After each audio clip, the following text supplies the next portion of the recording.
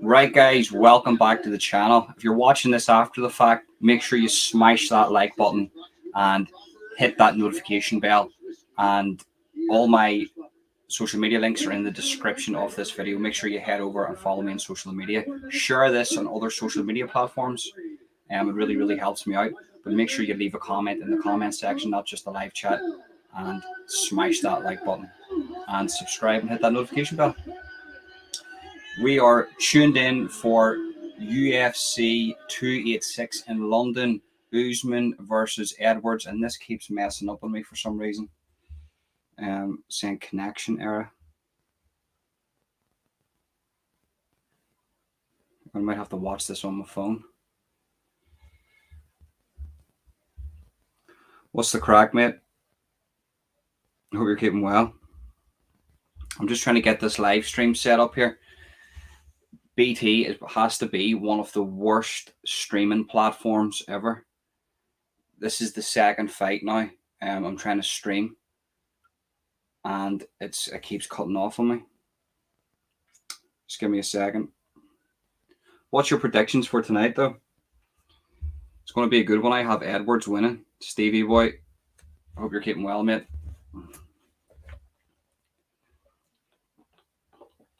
Don't worry. The Guinness is coming out. The Guinness is coming, not the whiskey. I'm not on the whiskey tonight. I'm going to have a few Guinness around about 9 o'clock when the main card starts, but hopefully this stays up. Might have to watch this on my phone because I'm having trouble casting it to the screen. I did all right, but the thing about it is, there was a lot of stuff. I'm going to have to make a separate video on that because there was a lot of stuff that went on. It's just crazy. Like, it traumatized a lot of people that were with me, you know. Not that it didn't really traumatize me. I'd still do it, but I've got a family and all. Like, you know, if I brought something back, I couldn't live with myself. I couldn't do it. But they were crazy, though. I would, like, if I was a single guy, I had no worries or anything like that. If I dived into that, like, that was, I mean, I've never made content like that before. I went in a total skeptic. I didn't know if it was real or not. And next minute there was just things left, right, and center. Like, so I don't know. I'm torn. Like, you know, we're having dreams and everything. The people were having mad dreams. My team members were going home and they couldn't sleep or nothing. Like, with me sleeping like a baby. Right, I'm going to get this on here. It's saying you are currently watching a video on another device. To watch here, please close your other session and refresh your page. Please disconnect and reconnect to your Chromecast device and try again. What are you talking about? Like, what are you talking about?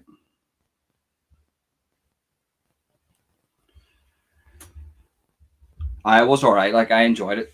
And the thing about it was, I never really see when I was doing it. I wasn't really thinking about YouTube or anything. I wasn't really caring if there was loads of people tuned in or nobody tuned in. It was just I was doing it, you know, for myself to find out the truth. But I can say that out of the 3 that I've done, I found out the truth. You know, I found out, you know, in my opinion, I think that there's something to it. There has to be. There's no way that we got that type of activity in for it to be fake. Just give me a second here, folks. I'm just trying to set this up.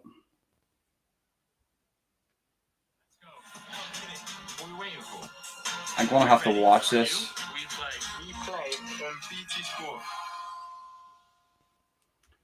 If I can maybe set this here.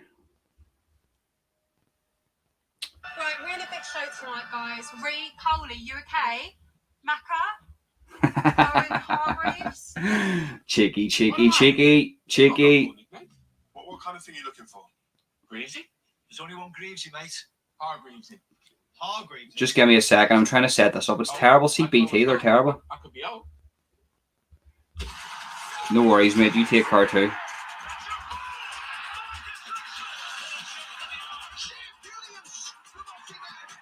Right, so it's casting here again. Let me see.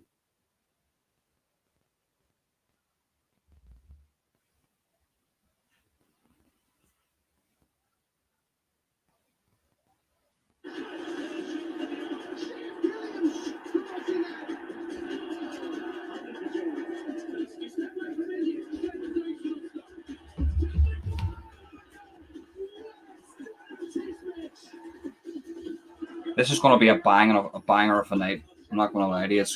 I've got a good feeling about tonight. The fights are going to be good. Like Justin Gaethje, absolute killer. Like, who else is fighting? Kobe. I can't believe Kobe Covington. He weighed in as a replacement in case one of the guys didn't make weight or something. But he's going to look for a title shot next, I think.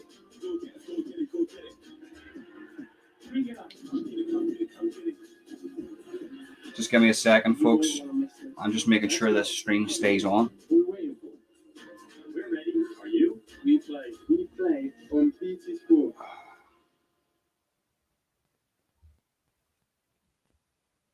See, it keeps doing this here, ready to Right, cast. really big show tonight, guys. Ree, Coley, you okay? Macca? Owen Hargreaves? What am I doing? I've got a funny feeling this is going to go off again, folks. Crazy?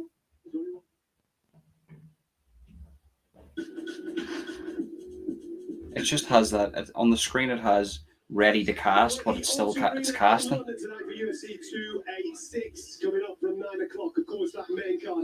It's casting. Get off the screen. Right now, though, we're in the middle of the prelims and getting excited. Tom, for a UFC debut, catch your mind back to when you first made that walk under the UFC banner.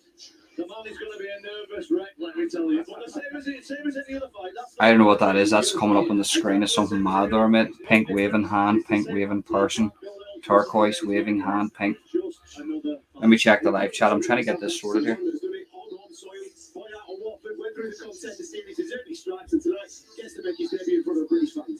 Yeah, absolutely. And this is a guy that could be the best kept secret in all of UK MMA. We just don't know how good he is, these fans here, because he's built his entire career in the Middle East, in Russia. He's super talented, a guillotine king. Do not blink. And you know, Amuz is the person that will be standing across him in that octagon. Right.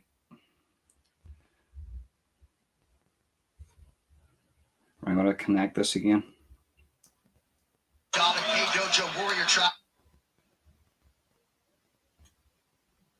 Sorry, folks. Just give me a wee minute.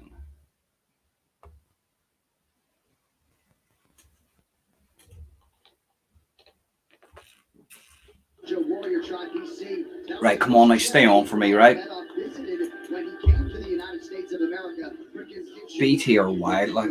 Yeah, absolutely. And Right, so who's fighting? This guy looks like a machine. Kafar Kama Israel. No, hold on, that's where he was born. It's hard to know if they're from the country or if it's actually that's their name.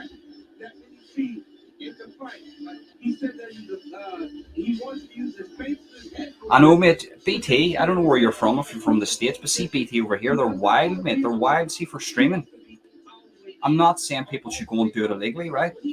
But all I'm going to say is, hypothetically, allegedly, the last time I done a fight companion, the little box that I used worked better than the paid stream. I paid for it and it didn't work. So I had to go and get a little box that has all that stuff on it. I nicked it from the missus and it worked better. Do you know what I mean? So, you know, we're paying for stuff, but we're not getting a proper product. There's the nutty world of YouTube. So he's British.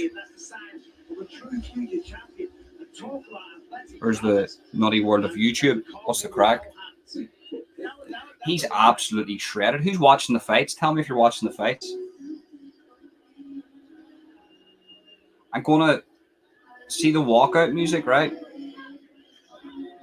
How good was that? I didn't get to see it. I was setting up the live stream. BT. Oh yes, the leg. I seen that part when it was setting up. See his leg hyperextended. Man, see most of those. Stevie Boy. It wasn't his name, but he was from Palestine, right? No, he was an Israeli fighter. But hyperextended that leg. Do you know what that is? Most of these guys are coming in here now, right? And they're doing yoga. And I know that doesn't help the tendon in the kneecap. But see the way his leg was hyperextended right back, like from his hip. Now you imagine you're not doing any training and somebody does that to you, they're going to rip. You're going to rip every tendon around your arse, you know? That's flexibility. You need flexibility in MMA. Like. Yeah, I thought it was going to break.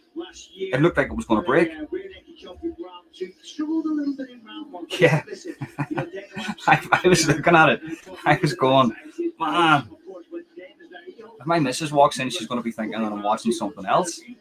The way that looked.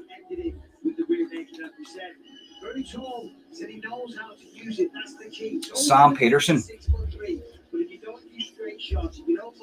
By the way, if the live stream goes off, I'm smoking. 100%, man.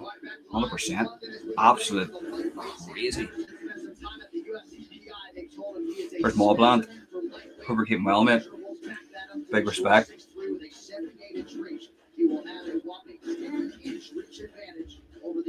Yanal Ashmuz. The Israelis, they pronounce the Z differently, don't they?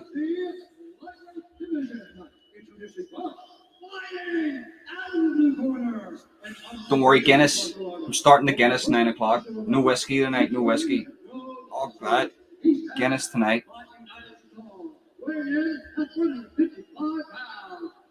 This guy looks like a machine. He's on all the steroids, like all the steroids.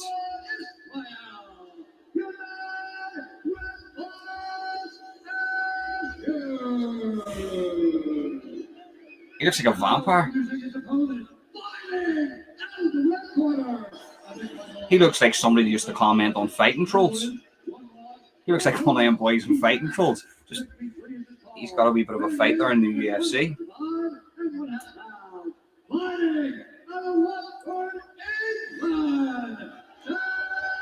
Oh, mate, it's brilliant, isn't it? It's brilliant. It's fantastic. Like, I love it. I love it.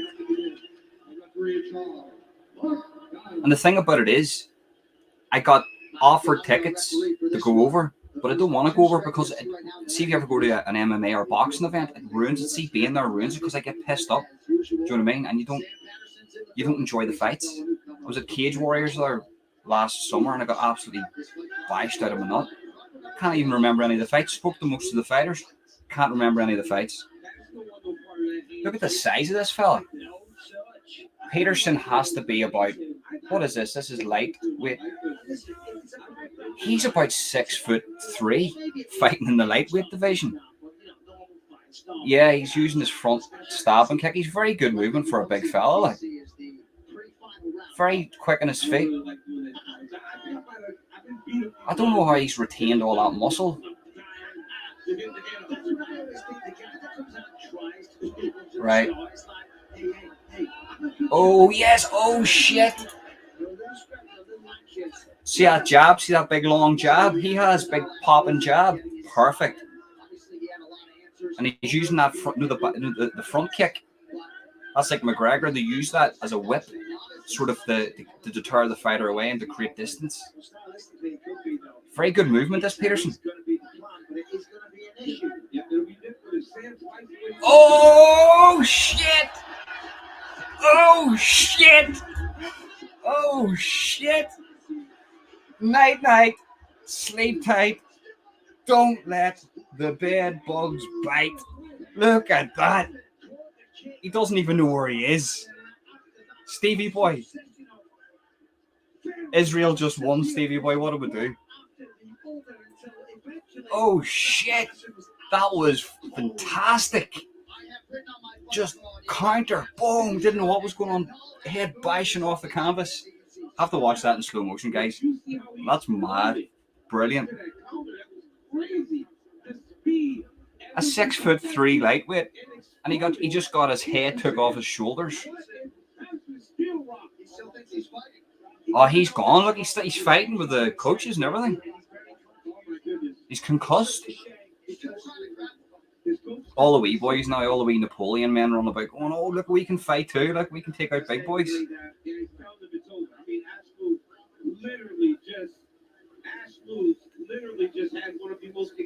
Wow.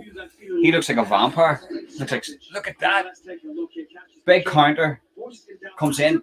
Oh shit. He's going down. And then from there, I mean, he just unleashed one after the other. Look, catches the kick, misses with that one. Catches the kick, misses with the overhand right, and then hits him with a left, and just ground and pounds this guy. Ground and pounds this guy. Just taking all the fucking anger out on him. Oh no, the referee should have jumped in along. Like, he should have jumped in about 3 punches before. But you know what? See that big fella? But I guarantee he would be better fighting somebody around about the same size. See them little fellas? You don't know, they can get in underneath like he done. He grabbed his foot, and missed with an overhand right, and then caught him with a left, and then just started pounding him on the ground. You know? Jesus.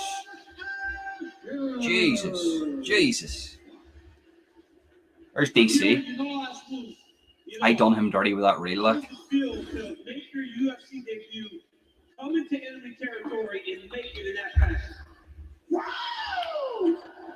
Nothing wrong, man. Nothing sick. It is like Mike Tyson. You started a little slow. It seemed like you were trying to get your footing in the octagon. Was that the plan? To wait and kind of see what Sam was going to be throwing? Yep. That was ferocious. I'm watching this guy's thing here, like. I waited for my moment, and he said, "What happened?" Let's take a look up here. You know, he threw a kick. You grabs the leg, and oh Jesus, that was that temple shot. Was his brains just? He just wobbled your guy's brain, like.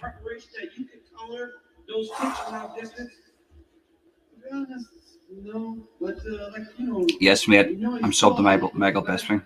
Oh, he's brilliant, isn't he? Bisping's brilliant, isn't he, mate? I love Bisping. Always have. Brilliant guy, like. Proper Northerner, like. On Wednesday in the fight meeting, you said you expected this type of performance. Peggy, hope you're keeping well. Are you blazed up on that? No. Just juice, mate. Just normal juice. Salts. Just the salts. But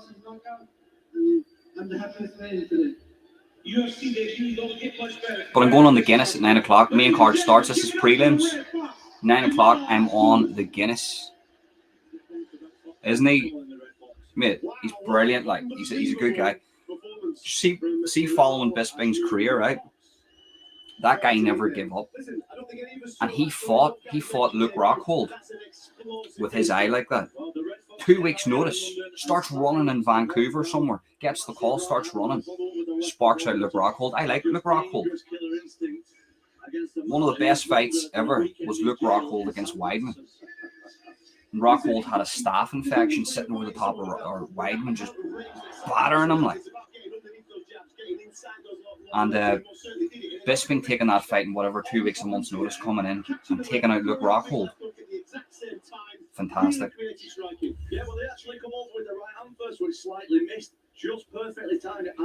I made. See if I loaded this thing right. I wouldn't even be able to speak on camera. I'd be hiding under the bed. I had to give it up years ago. You just felt that maybe it could have been one or two extra shots that it didn't really need to be. Do you think Paddy will ever get a UFC belt? Look, I don't want to be disrespectful to Paddy, right? I don't want to be disrespectful. I think what I'm going to say is I think he can. He can. But the game. Let me just turn this geezer off here. Listen down. I think Paddy, right? He still has a lot to learn, and he went after Ariel Helwani, which I didn't like because I'm a fan of Ariel, and he sort of stiffed Ariel, you know, on that whole thing to do with him, Ariel, and Dana White. I didn't like that. I'm not going to lie to you. He sort of was Dana White's bitch. He was Dana White's little bitch. And if you look at anybody from Liverpool, they're nobody's bitch. You know, Newcastle, Liverpool are sort of the hard men of England, and they never really beat to anybody's drum. But Paddy did, you know, just to gain a bit of favour with Dana White. I didn't like that. And then if you look at his last fight, you know, that wasn't a high-level opponent he fought. And if you look at the people that he's going to have to fight, they're going to surpass his opponent in every way possible, wrestling, striking. You know, Paddy's a ground game guy. you know, and he's got good striking. Yeah, I'm not taking that away from him, but I think that he's got a lot to learn. He's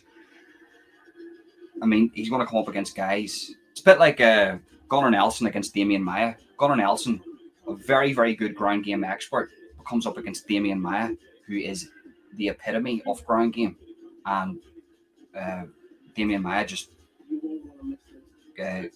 body triangle like a monkey, right round in. Just tap them clean out. Do you know what I mean? That's what's going to happen to Paddy. Can he win a belt? He probably can, but could he? You know, I don't know.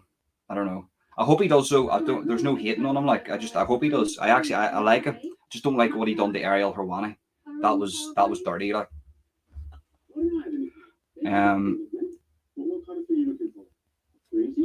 everybody has their opinion. I think that he is capable of being good, though. I think he's very capable of getting to those levels. And I would be happy for him to win one. You know, it'd be good to have, after the whole Darren Till thing, like Darren Till was such a disappointment. You know, I was a big fan of Darren Till. He moved from Liverpool because of the trouble that he got into, and then he moved to South America. He became a killer. He came back in, but did he take it serious? I don't know, because it was, I speak to people in that world, and he was doing a lot of partying. He wasn't really taking training serious, and Darren Till was a killer. So if that's him not taking training serious, and then we've seen Paddy Pimblett come in, and I thought, right, this guy's good. Like, see Paddy, right? Paddy, Paddy, for how long he's been in this game, he should know a little bit more. I think he should know this is the UFC, this is the big leagues. This isn't Cage Warriors. I'm gonna, I have to be pinpoint with everything. Let's go. We're waiting for. We're ready. Are you? We play. You see, but he also, yeah, you're right. He needs to realize he isn't a striker. But what's he going to do? Take people to the ground? Look at that 155 division. Look who he has to face if he just sticks to groundwork. In the UFC, you have to be adaptable with everything. He needs to be a better striker. He needs to be better on the ground, because the people that surround him are way more skillful than him. It's a bit like McGregor, but McGregor had made it with his personality by the time he actually got found out. Like when McGregor was fighting Nate Diaz, everybody was like, oh, but everybody was like, anybody will tell you, Nate Diaz was just a journeyman. Nate Diaz wasn't this high-skilled fighter. His brother was a lot better, but Nate, if you look at his record, even when McGregor first fought him, it was dog shit, but it was made out to be something that it really wasn't. Eddie Alvarez, way past his prime, had them wars with Michael Chandler in Bellator. Jose Aldo, that was a good one, but there's a shout there, that was at 145 pounds. Aldo was the champion. McGregor turned himself into a skeleton just to fight at that weight division. He shouldn't have been nowhere near that weight division.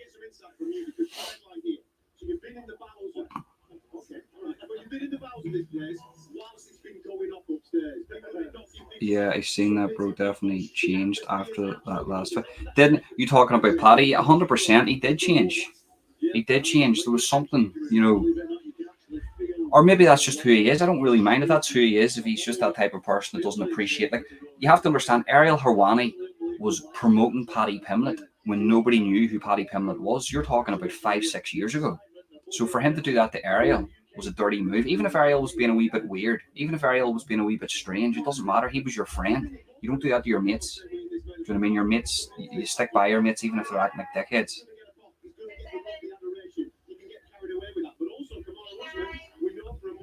Yeah, like he said that Scousers don't get knocked out and there's Darren Till. do you know what I mean? It's like, no, well, I get what he says. So Scousers are tough.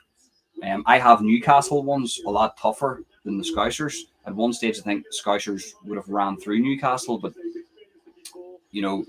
anybody will tell you if you go into Newcastle, you speak to the people in Newcastle, they're the hardest people in England. Like it's just that's a fact. Like.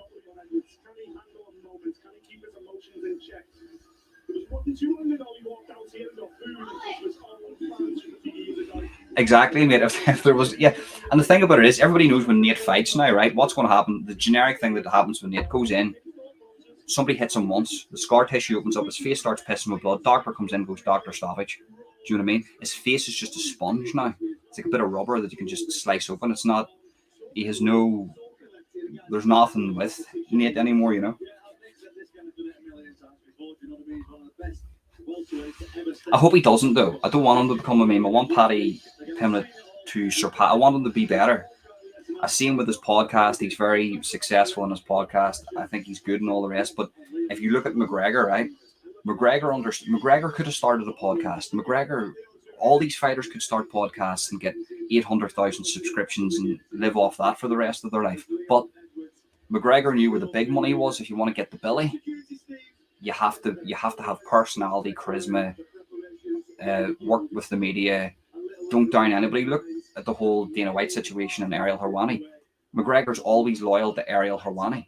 Ariel Helwani has a studio in a basement. He's never progressed in his whole career. A little bit here and there. McGregor still goes to that basement to do the interviews with Ariel, and he still speaks to Dana White. He doesn't get involved in anybody else's beef. Paddy does the complete opposite. Gets involved with beef to do with Dana and Ariel. Stay out of people's shit. Do your own thing. Build your own brand like McGregor, and you'll not need a podcast. That's from whenever you're 60 years of age, 50 years of age, when you're a world superstar and you've got nothing to do. Like Mike Tyson. But right now, what you've got around Paddy is just all yes, man. Yes, Paddy, yes, Paddy, yes, Paddy. Until, he falls off the wagon and they don't want to know him.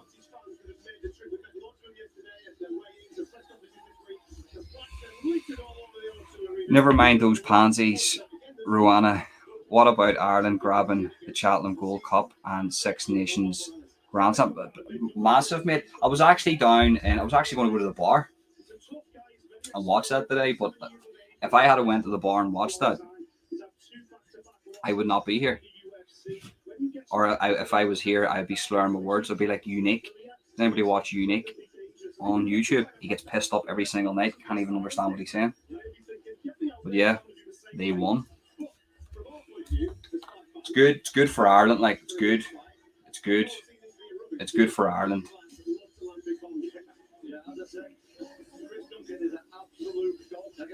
Mad, mate. And think about that in St. Patrick's weekend. Like, it's good for Ireland. Ireland's going through a lot at the minute, north and south. There's a lot going on. People don't realise. We need things like that to sort of keep us going.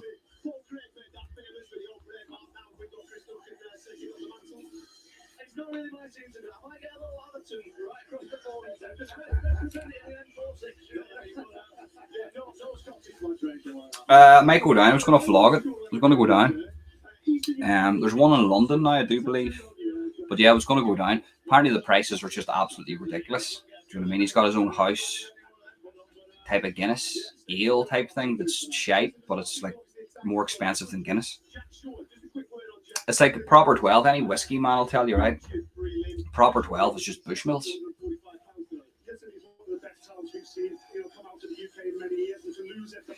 If I went to the bar, I'd still be there. You're right.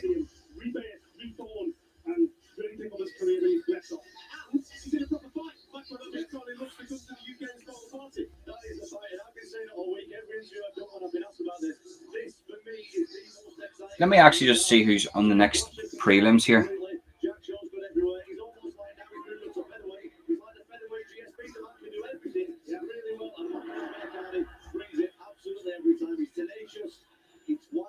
Just want to see UFC. Just want to see who's next up in the prelims.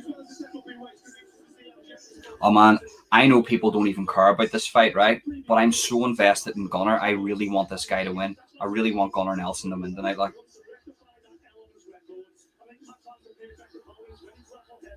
good man, brilliant. Casanova, that's brilliant name, by the way. That makes me laugh every time. Like. And Marvin Vettori is fighting. Now, I done a bit of a breakdown, and I like Marvin Vettori, but once again, like a Paddy Pimlet situation, he needs to get better at a lot of things. And a sleeper of a fight that you just need to tune in for. is Jennifer Maya versus Casey O'Neill. 2 women fighting tonight, and it's going to be. It's not. I'm not saying it's a sleeper. It's going to put you to sleep. I'm saying it's a. People are sleeping on this fight. I guarantee that's going to be one of the fight of the night contenders. I'm hearing a lot of good things about these girls.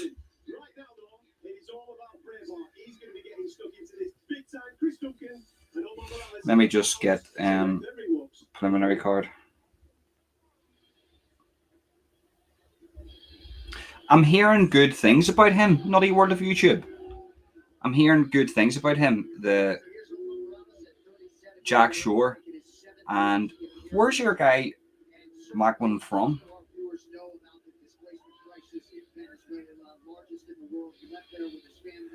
Right, so hold on. We'll get to that after. Hold on.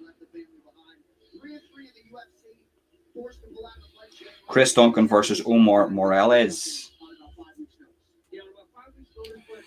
Chris Duncan is 9-1. Omar is 11-3. Let me just have a look at the 29 to 37. So you've got a young guy coming in here. It's hard to believe 37's old. Like, I'm 35. 5'8", 155 pounds, 71. Omar's got a couple of inches reach advantage on him. So Chris Duncan should really be coming in here and making a statement. He's the younger fighter, but you know the experience of an older fighter always can prevail. You know. Does anyone have Justin Gaethje prediction? I'm hearing people say he's shot, but he's only ever lost to the very best. I'm thinking putting a few quid and just look. Never take what I say. Never put money on what I say because I'm the shittest person. I've got Leon Edwards to win tonight. Do you know what I mean? And people are saying, "What are you talking about?"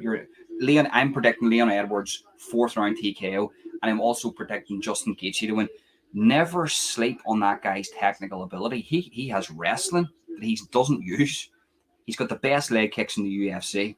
Okay, his striking isn't perfect, but as you say, unless it's the best of the best, he's not losing. But will he become like a sort of a gatekeeper to the UFC? I don't know.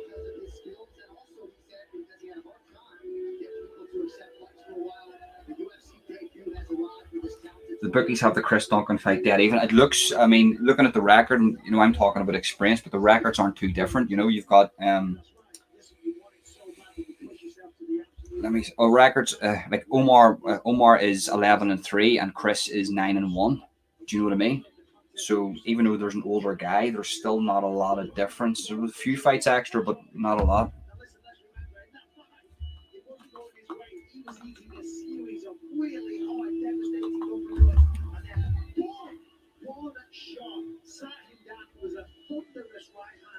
And even though it was great and it was exciting, he wasn't happy with that. He said, "That's not the way I want to fight.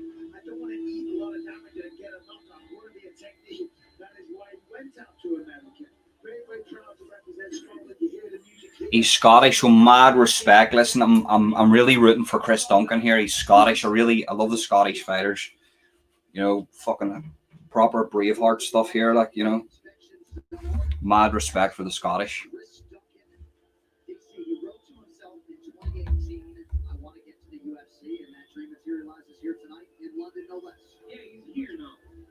Home crowd, but London, mate. Do you know what I mean? I mean, is it really home crowd? Like, it's. I suppose, yeah, I know what you mean. Like home crowd, like he could fight anywhere in Europe, and it would be considered home crowd because of the distance and the the international thing with the UFC. But yeah, no, the crowd were very vocal on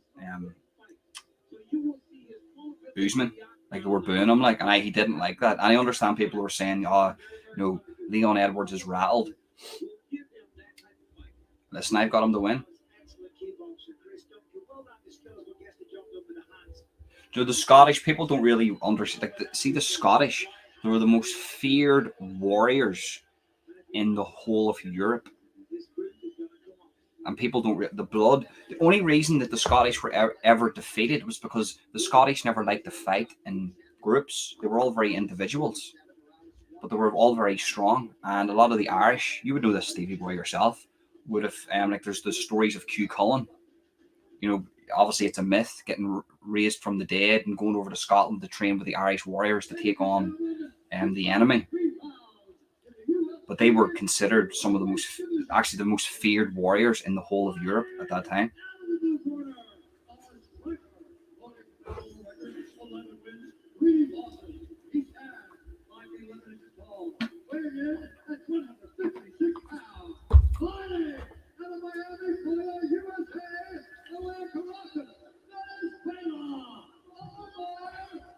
This is going to be a good one, folks.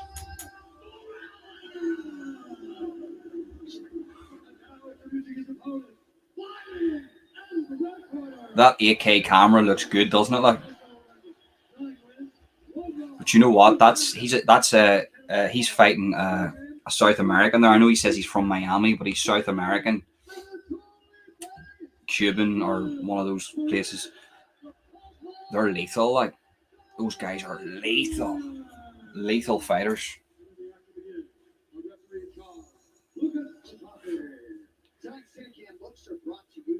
Tell me you're Scottish without telling me you're Scottish, and then you look at that guy, the most Scottish looking guy I've ever seen in my life.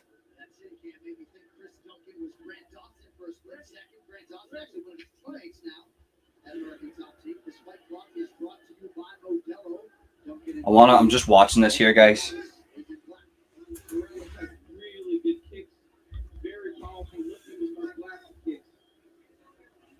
Good movement from. He's loading up. You can see what that guy's trying to do already. He's looking for the.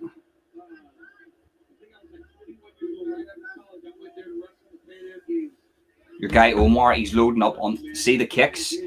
You have to be really careful. I'm seeing this guy loading up on that back kick, front kick, that back kick, sort of kick KO, front kick KO to the face, lethal. You can see this guy loading up on his kicks. He has to be careful here. I don't like that low calf kick for any fighter. You can snap your leg on that. This guy Morales, he's very fast.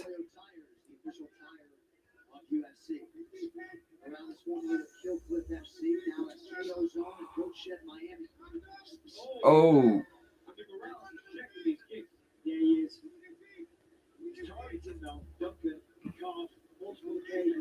Good movement from Morales. He's really trying to counter Duncan here. Duncan's going in. He's trying to counter him. And he's got good attack too. Fair enough, Duncan. Got the trap the leg.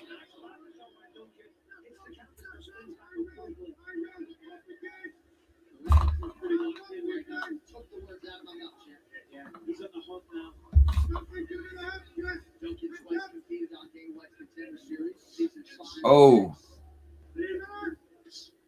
He needs to check those leg kicks, Duncan. He has to check those leg kicks.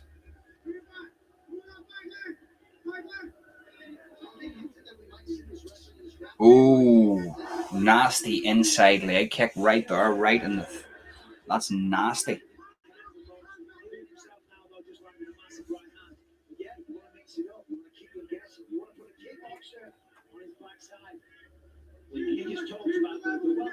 He needs to get better movement, Duncan. Here, he needs to. He's too stagnant. He's too easy to read. Those leg kicks, it's just like he's moving his arms just to throw a leg kick, and I mean. Oh, big overhand right. Oh, caught him. Isn't it? Did you see that inside one? Nasty, lethal.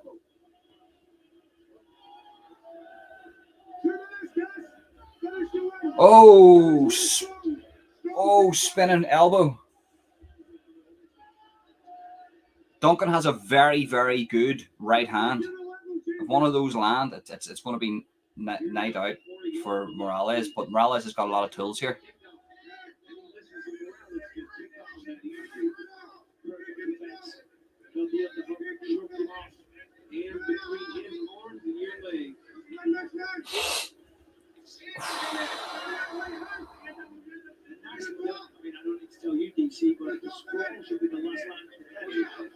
Exactly. Sprawling. I don't know why he's sprawling now. Like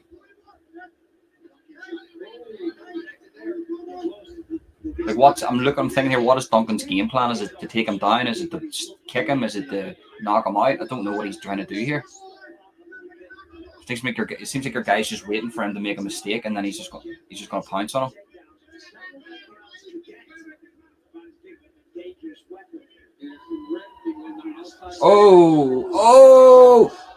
Oh shit! That was like a 6-punch combination. Oh, he's wobbled. Oh shit!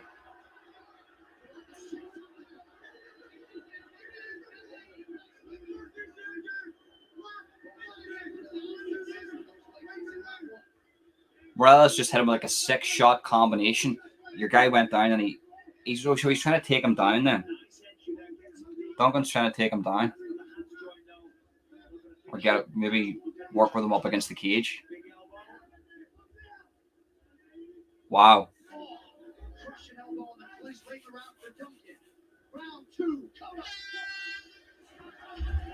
That was an interesting round. I would give that.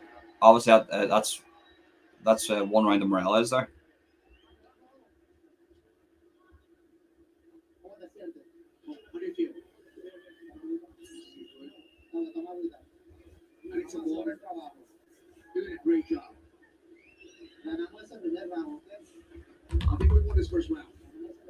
You think he did? He did win that round, mate. What's that, a 10-9 round?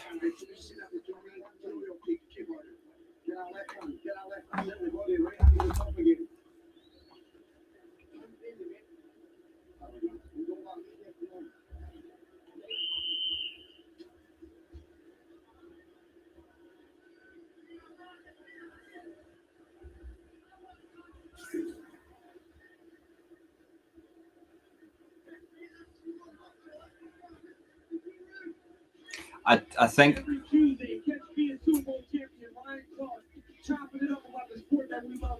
Oh, is it, mate? Apologies about that. Well, do you know what I'll do? I don't know if I can rewind it. So he's back, and so Duncan's trying to take him down here, but he's not without any luck. Like, your guy's got good takedown defense up against the cage. Oh, he's got him down. He's got his back. That's strength. Duncan's got some strength. Yeah, he needs to get that in. He needs to get the leg in, that hook in. Trap that leg. He's trying to get that leg out.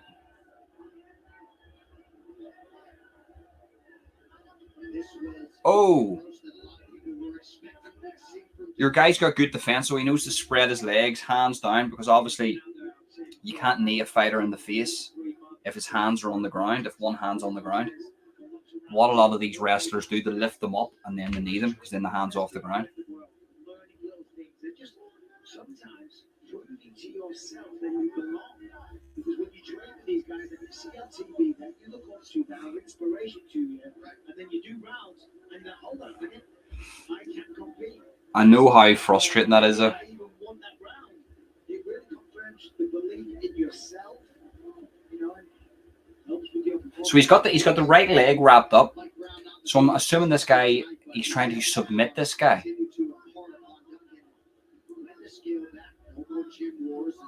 He needs to get that right leg round. Morales' right leg. He needs to trap that leg and bring him to the ground. Right. His right leg round the other guy's right leg, and he needs. See, look, I knew that would happen. He's rolling out. This guy's good. That was a very good escape. Excellent escape. Brilliant escape. This guy's got some skill. This Morales guy. Did I just see Sterling versus Cejudo? I sure thought Cejudo was retired. Is he coming back, is he? And he's even more in front. What's going on? We're in a time warp here.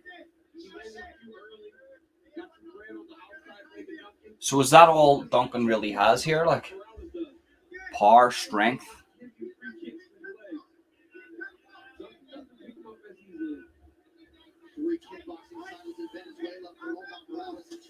Oh, he didn't check that one.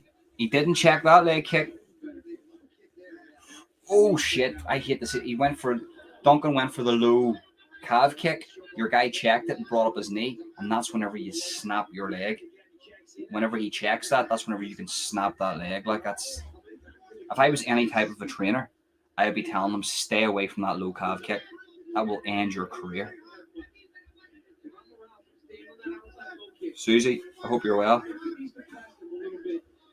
All is good. Just watching the UFC fights tonight. So, Duncan, this guy's got really good takedown defense. Legs sprawled, back up against the fence. He's got an underhook in, fighting, sort of taking the hands away from Duncan.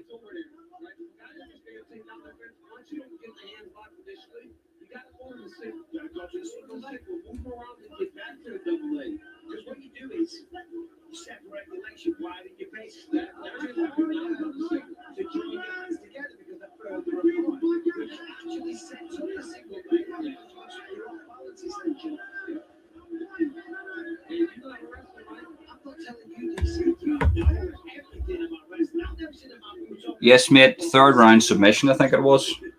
No, third round submission. 9 o'clock, I'm starting the Guinness.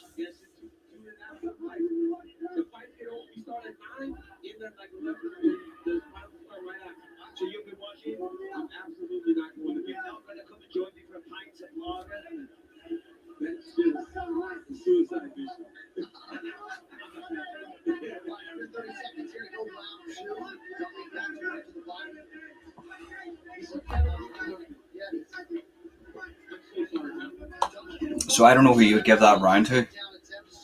I was actually zoned out there. That round completely bored me. Didn't even know what I was watching.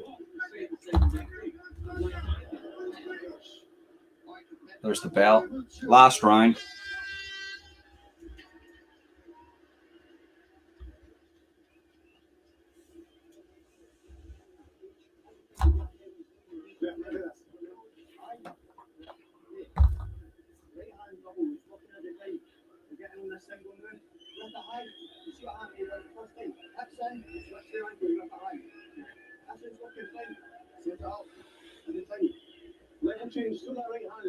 So their whole game plan is just the level change. Take Morales down and do what?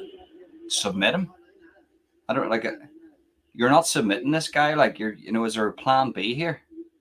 This is the third round. Arguably, Morales won that second round. He's won the first round. So he does need to. Morales to win this fight needs to pressure a little bit more. He needs to unload with the strike, and I think he can catch Duncan here with a right hand. He's just too stagnant.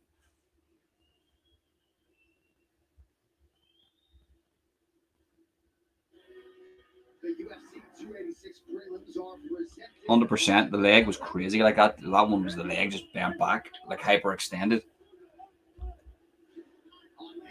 How I don't know. Just savage. That's yoga and stuff.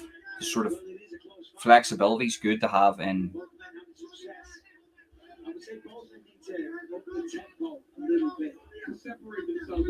How much would you win from that? Oh, all when it's only 20. Oh, I thought you put 20. Oh, 190.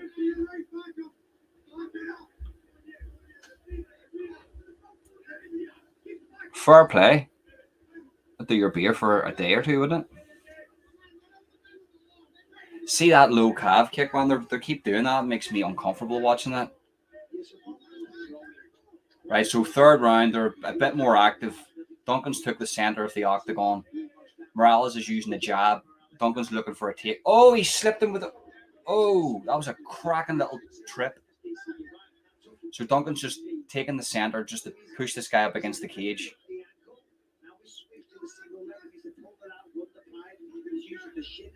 He's trying to get over the top.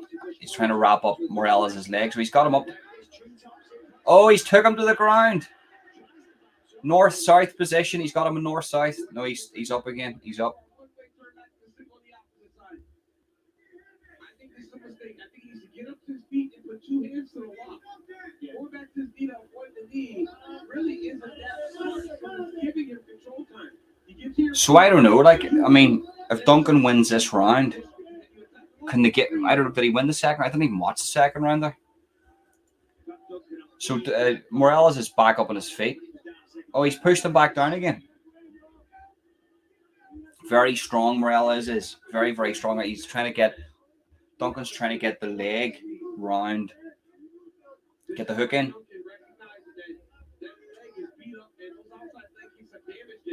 He needs to trap that leg, and he needs to go for a rear naked choke here. Right, he's got the leg trapped. But what's he going to do? Push him front. Maybe go for full mount.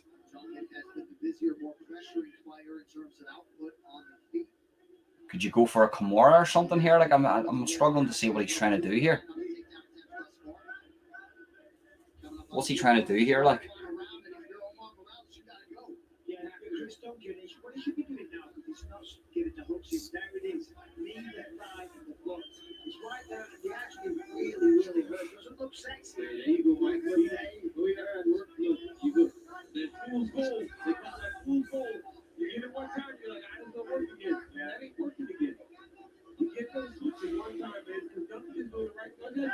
Right, so he's going to go for full mount.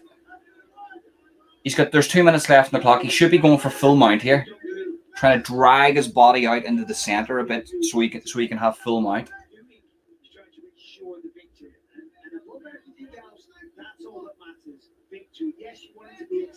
Take his back. So you got him in the back now. You're letting your guy stand up. Jesus.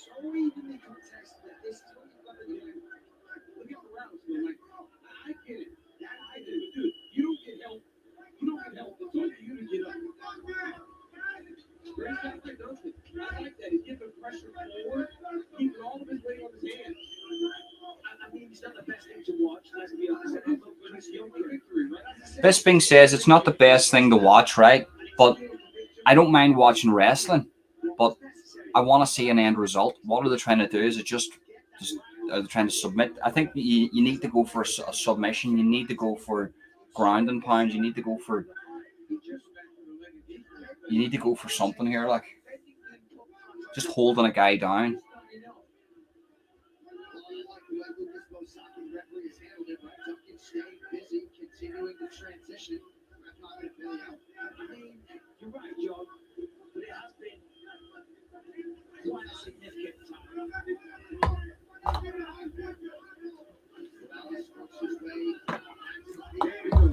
You know, I feel bad saying that though, Nutty World of YouTube, because I appreciate all the martial arts. Now he's getting it. Duncan's up. He's getting the head battered off him now, like. So they might give this to Morales, like.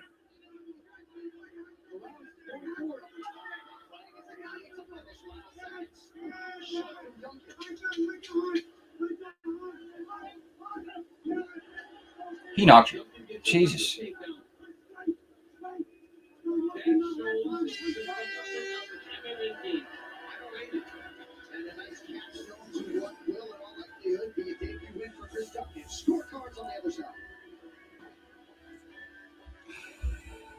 Yeah, no, I get that, but it's a dodgy one, that, because he got lit up in the first round. So the first round's Morales. The second round I didn't see. I just lost concentration.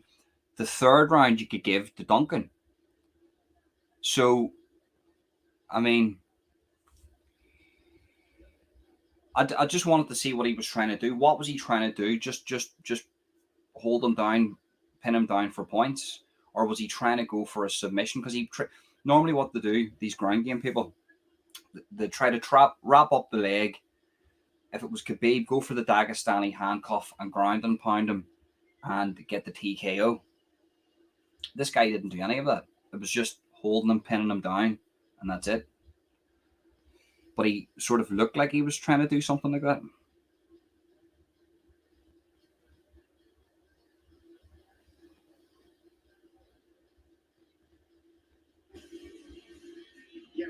Yeah, it's different watching Jeb wrestling compared to someone just holding onto him. Yeah, it is. Yeah, 100%. But I think even if you, I understand that you need wrestlers need somewhere to go, but this is the prelims for your guy Duncan to progress. Go for a submission, ground and pound, be exciting, doing something, you know. 27 Morales. Vito Paulio scores it. 29-28 Duncan. And Ben Carter scores the contest 29-28 for the winner by split decision. Ref the Flathead the winner by split decision. One of those judges scored that third and final round for Omar Morales. How? What? One of the judges scored all rounds to Duncan. What the? He didn't win that first round. I'm gonna have to go back to see if I can see how that second round went. But what did I just watch?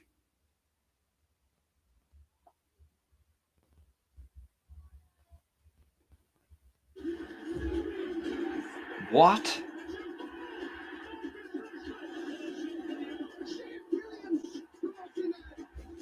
$30-27. Oh my god! Like, how did?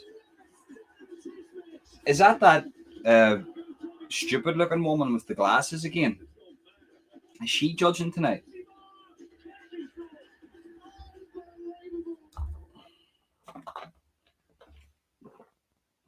That's mad. Like, hopefully they're not. Are they judging the whole fights tonight? Or they're not judging that the Edwards one.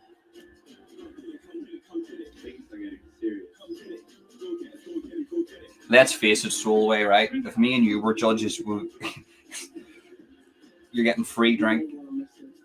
I mean, judges need to be in a room watching it on a TV or in a box up high, watching it, I don't know, somewhere. No crowd influence, none of that. Right, really big show tonight, guys. Really And you get the fun proper UK. perspective of a fight. Owen Hargreaves. Why don't I have anything? They've not got cool nickname. Well, what kind of thing are you looking for? Greensy? There's only one Greensy, mate. Hargreavesy. Hargreavesy? That's the name. Owen Hargreaves, what a player he was. Remember his free kick against Champions League 2007, I think it was. I think it was against Barcelona. Fucking powerful free kick expert. I'm afraid to say that just in case my furniture starts levitating.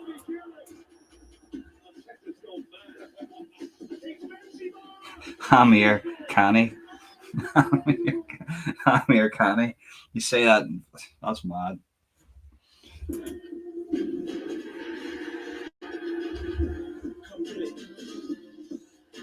What time is it? So we're actually, this is the last fight.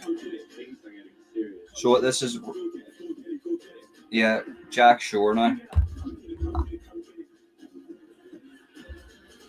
6-0 for Man City.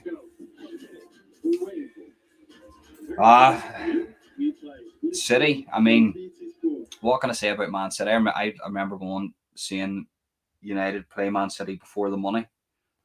And a guy saying to me, he was a Man City supporter, like, and he said to me, Man City are going to win the Premier League in about 10 years. I think it was around like 2005 or something. I just laughed at him, like, he's laughing now. That's all I'm saying. He's laughing now. Amir Khani has a submission he always does. Forget which submission it is. I think it's the Anaconda. He's so good at. Yeah, I love that. It's like, what do you call that bald Russian guy who has he can submit you from the bottom. It's not a Bon Flu choke. It's the other one where you're at the bottom and you choke your guy from the bottom and he has like three. He's got 3 submissions from the bottom. It's a mad choke.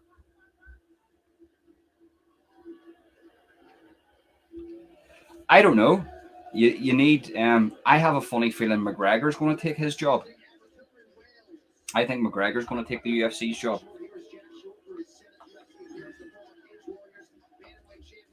The Welsh are in the house. Big up the Welsh.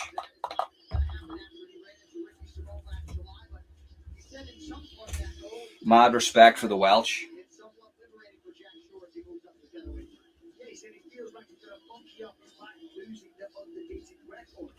That's a good one.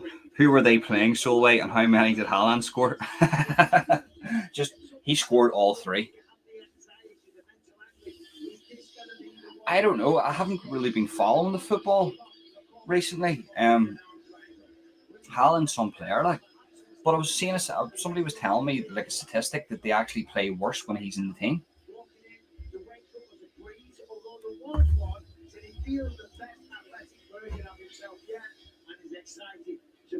So once the main card starts, I'll grab McGuinness.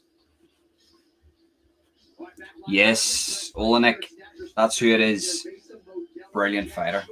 But he has that, isn't it a weird one? He's off his back and he puts the arm around and it goes in like that, and the fella's head's like in that wee hole, and he just grabs, like squeezes. You need to have some strength to do that. Burnley. I remember United had a player on loan from Burnley, Chris Eagles. That's who it was. He was brilliant, and then he went back. I think he went back to Burnley. I've had that feeling for a while. He's sort of moving into that territory where, did you hear him talking about McGregor talking about the acting, how it was 10 times more work than like a fighter, and he couldn't really do it. He didn't like it. I think in the next 5 years, McGregor's going to take over as president of the UFC because he's got the charisma. He knows how to make money. He knows the business model, and I think they'll give it to him. I know this guy. I know him. Plus 400 underdog.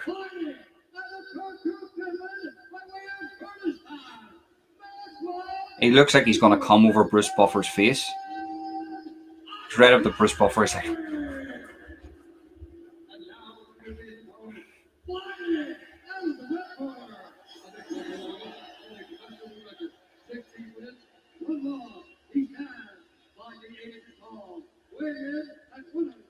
I hope the Welsh guy wins here. Like,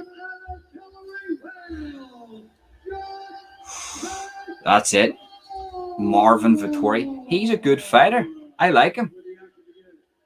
He had those fights with Paulo Costa, didn't he? Paulo's just a Twitter warrior these days.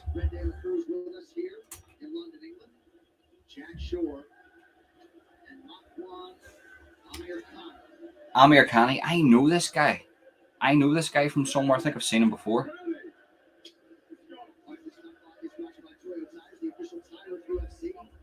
Exactly, Solway.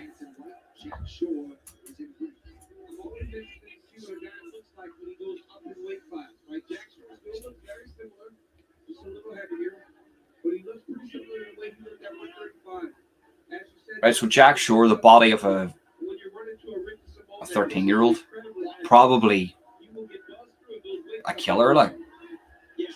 Oh shit, he got hit with a nasty counter, right? That was a nasty, that's quick. That Amir Khani has a quick counter, right? Great closing the distance from Jack Shore coming in. He's got him up against the fence. Amir Khani with the underhooks. Shore fighting the hands, trying to get in. He's got the leg. Big elbow for Jake Shore. Position switched. Jake Shore against the cage. Amir Khani got the underhooks, trying to fight the feet, trying to get the position in the inside of the foot. If you know about John Danaher always says, if you want to win the fight up against the cage, make sure your feet are in the inside. You'll gain that position.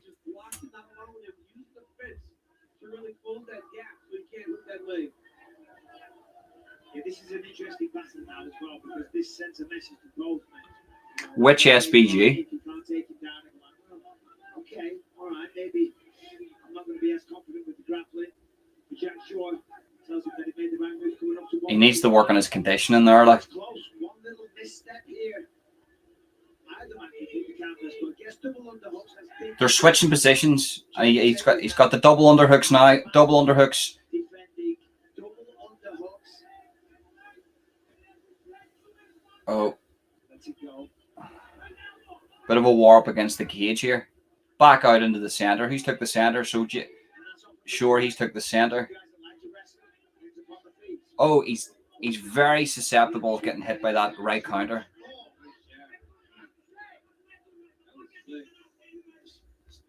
Really good jab. Jake Shore's got a really, really good jab.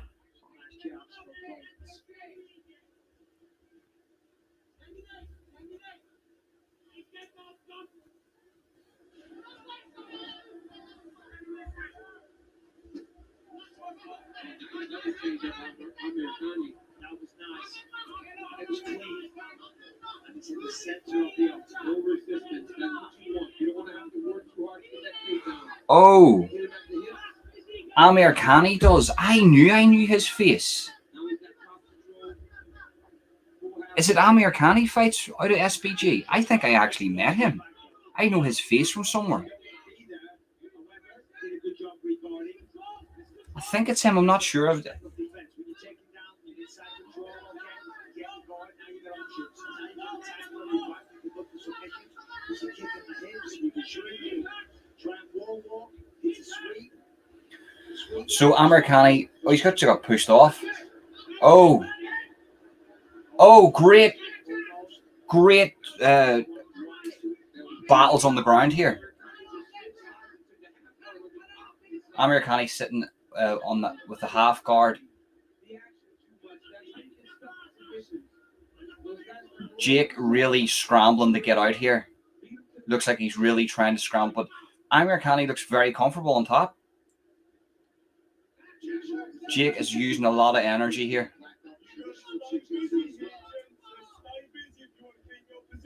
He does have to be very mindful. You can see setting stuff up. And this is what I mean about on the ground. You can see this guy setting something up. But Amir Khan needs to be careful about those up kicks from Jake. Jake's trying to set up a triangle.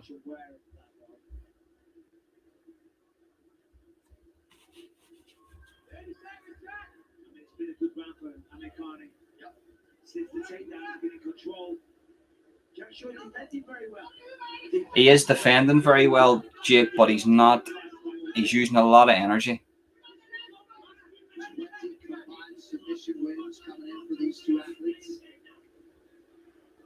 One takedown, essentially all Amir Khan needed to distance himself from the divisional newcomer Jack Shore in round one.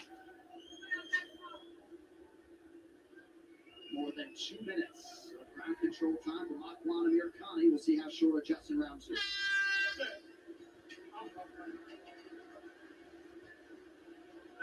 So you give that round to Amir Khan. Johnny Walker, high hopes for Johnny Walker, and then he. We have just drilled a head kick for the last 6 weeks and you've not done one. Take that, Jack. He's open for Jack. His head is here. Let's be a bit more aggressive. You've been assaulted. Is his head there though? His head's not really there. We need this next round. I never really seen him leaning. I seen your guys, Jake's game plan there was just to take him up against the fence. There was not much about him like when it came to the striking.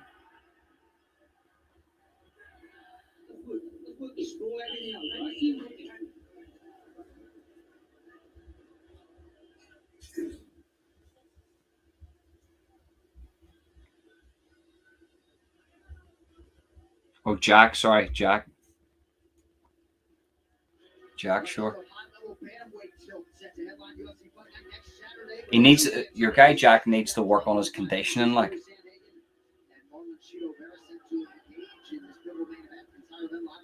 I'll follow him though. I'll follow your guy Jack.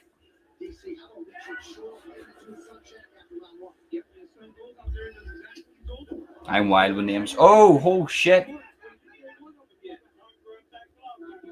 Oh, better from Jack. Better from Jack. That was a good exchange on the ground from Jack.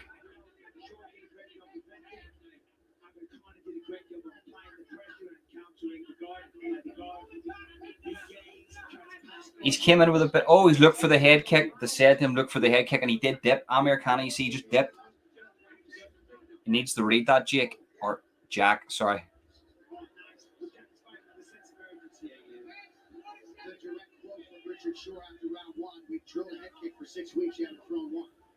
He needs to get that other underhook in, get them to arms out. So Amir Khan's got him up against the cage using knees, heavy knees to the belly. There you go. That's it. Great escape.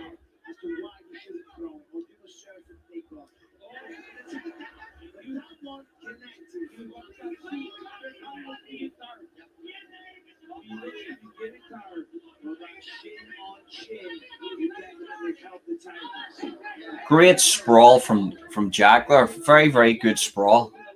Very quick to sprawl. He knows what he's doing there. Yeah, I'm seeing that. And it actually should be Jack a bit more tired because he used more energy when he was on the ground.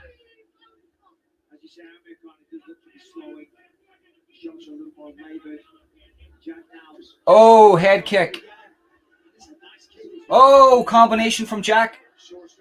Great combination. That's what I like to see. Front kick. Now I can see what he's trying to do. That was a bit of a sleeper round, that first round.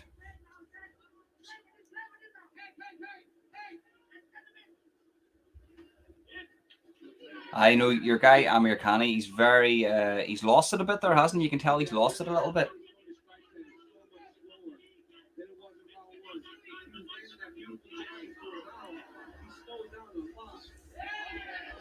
Great job from Jack.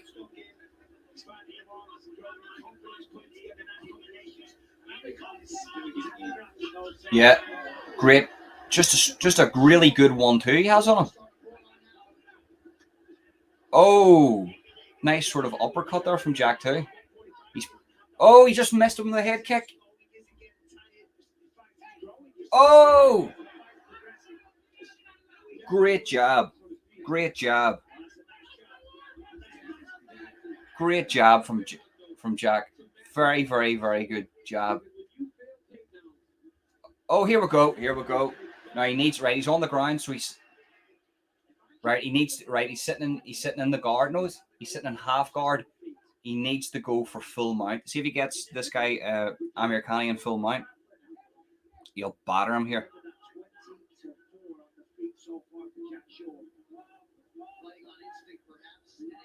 Right, there you go.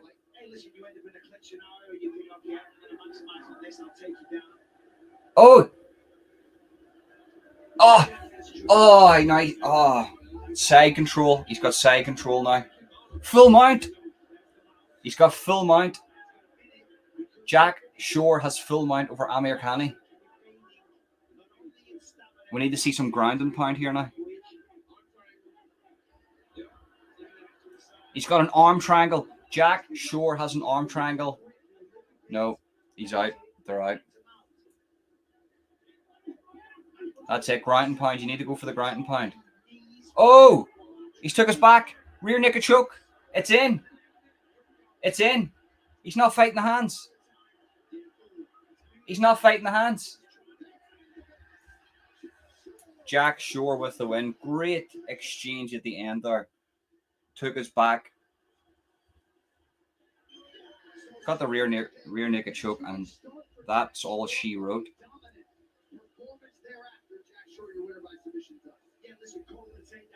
one. Defended very well. Defended all the attacks. Didn't take much damage, but in round two, just like the old man said, come on, let's throw those head kicks. Look at that. Great. Dodged under the punch. Got the trip. Took him to the ground. Drives the man down, passes guard, takes mount, and then takes home the win. That got that.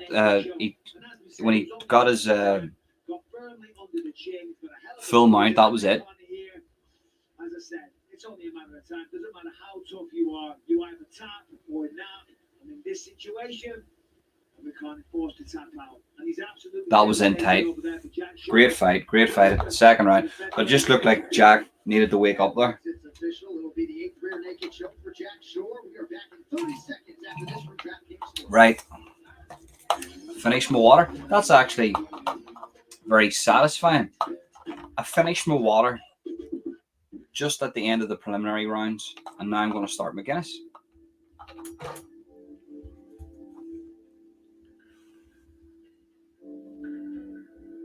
Welsh GSP. Gee, that's a big shout there. Welsh GSP. I mean, he's got a lot to go yet before he's considered those levels. Like, I like Marvin Vettori. Like, he's the only thing with Marvin is where he's a powerhouse. He needs, like Paddy Pimblett, he needs to learn a bit.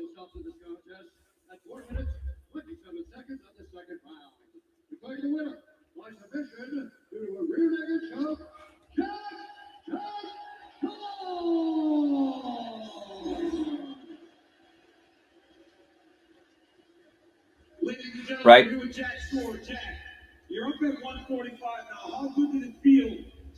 I'm going to get McGuinness here.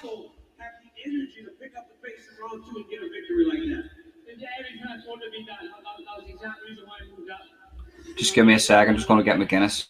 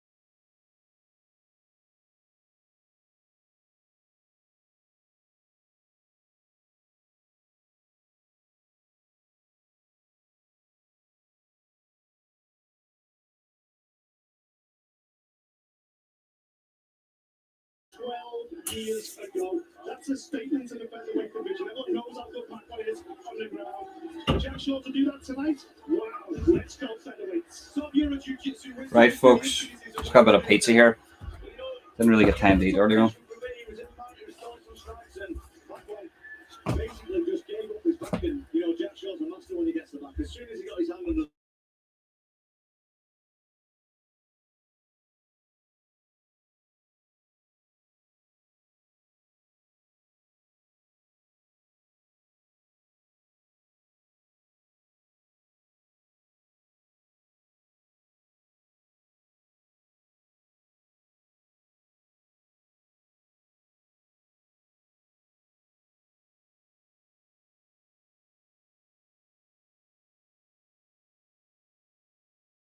That's your prelims done and dusted. But you want to know about this now, don't you? Because from 9 o'clock, which is moments away, we are heading into the main card here at UFC 286. Marvin Vittori versus Robert Elitzi will get us going in the middleweight division. That is set. Here we go. Main card. Gonna be a screamer. Casey O'Neill. In the welterweights, it's good Nelson Ogbonnia Searle taking on last minute replacement Ryan Barberena. And then, as advertised, Salamate, lightweights on deck, just engaging versus Rafael Vizzi. It will be brilliant, as will that main event. For the third time, Leon Edwards and Kamaru. We'll see how Gaethje works out here, right? Because he really needs to win this. Do you know what I mean? He has to win this fight. Excited about that main event. Very pro Leon crowd. They're expecting something special. It's not going to be as easy as some of these fans are. I forgot you could be watching. They're talking about headshots, they're talking about finishes and all this type of stuff. Husband's been there, done that competition. He'll be wary of what is coming back the other way from Edwards. Well, of course, we've seen the headshot. You know, it's gone all around the world. It's gone viral, especially the corner where it's gone viral. Even more so on playing Edwards' corner. But we know that Kamaru is a stylistically bad matchup for Leon Edwards. You know, he puts the pressure on him, he puts on the back foot, he makes it ugly, he throws the punches up on top, and he keeps him guessing. But Leon Edwards, as we know, has the power to stop Kamaru's win, and that's always going to be in the back of his mind in this fight this evening. Keys to victory, very simple, I think, for both men on the game. When you're looking at Kamaru, it's about being a concrete groundkeeper as long as he possibly can. Oh, that was a nasty KO. It was just as nasty as the head kick. Maybe the head kick was a wee bit more sweeter. Just a clean shot. Actually, I don't know. Both of them were clean. The head kick probably had more torque into it, but that knockout over Jorge Masvidal was ferocious. That shot where he's just lying on his back. he's just out like. Kamaru Usman will be retaining his belt and creating brand spanking new records here in the welterweight division. But this first round, Tom, took a few people by surprise. The grappler exchanges, Leon definitely took. And do you know what? But then, of course, 2, 3, and 4. I'm going to say this. Usman's striking wasn't bad. Usman's striking was good in that fight. He wasn't. He's progressed in his striking. That's what I'm giving Leon Edwards a lot of credit here. For him to endure what Usman put on him for those rounds and then get that head kick KO. I don't know, man. People are saying, Leon Edwards is looking at that going, how am I going to come up against Usman here again? He took everything that Usman dished out and was still able to unleash a head kick KO like that. I mean, he's got into Usman's head. As a wrestler, you're thinking to yourself, this guy just took everything that I'd give, and he still knocked me out.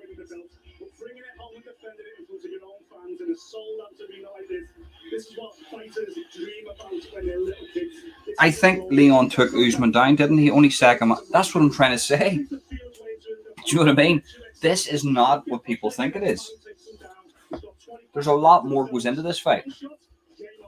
A lot more that goes into this fight. I think Leon Edwards wins. Honestly.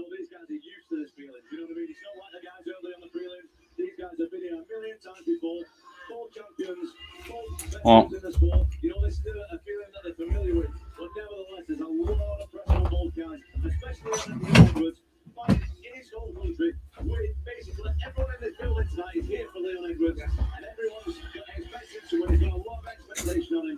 So can he do the job? We're going to find out. And you know it's nearly 40 times because Bob O'Reilly's on this. Just go up. But people are forgetting though. What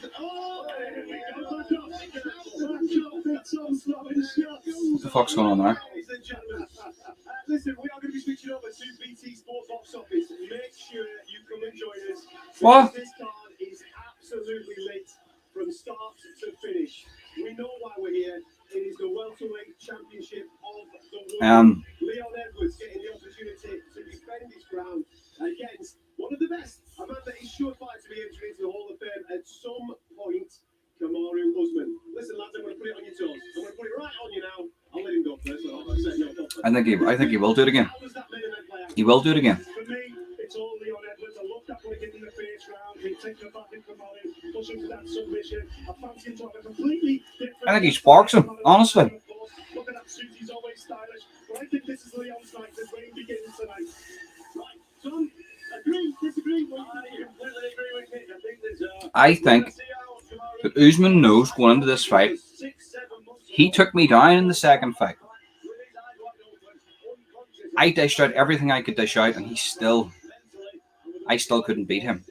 And he has the leg kicks. I think Usman's going into this fight a little bit scared. I would be. This is the best sport in the world, and it all gets started on British box office.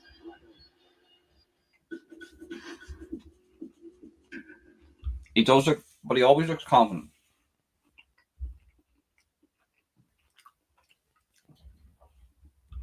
I was thinking that switch it up because he's going to be protecting.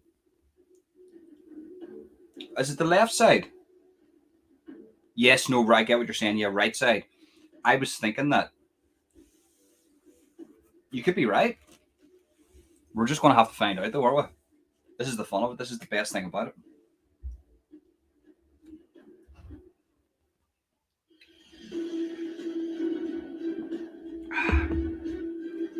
I don't really like drinking Guinness out of a tin or anything like. But you have to do what you have to do, don't you?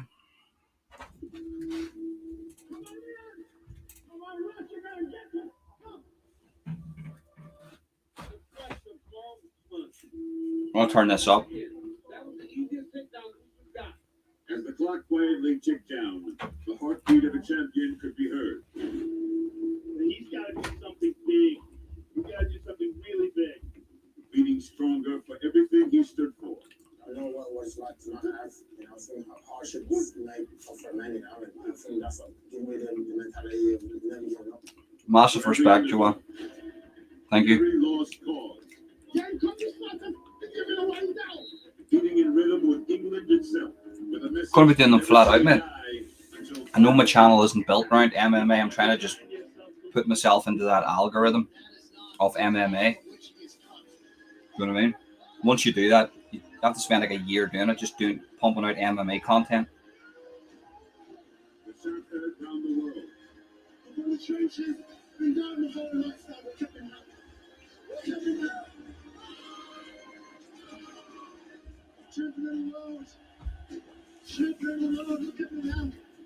Tonight, in the biggest event in UK history, London, England gets what they I'd be deserve. watching the fights anyway, The all-time great trilogy will have so I may as well watch them with you. Anybody that wants to join in. all of sports. And this time, the shoes on the I was actually speaking to a guy. One of the reasons why I started, I was speaking to a guy, and he was like, I watched the fights. He didn't have any family or anything. He's like, I watched the fights. So I'm sort of watching by myself, or when I'm with somebody else, but I'm mainly watching by myself. So you know what? Probably a lot of people, watching fights by themselves, they're working or something, or may as well do a fight companion. I'm going to be doing fight companions for the new up-and-coming BKB promotions. I understand I'm not getting a lot of views now. I'm not banging with views. But once I start doing these a lot more, then more people will come in. I don't really care, to be honest with you. I just do it for the crack. This time, it's a predator on the prowl coming after you. A sublime striker on I'm glad you enjoy them. Ridley through every challenge in front of him. I like MMA philosophy. I think he's a good guy. I've reached out months ago. I actually was trying to have a bit of a back and forth with him, with the MMA stuff, months and months ago, but he never really, I don't know. But yeah, if you ever want to jump on, he's more than welcome to. It'd be good to get him on.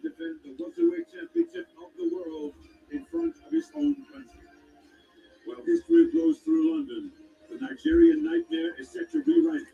A titan in the division who sits among the 100%. But do you know what, Solway? People come to me all the time, right? Had messages on Instagram saying, how have you got like come to 5,000 subscribers, but whenever you do a live, it doesn't get lots of views. Like, you don't have a lot of people in. As well, because I'm not, see, when you're on the sort of the Decahiggy demographic of YouTube, you have like thousands of people who just want to watch that content, and you could have like 300 subs, title the video, whatever, Deca, and then you have a lot of people tuning in to either hear you talk shit about him or defend him. When you're actually building a YouTube channel, 4,000 subscriptions is nothing. So you may as well have one. You have to get over the 10,000 subscription mark to actually start gaining momentum. I seen there's a guy with 79,000 subscribers, and he was live the other day, and he had 15 people tuned in. So YouTube works differently, especially if you're not in that demographic of YouTube. So I just pump out loads of videos to do with MMA, all different stuff. I'm starting a whole serial killer collection, and it'll take you years, to actually build up a credible reputation for people to come in. Just keep doing the fight companions. You don't worry about the views. You don't worry about. You have to enjoy it. If I'm on here just looking for views and looking to scam money of people, like 99% of those people are on that side of YouTube. I mean, I'm not having fun. I end up quitting. You're seeing them all quitting left, right, and center. I'm F this, F that. I don't want to do this anymore because they're only in it for the views. Do you know what I mean? You have to enjoy what you do. So I enjoy what I do. So hopefully it pays off in the next couple of years' time. Build up a good, credible community of people who come in to watch the fight companions, to watch a whole different range of stuff.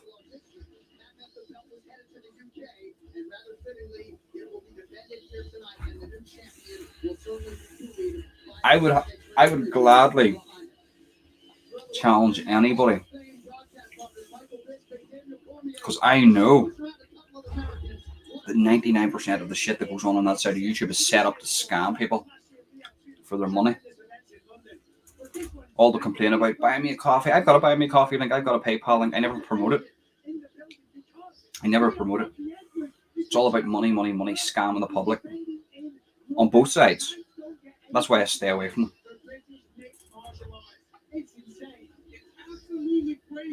It's all right.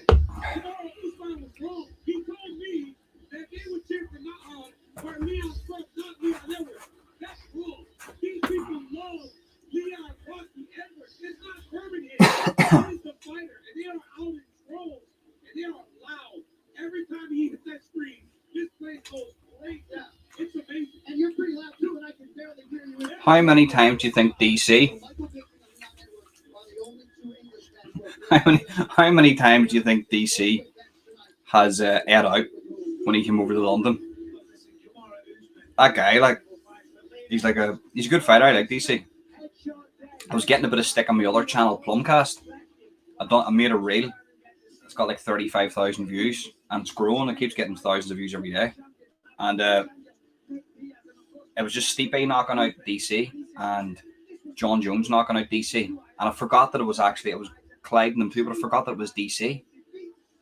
And all the DC boys came in, all the DC lovers came in and were like, oh, you done him dirty.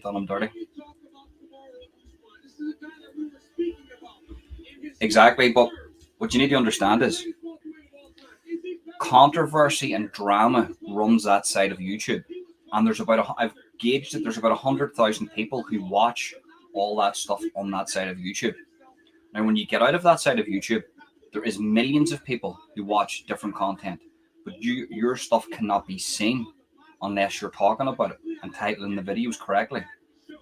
So what I'm doing is, regardless if it's paranormal investigations, MMA, the worst thing I could do is start talking about that stuff on that side of YouTube, because then you get trapped. It's like a cage and nobody sees your stuff.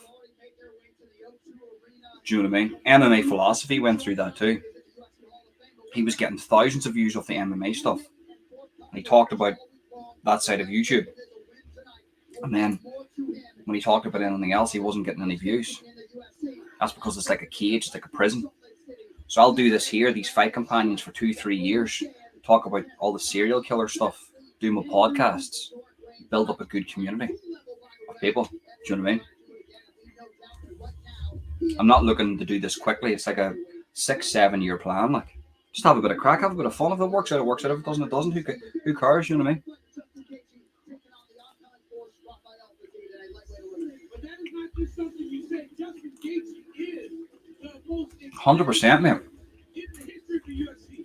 He has had Not here to scam. See anybody that comes onto this platform, right? Automatically, they've got to buy me a coffee. PayPal. They're looking for members. I can put members up right now. I never promote my members. I'm not here just to siphon money off people. I'm on here to make content, have a bit of crack, and not to scam people. All those people, Deca, all of the opposing side to him and his side, they're all scammers. I don't give a fuck what they say. That is the truth. It makes me very uncomfortable to be around them. Justin Gaethje, great wrestler, chooses to fight on the feet. Pick your poison, be careful, because Rafael Fazil is one of the best to ever do it. When we're talking striking, stand up, when we're talking kickboxing, whatever it is, he's Oh, man. deadly. He's got powerful, he's got reflexes. DC really likes his food. Technique, and he believes he is You see that short with him eating the Popeyes chicken? Well, many believe Rafael Fazil right now is the best striker in this What could he get in London that he wouldn't get in America? It all goes down tonight now, though, to Megan O'Leary with a look at tonight's betting odds. A lot of intense face-offs and high levels of anticipation for these main card matchups. DraftKings Sportsbook has put together a pretty intriguing underdog parlay with a few of these pay-per-view bouts. In the opener, Roma Jalise is a plus 210 underdog against the Italian Dream Marvin Vittori. In the co-main event, the former title challenger Justin Gaethje is sitting at plus 195 against his opponent, number 6 ranked Rafael Fazil. And in the main event, the champion is the underdog here, looking at plus 210 to retain the title against former welterweight king Kamaru Usman. Total payout £100 wins. $100 wins $2,500. $2,700, Richard. Should they all get their hand raised tonight? UFC 286, Edwards versus Usman 3. Give me a wee second, folks. Brand new game. Forgot to put that in charge. Give me a wee second.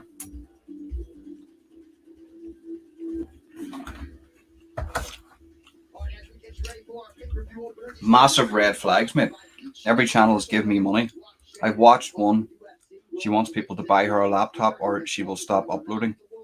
Do you know what I mean? Is that not a red flag? I'll tell you, I'm not going to name the channel, right? But here's one for you. Actually, no, I don't even want to mention that person's name. Creating channels to draw in vulnerable people and then change the name of the title or the name of the channel, and it just siphons more money. Honestly, scammers. I don't understand how YouTube allow this. There's a lot of vulnerable people on YouTube. I don't have dreams, I have goals. But anyway, listen, I'm not going to dampen the mood. Let me just put this out here.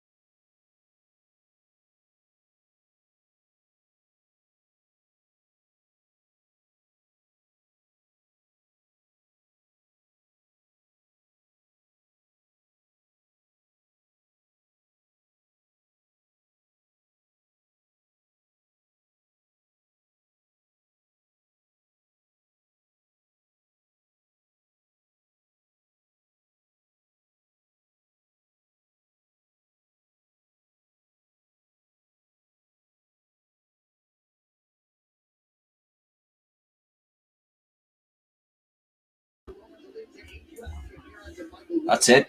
Main card starts now. I've got guns too, you know. More like toothpicks. Got toothpicks.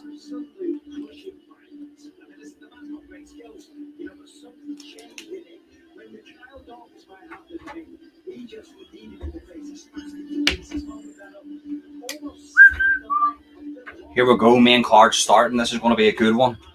Proper, just let me bang, bro.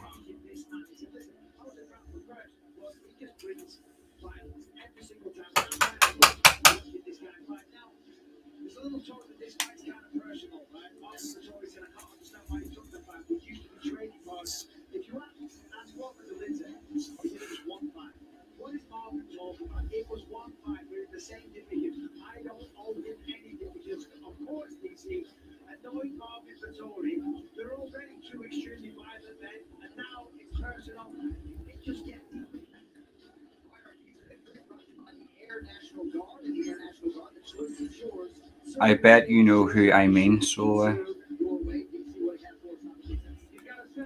no way look.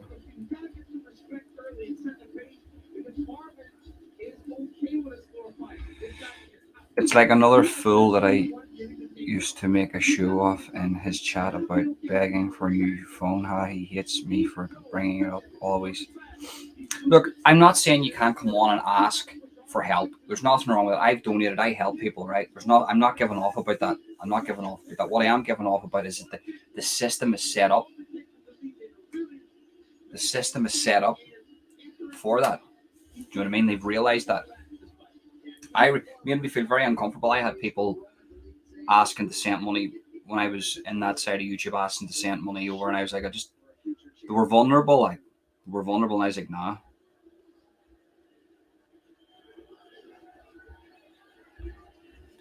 Right. So here we go.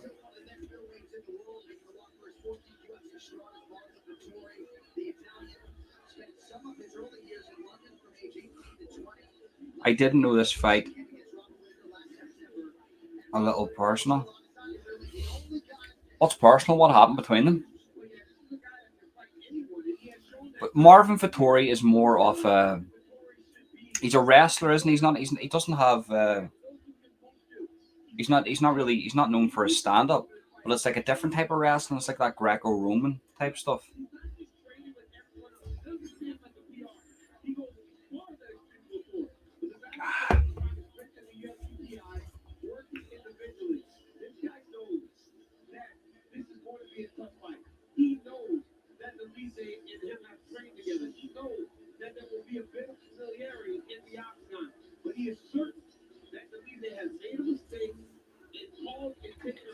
Marvin Vettori has to win this one. Most takedowns in UFC middleweight fight 11. Vettori has 11 takedowns in a fight. I think he pieced up Kevin Holland, didn't he?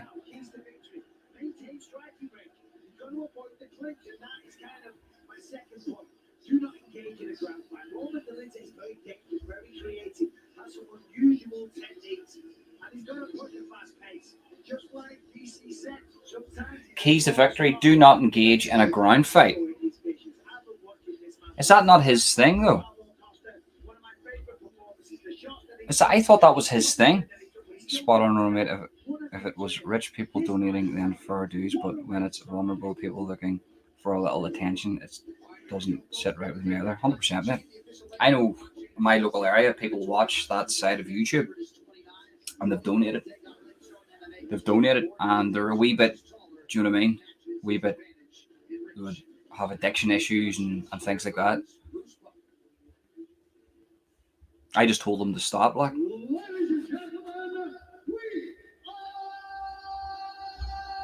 Do you think Ngannou would KO Vettori? Vettori head is like a brick. Oh no, he would KO him, okay. If he hit him flush, he would hit him. Just knock him straight out. But I get what you're saying. Vettori's got some head on him, like he's like a bulldog, isn't he?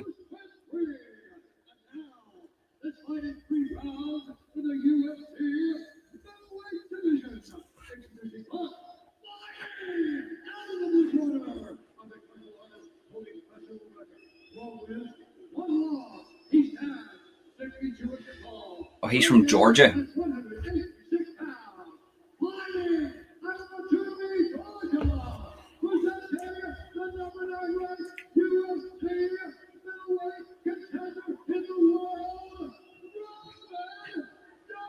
This is a fight. This is a fight. I can feel it.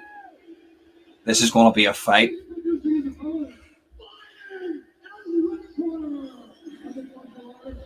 True. But Adesanya's a different type of a cat. If you look at Pierre, right, he's not stagnant. Do you know what I mean? He's not stagnant.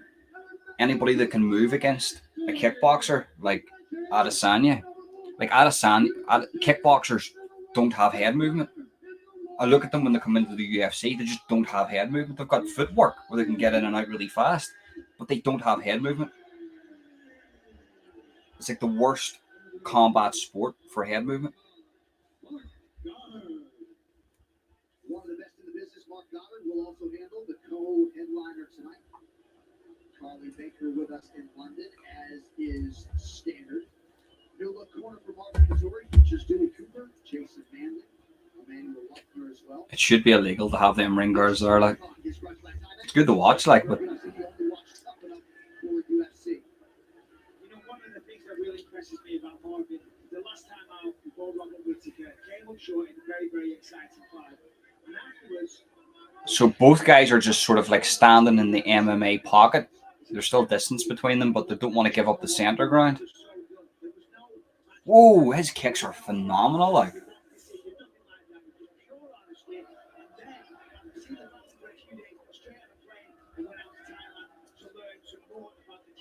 vicious leg kicks from Vettori here.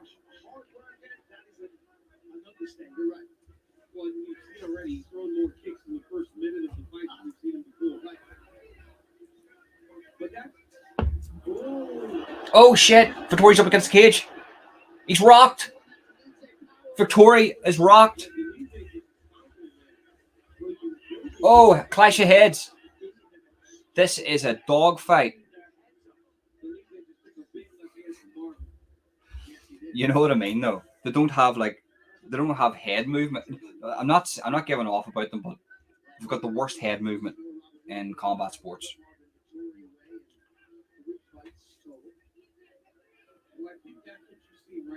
Sometimes I look at Israel Adesanya and think to myself, just move your fucking head, man. Isn't he? He's massive, like. But so is Vettori, though. Makes for an interesting fight.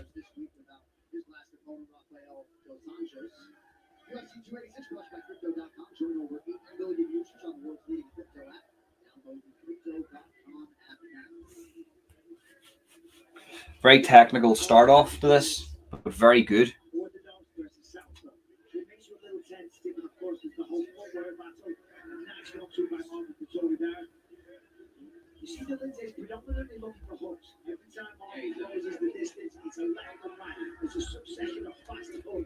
They're good. It's like Muay Thai is, Muay Thai and kickboxing. Muay Thai would have better head movement, but they're just, I don't know. They're just very stiff. Oh, he's caught him with the left hand.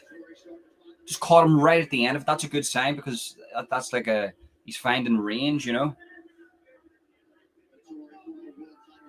Vettori took this very, very serious. Eating massive leg kicks, inside leg kicks.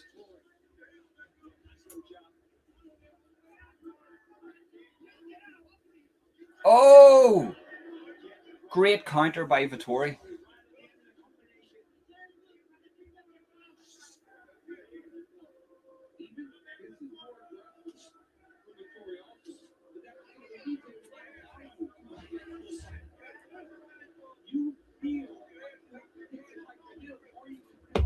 What's the crack? There's Neil Mackin. All good, mate. Just been a fight companion for the UFC 286. We're watching. We're watching the Marvin Vettori fight here. I don't know how to say is that guy's second name. Dal Edzi. Got poked in the eye. Vettori's just been poked in the eye. So do I, but his game plan's pretty good. Like, you poke him in the eye. Oh, the clashed heads. That's going to happen. See these two guys, two powerhouses. They're coming in. They're trying to get the center space, and they're trying to get dominance over one another. So they're clashing with the heads. They're headbutting each other.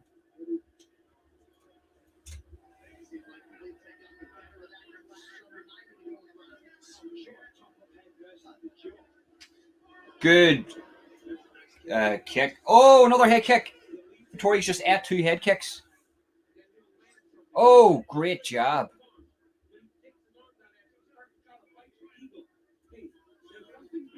Oh. He pushed him there and he wobbled him with the push.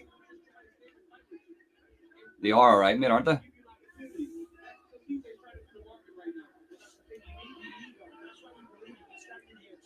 What I like about your guy, Daledze, he...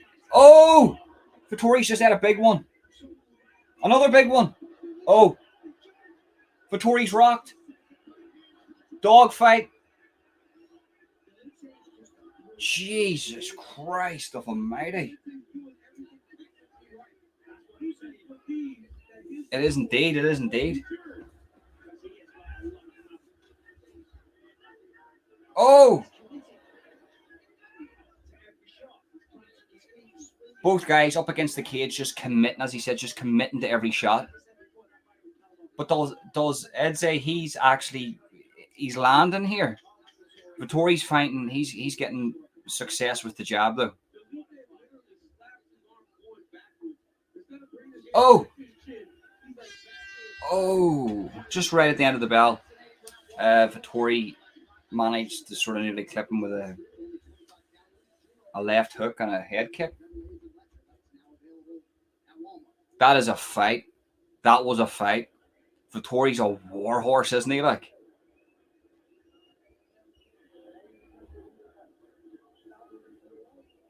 he's just a warhorse.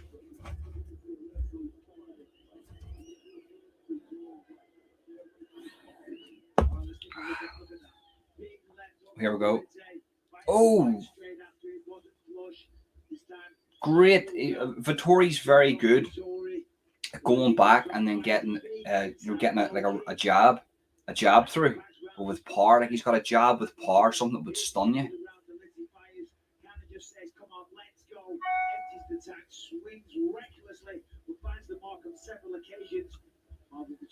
Eats the ball, fires right back, tremendous opening round. We have seen Marvin Vettori exude frustration at times in the octagon. He's never been bullied in there. We'll see how it goes in round 2. Second round.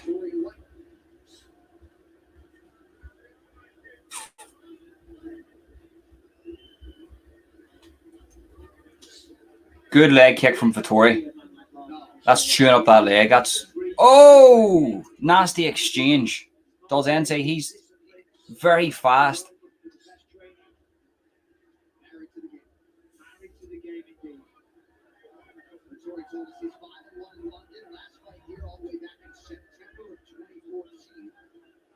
He's gearing up.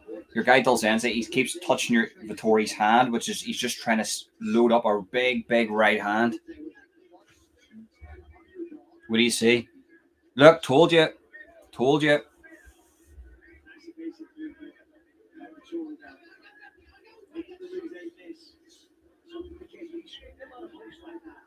Well, that was the thing. They even said before the fight, they said, keys to win, don't go on the ground. But sure, is that not what Vittori's, that's what he's best at, isn't it? Maybe I'm wrong. Oh, Vittori's just at a massive right hand. Both these guys are just trading shots. They're just trading shots. Big leg kick. Now Vittori switched stance.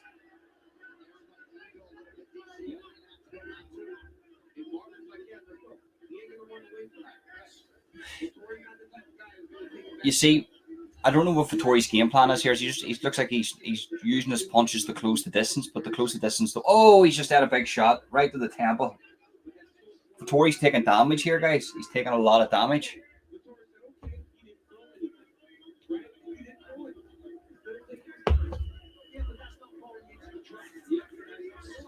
Oh!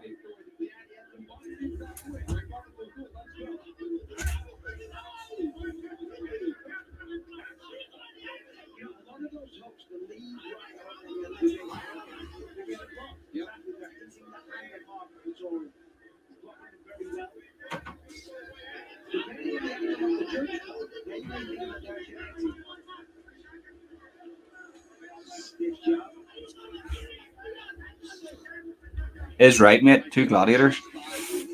Is right. That's what it looks like, doesn't it?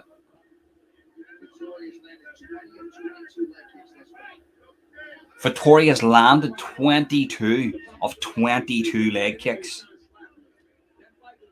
If that guy kicked me with his weakest kick, he's breaking my leg. That guy's at 22 of Vittori's leg kicks. Yeah, he needs to double the jab up. I would like to see that too. Yeah, double jab, because the jab sort of throws off your opponent, and then you go in for a body kick. Oh, this guy's loading up. Dalzenze, he's loading up with the right hand. He's looking to catch Vittori here with the right hand.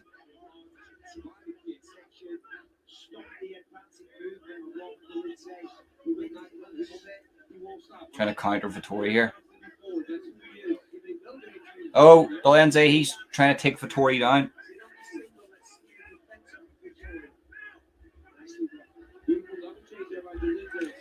Game plan. Maybe he's using that for the third round, maybe.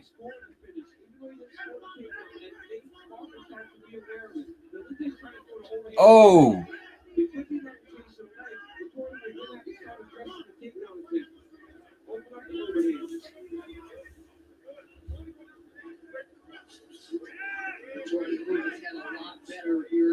It's went a bit stagnant here now.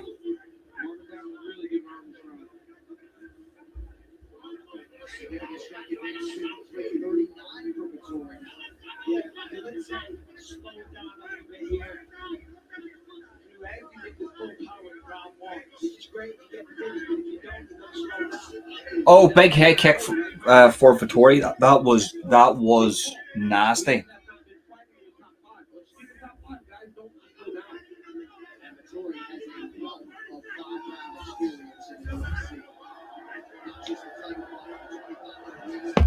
Oh, big exchanges. They're just basically standing. Any closer and it'd be boxing distance.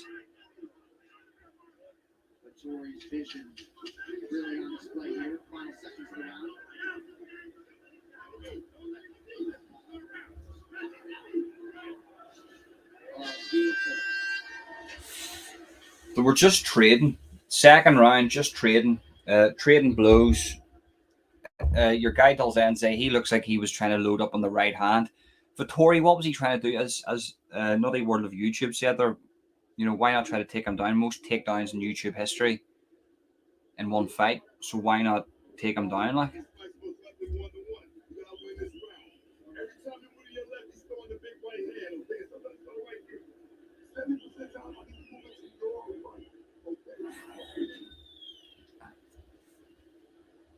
Oh shit. With a nice outside kick. Dude, that's been his best weapon to this point. Nice jab right there by Vittori. I thought Vittori fought a very good second round. Nice jab by Dalzenze, but he just didn't do enough in that round. Little check. Boom. Oh, Vittori caught him clean there. He landed great second round by Marvin. It's very hard to score this. How do you score a fight like this? I don't know, Joanne. I think my YouTube's broken. Can you help me out?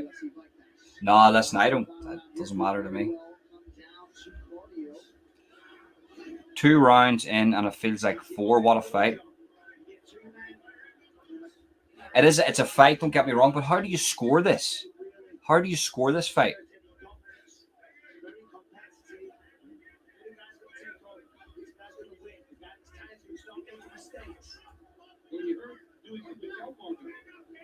Too much cardio, right? You've done too much cardio. We gotta keep this round. You push the pace. Force your opponent to open the tempo by attacking it.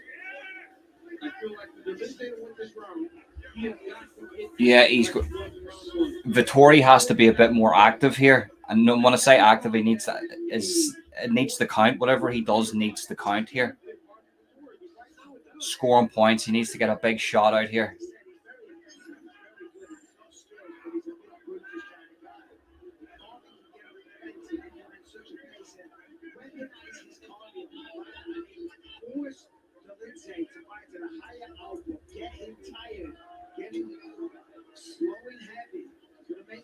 Oh shit. Vittori staying busy and landing effectively inside out on the leg and then up top. Under 3.5 to decide it. This fight is undefeated. Soul away, brother. Get the Guinness out.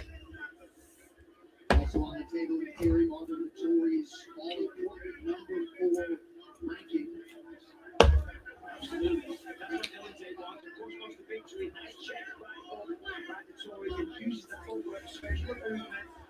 I need to get myself a proper chair, like a gaming chair. This is hard in the old arse, like.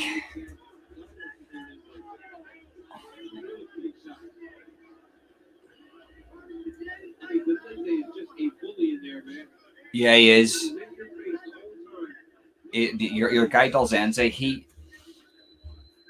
hasn't let Vittori get an inch. Do you know what I mean? He's always been there hunting him all over. Like, Dalzenze could win this.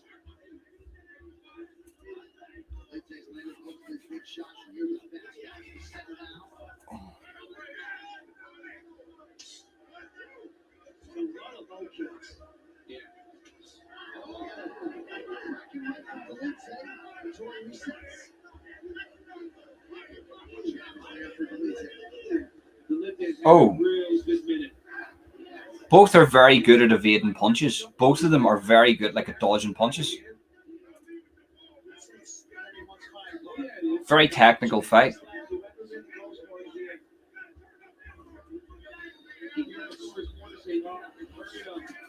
No worries, brother. Cheers. Oh! Vittori's rocked. But he's laughing. He's rocked and he's laughing. How do you knock a guy out like that?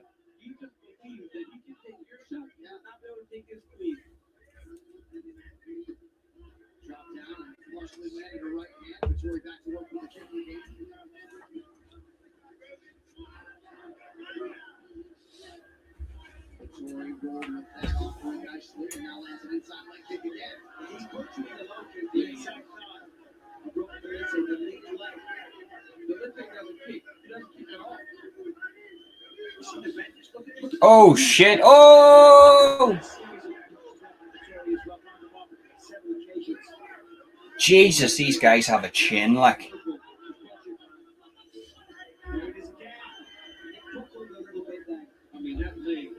Yeah, so do I. I have them winning too.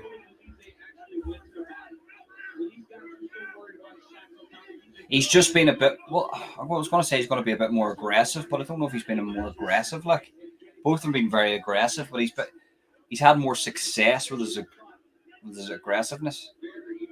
Oh shit!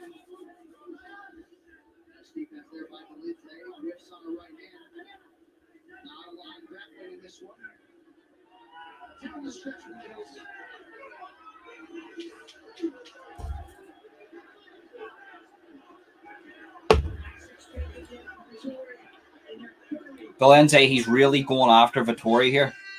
That's it. Could be right. Nutty word of YouTube, you could be right. It could be Dalzenze's fight there, like.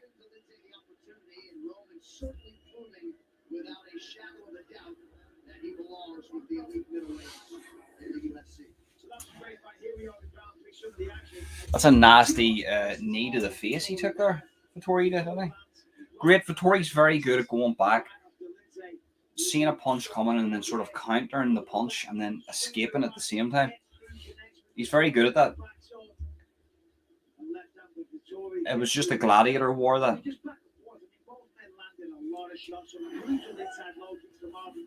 Just a gladiator war. Now, How do I see,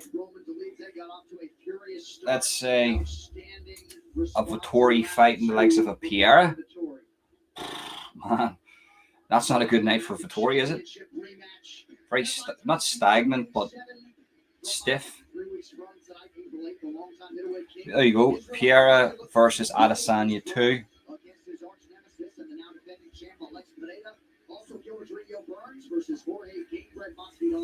Don't know. I might actually do a fight companion for Piera versus Adesanya 2. It's going to be a late night one though, early morning one. What about a draw? We should give out more draws. Ladies and gentlemen, after 3 rounds, we go to the judges' scorecards for decision. The judges score the contest 29-28, 29-28, and 30-27 for the winner by unanimous decision, Marvin, the Italian Dream, Vittori. What did I just witness? Vittori? To give it to Vittori?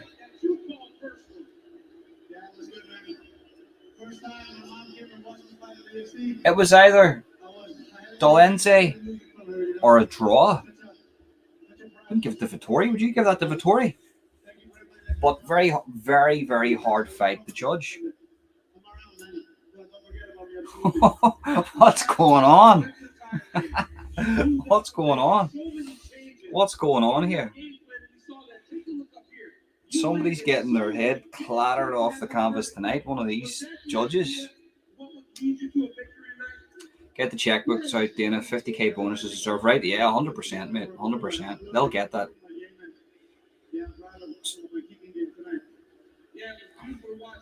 I don't even think it is favoritism. It's just bad judging. They don't know what they're looking at.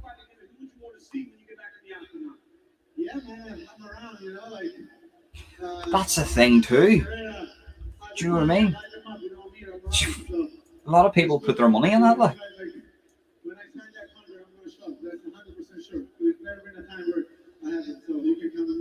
Well, your performance tonight showed that you are still one of the best middleweights in the world. Ladies and gentlemen, give it up for the Italian Dream, Marvin Vittori. The Italian Dream, huh? Do you want to come try and bet? Then you need to try and bet Bill from Bet365.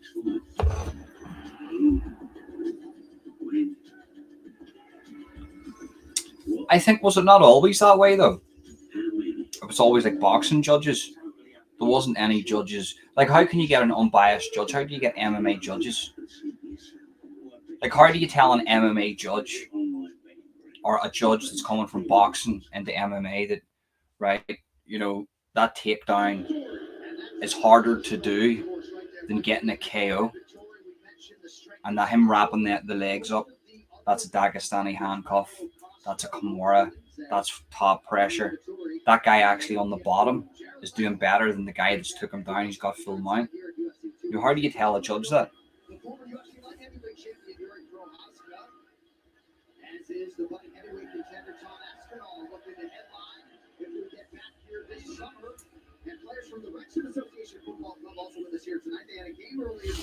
Going to be a good one. This is the one I said was a sleeper. Like, you know, people were sleeping on it. I just done a wee bit of research on them, and they're quite wild women. Women are vicious.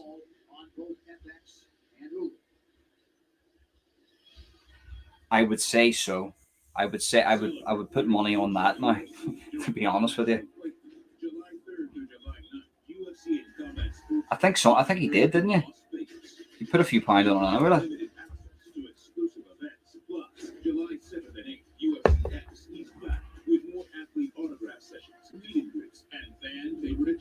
I know, so do I. All it really is when Khabib has you up against the fence, it's the hand that you use to punch him. He's got that cuffed, and he's pinning you down, and he's elbowing you with the other one, Dagestani handcuff. It's ferocious. While at the same time, he's got your one of your legs wrapped up so you can't pivot or move. So your head's just stuck there while he's pounding your skull into the canvas. I mean, Once you saw him compete, you never looked at a spider the same way. well, you couldn't, for the simple reason is there would be biasness towards fighters. You know, what if you, an ex-retired fighter, fought somebody on the card and he didn't like them? Or maybe he favoured them? Do you know what I mean? I think pay me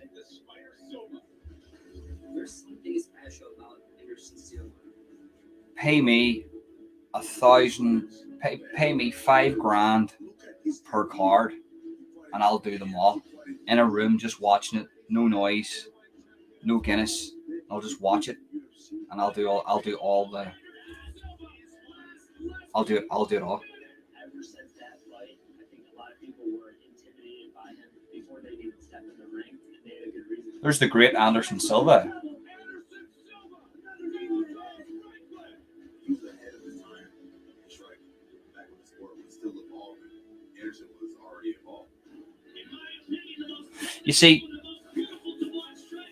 those guys like Anderson Silva, GSP, they fought people and done crazy stuff that looked completely wild, because back then there wasn't just the sport of MMA. Like right now, you've got kids 13 years of age training in MMA, Brazilian Jiu-Jitsu, wrestling, boxing, Muay Thai, kickboxing, all different types of arts, you know, Sambo, things like that.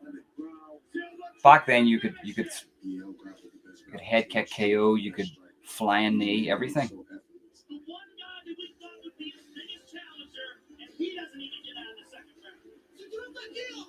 Anderson Silva's a legend, though. Like. He went up to the division above him. He can make it look easy. I was just like, this guy, he was the best. Like, if you look at that, right? So Anderson Silva, they're just showing a highlight reel of Anderson Silva going backwards and jabbing your guy Griffin, and he goes and he gets basically knocked out by a jab. That wouldn't happen today. He really made you believe that he was never going to lose, and there was nothing nobody could do to handle him and beat him. He defended the middleweight title 10 times and on a 16-fight win streak, which still stands as the longest in UFC history. I think the biggest impact Anderson will leave on the sport is just inspiration. For me, watching a guy like Anderson Silva fighting was a life change. He's the reason why I got into the sport. Watching his greatness made me believe. Anderson inspired me a lot. Without him, I possibly might not be here. Anderson Silva. Oh, man, come on, let's get to the fights. There's TJ EPO Dillashaw.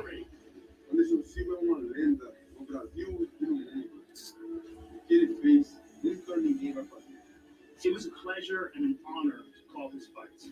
Just one of the most amazing performers I've ever seen inside the Who's up next? His highlights are just absolutely stunning, even to this day. Without a doubt, he's one of the guys that belongs on the Mount Rushmore fighters. There were years when he was absolutely the best in the world. The best fighter ever, Vitor Belfort on testosterone. You see that guy when he came off the testosterone, he looked like a bag of shit.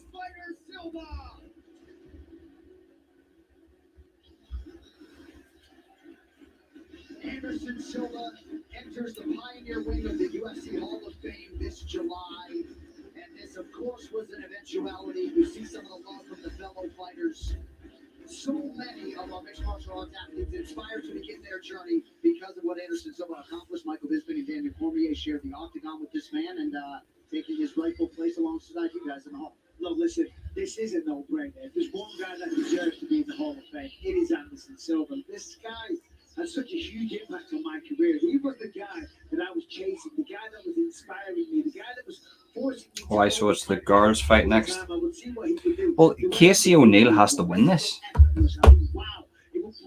She's undefeated. Jennifer Maya, she has 20-9, one draw.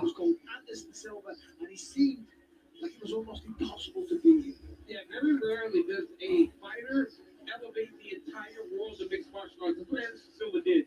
If you wanted any chance to even compete with him, you had to be spectacular, or he would wipe you out. And he wiped out champions across 2 weight classes. Forrest Griffin, that jab against Forrest Griffin, like that just would not happen today. Like that was complete amateur stuff. Fighting a guy like Forrest Griffin. Congratulations, champ. Jennifer May versus Casey O'Neill. Then it's Gunnar Nelson. The Gunnar Nelson one, you see, I'm interested to see. I like Gunnar, you know. He just, once again, he just didn't elevate himself. He didn't he just didn't evolve as a fighter. He just stuck with that ground game stuff, you know. Only gets you so far. You get found out.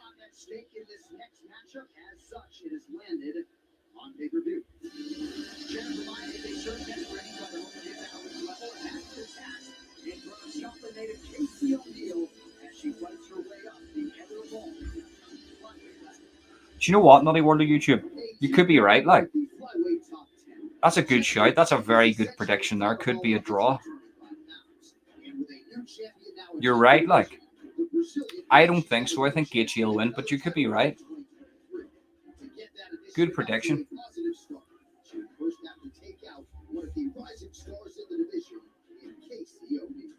Casey O'Neill é uma atleta completa, mas eu tenho mais experiência que ela, tenho mais bagagem na carreira. Oh, she's definitely on the testosterone. Like, you see her jaw.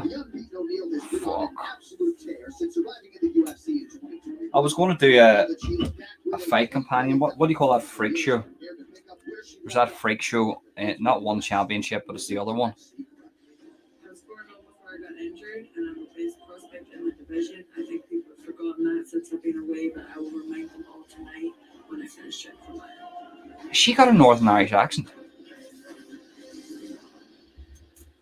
Hold on here. Once Casey O'Neill was diagnosed with a torn ACL, she's so badly wanted to continue training and competing that she refused to accept the news. Let me just check her out here. Casey went to 5 different surgeons in the hope that one would tell her she did not need to go on. For the undefeated flyweight, there was no such luck, and she did have to have the repairs made, but she immediately jumped into rehab at the UFC performance. A Scottish-Australian mixed martial artist. So now here she is entering. She sounded like she had an Irish accent there. Returning in less than 1 year, competing on a pay-per-view on UK soil for the first time. That's mental.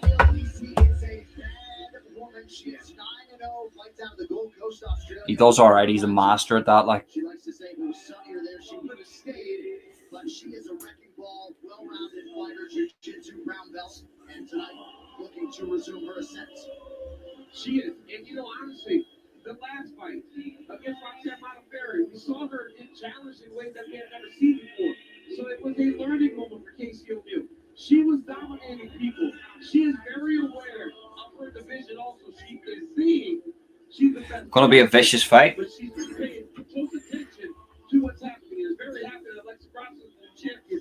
It reinvigorates the division that seems stale with Valentina being on top. What do you call that though? The freak show. Do you remember the Gabby Garcia was on it, and she fought like that 50-year-old wrestler, like Gabby Garcia.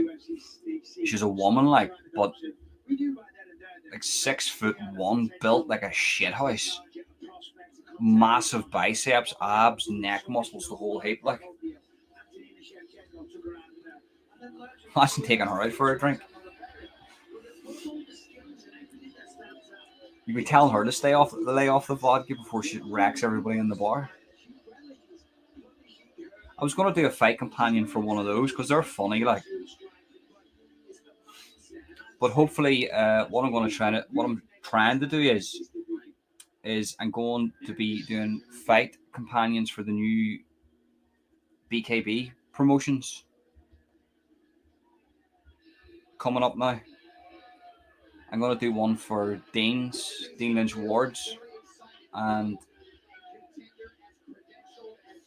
one of the other ones. YouTube Wars.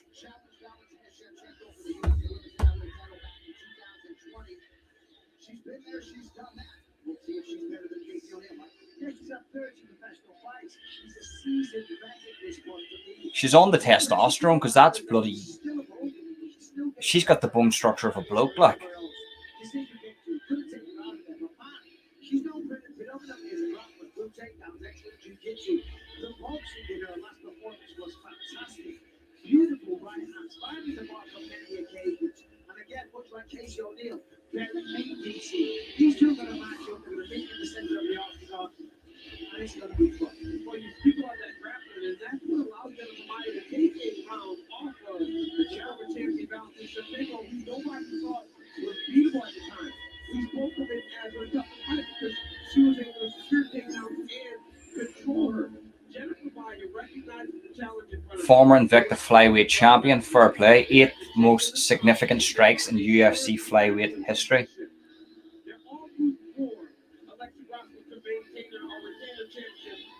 Last fight, defeat M. Morez by unanimous decision. Right? Women's MMA has a lot to fucking gain. Like, it's sort of not that it died, but Amanda Nunes, like, they're missing like a Ronda Rousey, like a big star.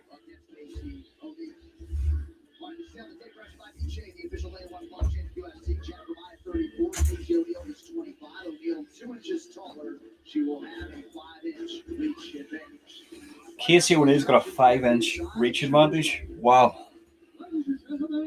This fight is 3 rounds in the UFC flyweight division. Introducing first, fighting out of the blue corner, an undefeated victorian, holding a perfect professional record. 9 wins, no. I'm not putting that up on the screen. God damn it. Weighing in at 125 pounds, fighting out of the Nah, listen, I mean,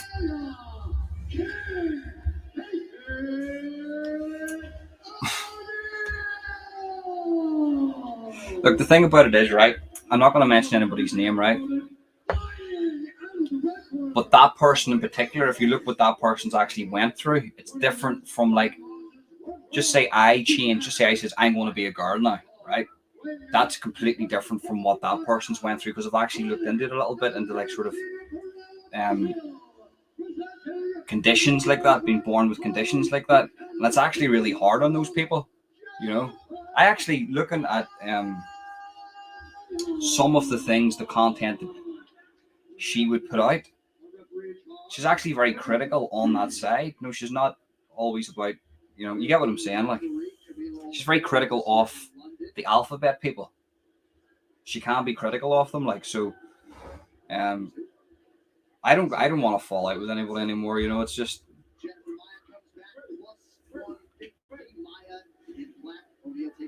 but I do have, like,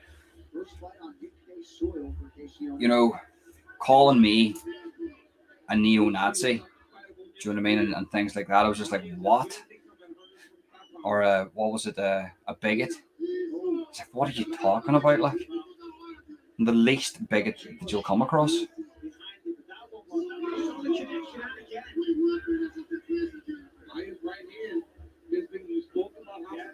Oh shit! Telling you, these women are just straight out for blood. Women are more vicious than men. They have no respect for one another. Edwards to win by another kick to the head. Well, I have Edwards to win, but it's a 4th round TKO, Stephen Graham.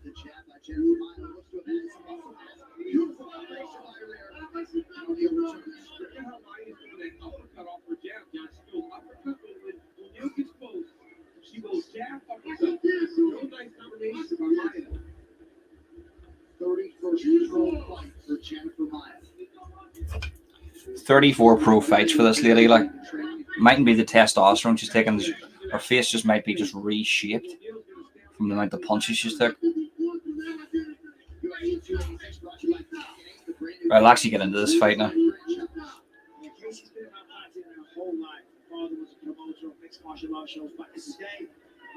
So, you know, she loves this sport, loves this game, loves the Oh! That's a nice job. Casey's got very, very good boxing. Very good boxing.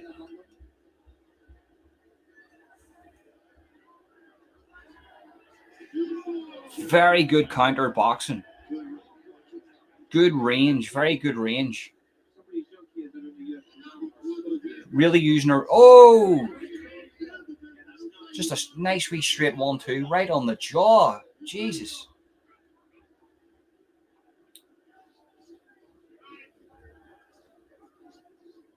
Great kicks from Casey too. I was quick to acknowledge how dedicated to the craft O'Neal is given this relatively quick return after nice jab from Maya. Circling away from that power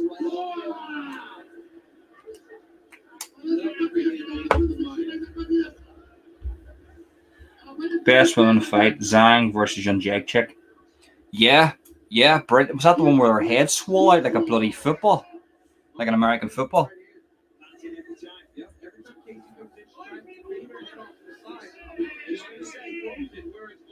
She leans onto the right, the left side part of me. Fires the right. Sometimes it's an uppercut as well. You see the damage. Oh, very, very good counter left from Casey O'Neal. Brilliant boxing. She's very good at hunting her opponent down. Brilliant fight. Jędrzejczyk was brilliant.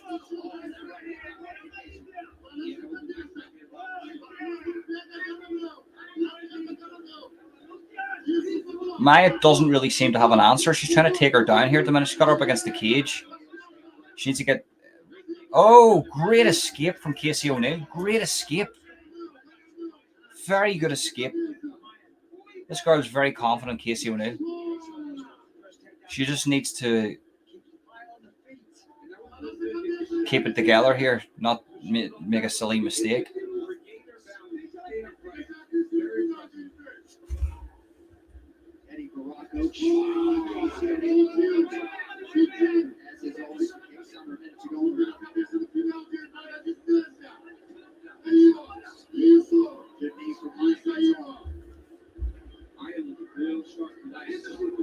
She's very good, isn't she? Very crisp.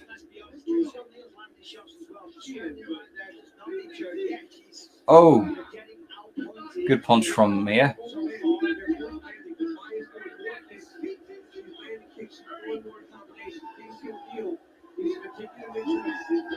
What is that idiot speaking about? DC talking shite.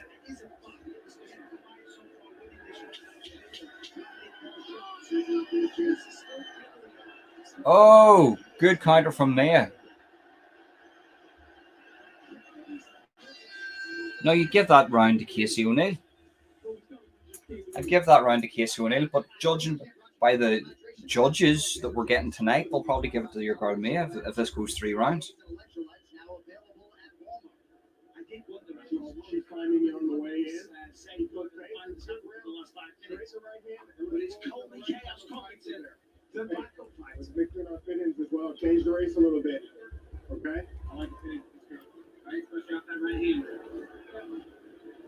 She went for you on the way in. She waited for you on the way out. 100%. Right here, you see a right hand by Jennifer Maya lands. Casey goes right back into her. She never allows her. Another right hand lands for Maya.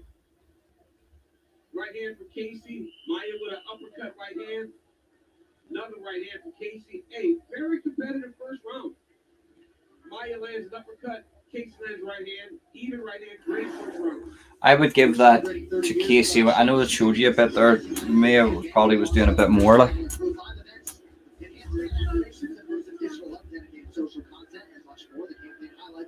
UFC's groundbreaking success and unrivaled history over the past 30 years.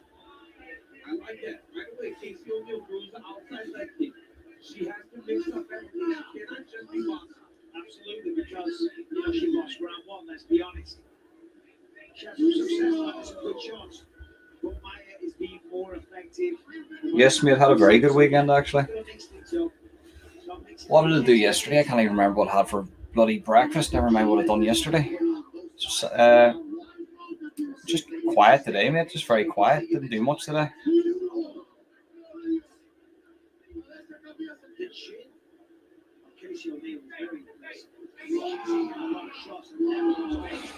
I was surrounded by bloody kids yesterday because I had to go to.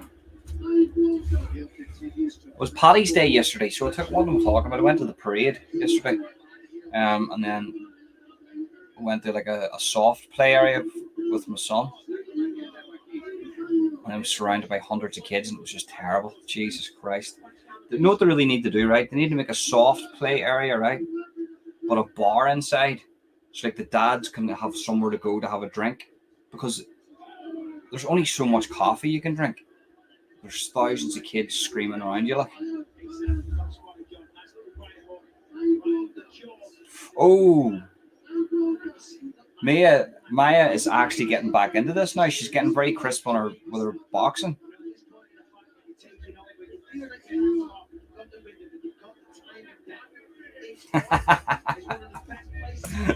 Are you, mate? Are you? You dirty dog, you.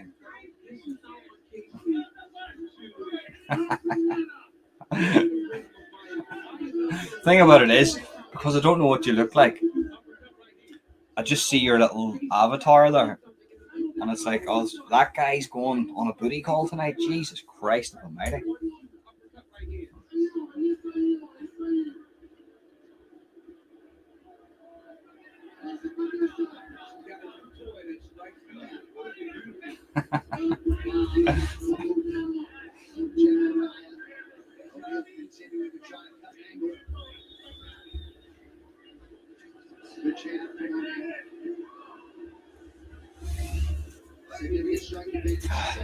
Oh, great counter from Maya.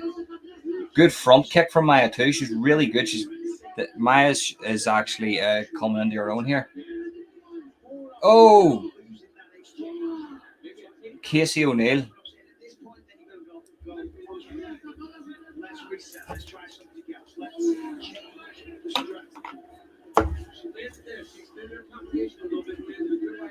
Well, you can't. The first round, I wouldn't have given it to her now, but the second round's definitely hers. Like.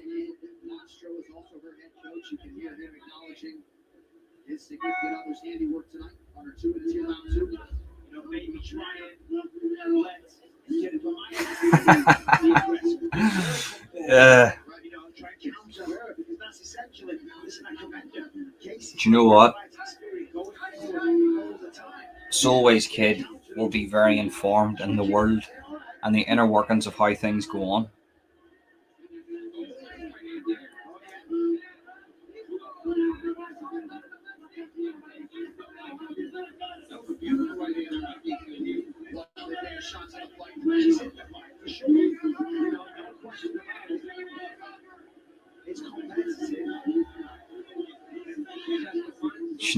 Casey O'Neill needs to get off the cage here. She needs to get off the cage. Oh, shit. That was a massive elbow.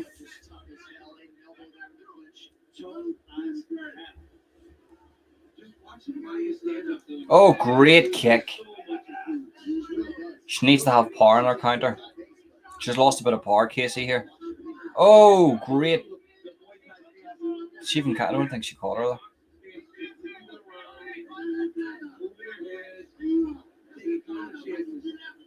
It's basically just a kickboxing match with 4-ounce gloves. Oh, great left hand. Casey O'Neill. But this is Maya's round, though. Oh, head kick. Oh, great job from Casey O'Neill.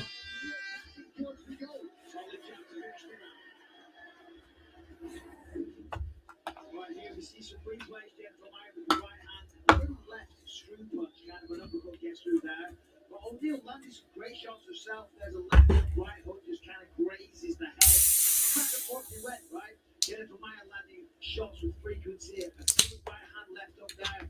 And as I said, push O'Neill definitely kept her honest. There's a good stinging jab right to the jaw, entertaining back and forth fight. Right, so this round's going to win it then.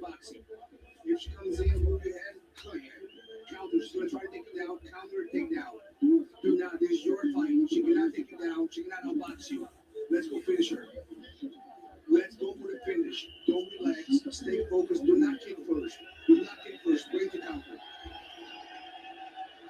Introducing UFC Venom Fight Night Midnight Edition, available now for a limited time at UFCstore.com. Get yours today.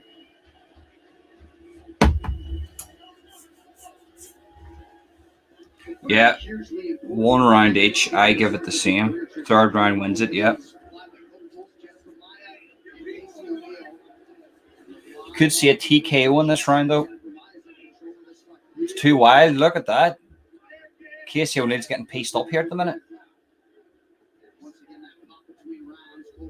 Great game plan from Maya. Great game plan. She sort of reserved her energy in the first round.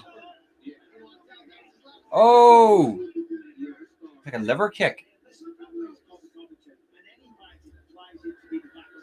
Oh, great punching. Very good boxing from these women. Very good boxing from both women.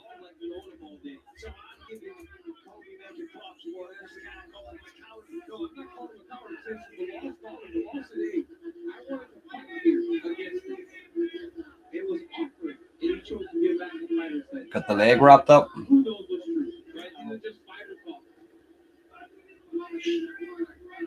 David Colby said yes, and they said no. He said, she said. Jab by Maya.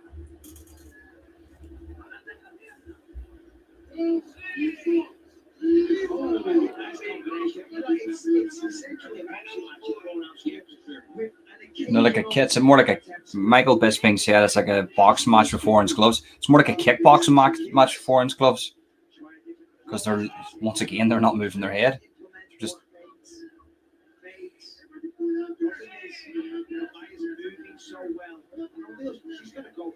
oh, very fast punching.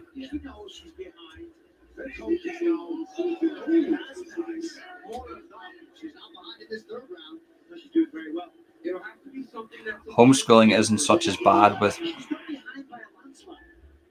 what is being let into schools lately. You want to see the Republic of Ireland, mate? Jesus Christ! Put it this way: you're not giving your kid a library card these days in Ireland.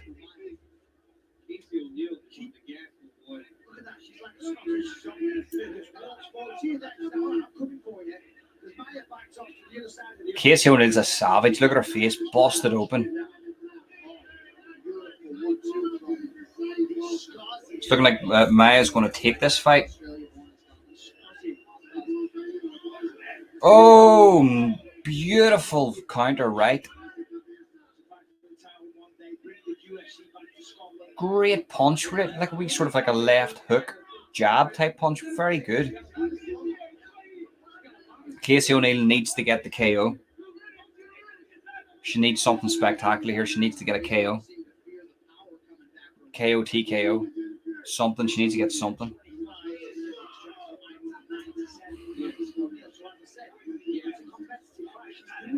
UFC 287, Burns versus Masvidal. That seems like a good fight too.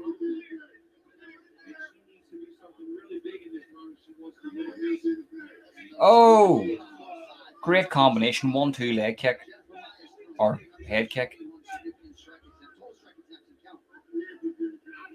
Oh.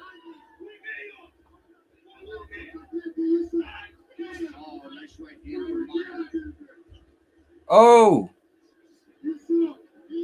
Just missed. Just missed.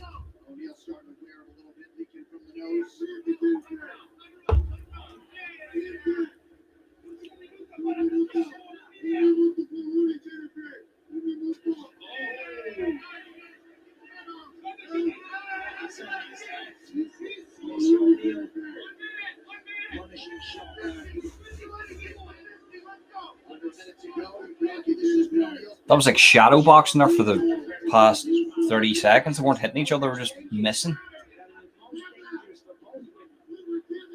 Now Casey O'Neill's taking this. 40 seconds left.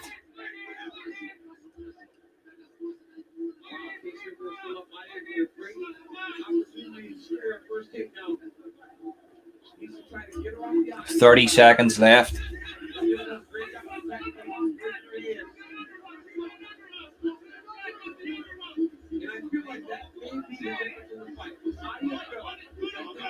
No, Maya's got that one.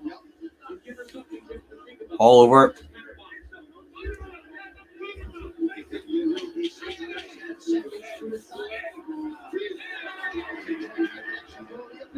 Oh! Oh! Just let me bang, bro. All over. That's Maya's now. What do you say to give it to Casey O'Neill? With the judging going on tonight, they're going to give it to Casey O'Neill. You can never tell how the judges will score going by the fight earlier. They've probably got Jake Paul in front of yeah. It's like a Jake Paul's bloody grew his hair out, hasn't he? And turned into a Mexican. Another head kick by Casey O'Neill. Lands on Jennifer Maya. Great fight. Well, we got a high-level bantamweight class coming your way next Saturday on UFC Fight Night. Two of the best finishers in the bantamweight division. Corey Sandhagen and Marlon Chito Vera set to exchange. I'll not do any fight companions for the fight nights, like. That's a good fight, though. All right, the official decision is in. Bruce Buffer has it. Ladies and gentlemen, after 3 rounds, this is going to be interesting. The judges scored the contest 30-27, 29-28, and 29-28 with a winner by unanimous decision,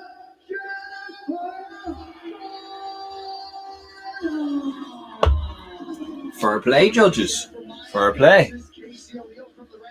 Fair play. You've got it right.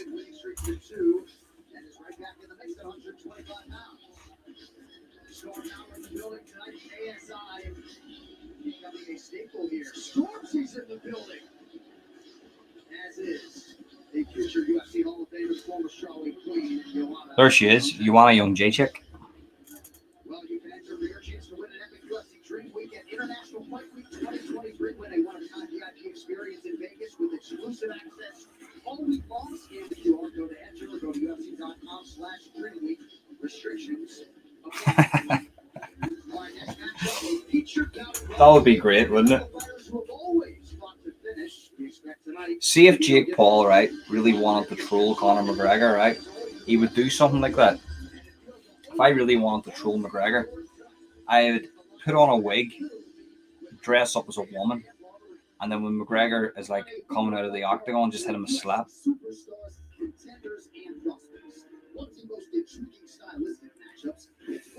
Gunnar Nelson's just a machine. He's just a gorilla.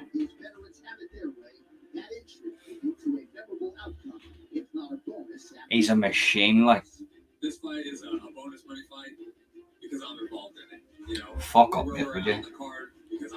This fight's a bonus money fight because I'm involved in it. Shut up, you Yankee Doodle. You can't bring your AR-15 into this fight. I never try to win on points. I believe some guys do. I don't try. Why is Gunnar coming in here looking like a 1975 porn star? He looks like the Nazis should shoot on Call of Duty.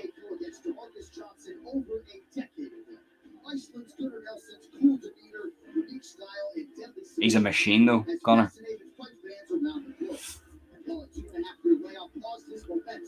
The thing about it is, the UFC can cut you, but they can also offer you another contract, but you're just going to get less money. Like, there's some people making more money in Bellator than they're making in the UFC. Like, Gunnar's probably on, what, 40k fight? 40k a fight? That's nothing. Like, after you pay off your coaches and your training camp and stuff, what's he left with? He's not left with much, like. I consider Gunnar a legend in his own since, and I'm excited to go in there, and I'm looking to really pull out that Viking heritage of his and go to battle.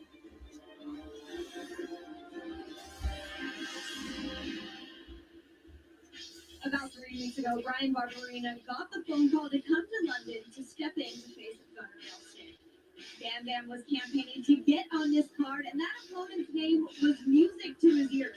After his last outing this past December, he got right back into the gym immediately. And Yeah, well, they're teammates. Specifically on his grappling and his wrestling. Gunnar trained McGregor for his grappling pre-Dildo Danis, and then Dildo came in and sort of took over the jiu-jitsu side of things there. Like. All right, Megan, thank you very much. I like the walkout song. I like the haircut. Yeah, I like everything about Brian Barberina, man. Especially the way that the man fights. I mean, come on, he delivers every time. You know how he's gonna fight. I want Gunnar Nelson to come out here, wrap his arm around that guy's neck, and just make him pass out. Pop his eyeballs out. That doesn't change the way Brian fights, and that's what I love about it. And it doesn't change the way that he dresses either. He said, I'm still rocking. Hold on, what? Forrest Griffin is doing slap now, helping people not fall on the floor hard. What do you mean he's doing slap? He's in the slap competitions, or he's... Because I haven't actually been keeping up to date. I've done a couple of reaction videos, but I had to delete them because of the copyright infringements. But what do you mean he's training people in the slap competitions, or he's actually doing slap competitions?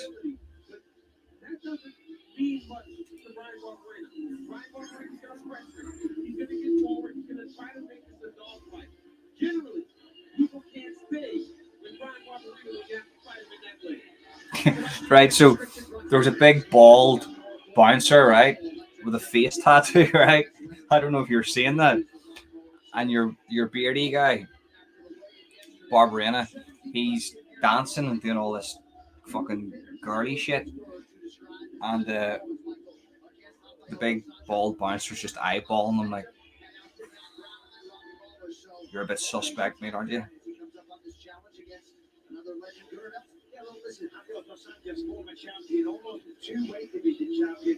His wife should be worried because you're fighting Gunnar Nelson here, like. Possibly going to be a lot of blood. Possibly you're going to break an arm.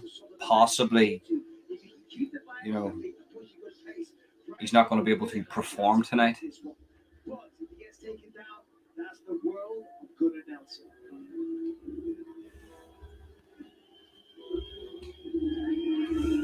Oh, Gunnar, son. Just coming out there like a 1970s porn star.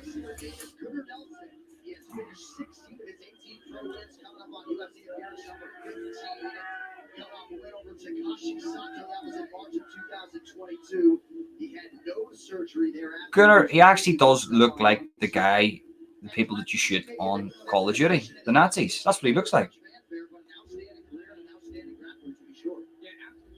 You know, this guy was expected to be something so great. Sometimes we put unrealistic expectations on people. That's not. I like the look of Gunnar here. I like the look of him. And he does take note of that. Sometimes he said he sits back and sees how much time is left. He said he doesn't necessarily enjoy the process as much as he used to, but he does still enjoy the 15 minutes inside the octagon and believes that with the training camp that he has put together this time, this is going to be interesting. I'm really rooting for... No, I'm supposed to call him Gunnar, not Gunnar, but I'm going to call him Gunnar anyway because I think it sounds better. But I really am rooting for this guy to win, like.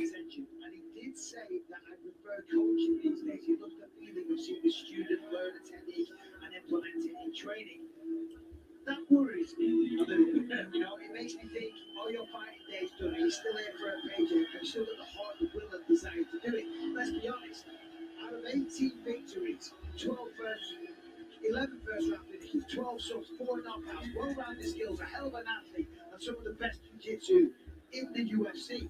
When he's on the money... Thanks so, Nutty World of YouTube. I think it's probably going to be that way, like.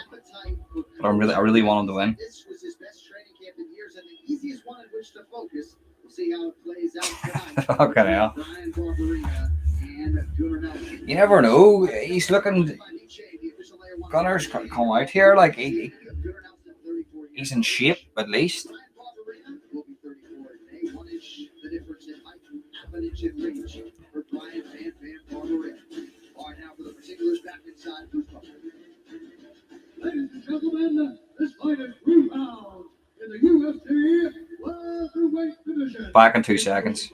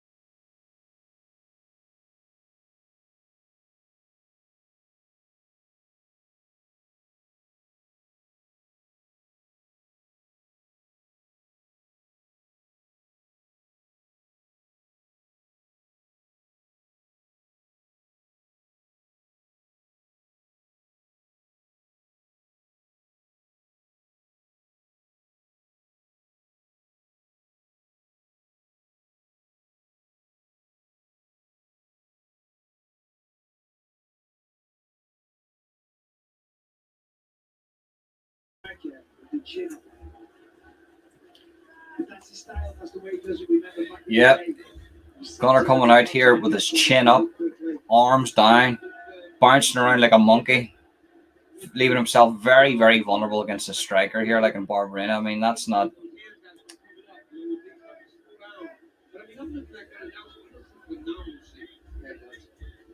He's only 34 as well.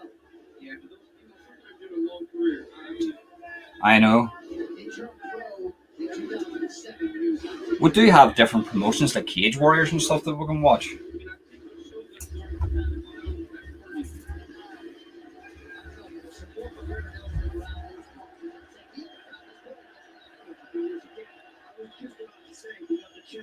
Cheers. We got the violence coming shortly. And we got the champ with the main event. They say that guy Barberena is a striker. He's shite like.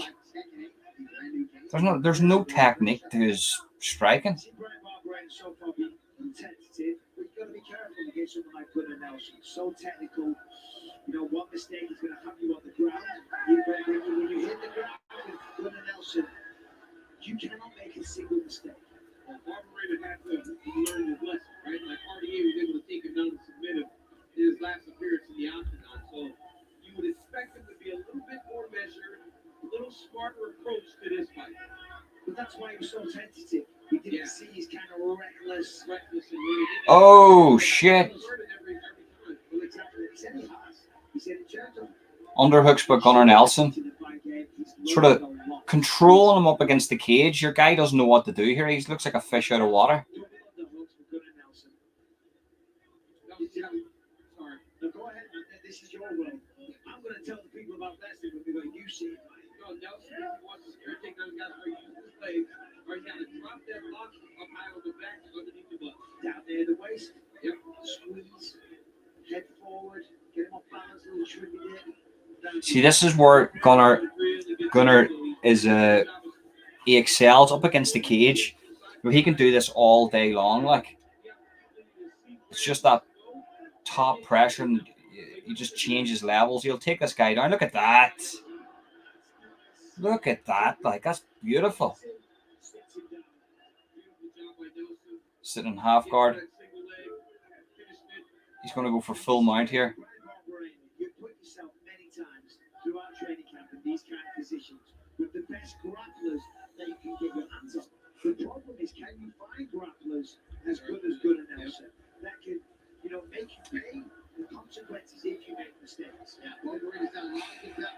Gunnar, he seems very relaxed. Very, very relaxed in this fight. Nelson said he didn't do as much pure grappling during this training camp, a ton of wrestling, ton of striking. And he's working off of his first successful takedown here with just over a minute to go, round one. I mean, look at the bruising on the calf of Nelson. Oh, wow. Unreal that Barbarina. I mean, I don't even remember how many calf kicks he's doing. Barbarina's just teeing out from underneath. Yeah, that's it. You should go to elbows. Punches, you know, you're not going to get much more. They're not going to do. Oh, big elbow. That's nasty. Big elbow. Just landed on your guy, Barbarina's. His head split open, is it? They're nasty then. You don't hear DC talking about that, do you? It's going for a Kimura.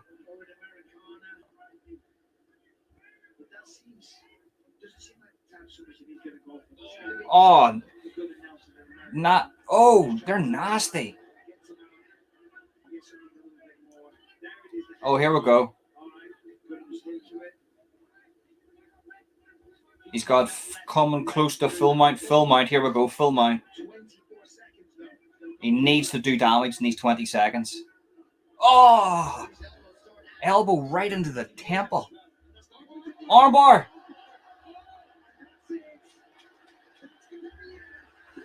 Yeah, motherfucker. Beautiful. Absolutely beautiful. Beautiful.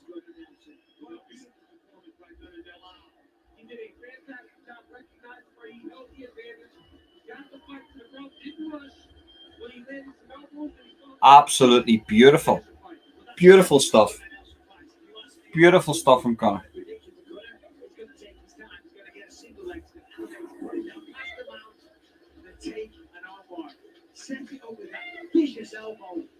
That guy got his nails painted. That was beautiful.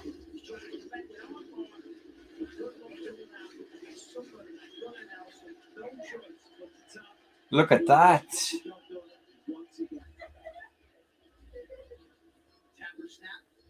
Beautiful armbar. Look at that. Just perfect transition. If you like the grappling, it just doesn't get a whole lot better. This guy transitions beautifully. Well, there's the technical brilliance of jiu-jitsu. It's a real art. There's real beauty there. That was beautiful. All right, big things coming up 3 weeks from tonight as the UFC hits Miami for the first time in 20 years. UFC 287 live on April 8th. That was beautiful, mate. You have to admit that was beautiful. That was a beautiful bit of jiu-jitsu. Full mount, working the hands straight in, transitioned into an armbar. That's a work of art, like.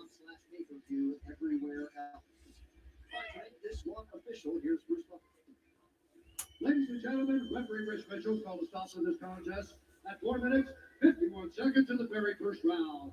Declared the winner by submission due to an armbar, Gunnar Nelson.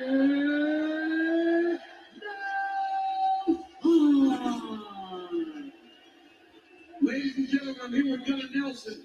Gunnar, you said you like the coast. That don't look like a guy that loves the coast. That's a fighter. How good does it feel to have that type of performance? It feels great. Everything we've been working on last camp. He looks like a 70s porn star, like. Super calm in there. Gunnar, he looks like a 70s porn star. You said that you did more That'll be brilliant, like. You went to that single leg. Justin Gaethje versus Rafael Vazev up next up. This should be a great fight. You're goddamn right. This is going to be a great. Justin Gaethje. There's going to be leg kicks. Somebody's tooth's going to go missing. There's going to be backflips. Yeah, like if anybody plays the UFC games, I used to play them back years ago. Or even if you do jiu-jitsu, how hard it is to get an armbar, to transition into an armbar. It's very, very hard. Like. And then we'll see. Well, that was a tremendous performance. Ladies and gentlemen, give it up for Gunnar Nelson. Do you want to build your own bed? Then you need the tool bed. Brilliant. Bed 365. 100%. Sorry, I want to see Gaethje win too. I actually thought Justin Gaethje versus Conor McGregor was a better fight than Michael Chandler because there's more animosity between them two boys. Michael Chandler's too nice.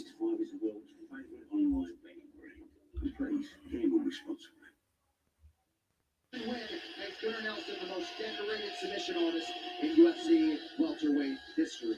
Celebs are out tonight. Same here, mate. I agree. I totally 100% agree. In the building, as is Miles Teller, alongside one Donna Cruz, I believe. Coming up next. How about it, folks? The co-main event, and only a select few fighters have been able to entertain the masses while still excelling at the highest level of the sport. Enter Justin Gaethje, for whom the end may be near. First, though, he is making one more concerted effort at that elusive, undisputed UFC gold. And tonight, he puts his ranking in the top 3 on the line against the man who's favored to beat him, the Thailand-based striker Rafael Fiziev. Some suggest his stand-up already the best in the exploded lightweight division. And tonight, as he makes his pay-per-view debut, a 7th straight win could just produce a shot at the world title. Fiziev Gaethje under the lights, coming up in a matter of moments. Well, next weekend, They say his striking some of the best in the 55 division. That's a big shout, isn't it? Like? I would argue this division has more title shot-worthy contenders right now than any other in the UFC. One man gets a Corey Sandhagen, he's on a tear too at the minute. Marlon Vera. Corey Sandhagen in a huge fight.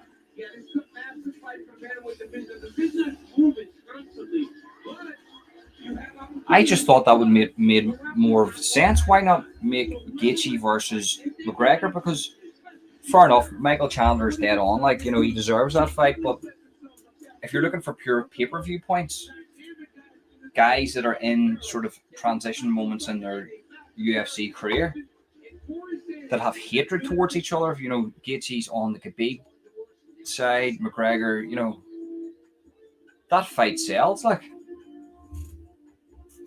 I'm sure McGregor would take it too.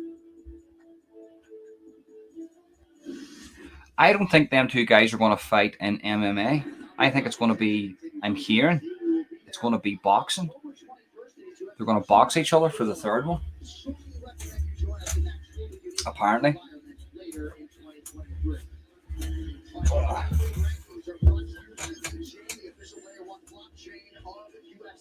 Justin Gaethje entrenched in the top 3. Rafael Fiziev, cannonball coming at number 6 in the world. Many believe the flaw on the Like, Justin Gaethje's still only 23 and 4. That's he's got a good few wins under his belt there. And Rafael Fiziev, and just given their respective styles and ability, the winner absolutely could find themselves in a championship setting, and sooner rather than later.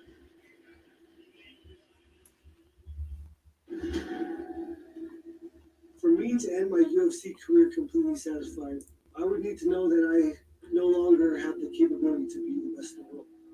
I fought for the title 3 of my last 4 fights. You know, I lost my last fight fighting for the title.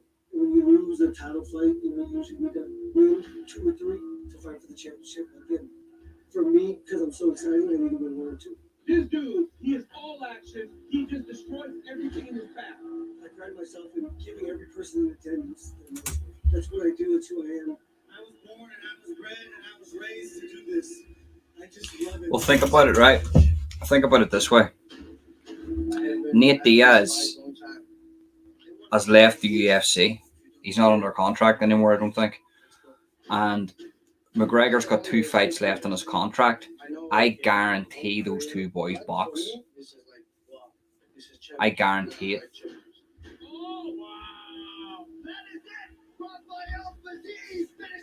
Or they'll do some hybrid where it'll be like boxing with 4-ounce gloves.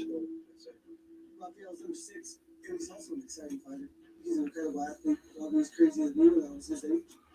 So I gotta go out there and be perfect, be athletic, be agile, hostile, and team up.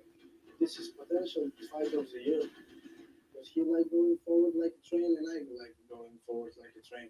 This is a fight that I was like, This is going to be fireworks. Like this Gaethje fight, I'm feeling it here. Like Gaethje doesn't hold back. Like he's just a risky fighter. Like he'll do anything and everything to win. Like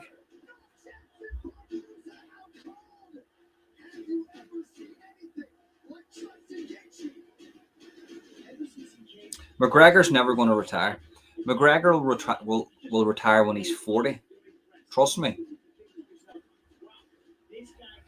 He's the type of guy, right, that would take over the UFC as president and still take fights in the UFC.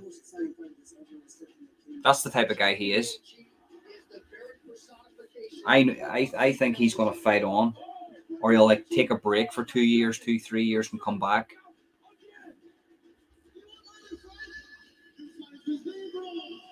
I'm ready with everybody in this division. and that's it. He's moving on up in the top 10. Yeah, AJ, don't be scared, bro. This guy's vicious too. Like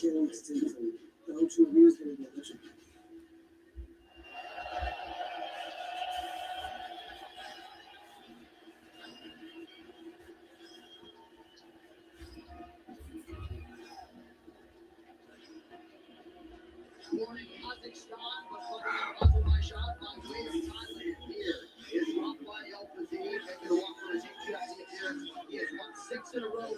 This is his UFC pay-per-view debut. And DC, you referenced off the top of the pay-per-view Justin Gaethje's vision. That was one of the first things that he acknowledged about Gaethje in our fight. got a good feeling about this fight. This dude is all the rage. I think it's going to be a scorcher. Hey, this dude is the real deal, man. This physique is something different. You know, when Michael Bisping was talking about him in the beginning, I said, I thought Chandler was McGregor. Yeah, no, he is. He is. This is his next fight. He is.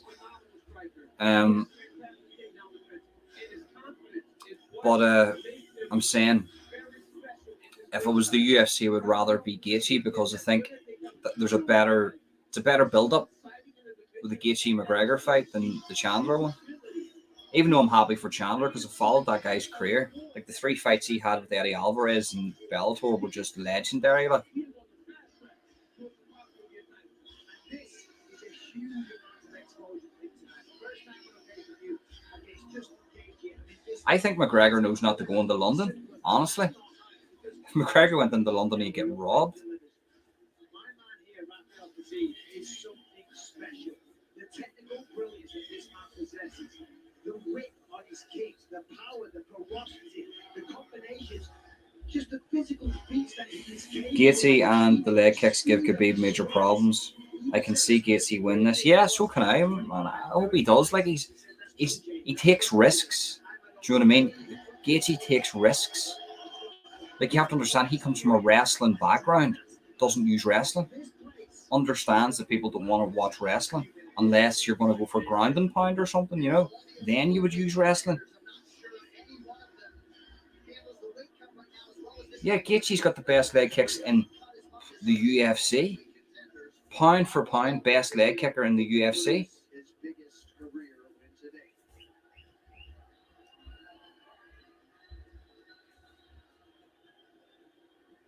Yeah, Gaethje's only ever lost to the elite. Yeah, 100%, which just puts him one bar below the elite. But can he become the elite?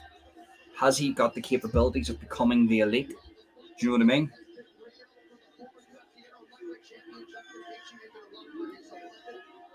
He refuses to use wrestling.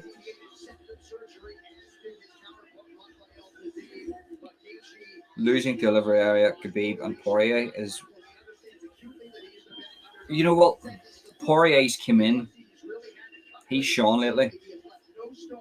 Oliveira, there's no doubt about that guy. What? Khabib never fought Oliveira. Do you know what? See, the biggest fight that should have happened in the UFC was Tony Ferguson versus Khabib. I have to say, do you know who makes me laugh? Tony Ferguson. I'm not laughing about domestic violence, right? As long as you know, I'm not laughing about that, right? But I seen an edit, a reel, where his missus is on the phone to the cops. Tony Ferguson's missus is on the phone to the police, and she says something about her husband. Please come and help me. My husband's going mad. And she goes, you don't understand. My husband is an elite fighter. Make sure you don't show up with just one cop. I don't want any police to get hurt. You know what I mean? Like, did you ever see that? Let me see if I can get that up. I like that. What do you see? Let me see if I can get this up. Like videos. Brilliant, like.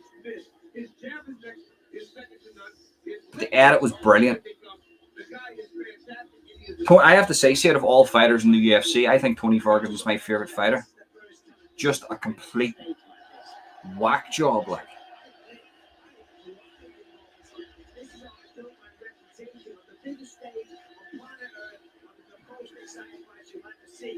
Let me see if we can get this up. Here we go. So, let me just turn this down, right? Watch this here, right? Watch this here.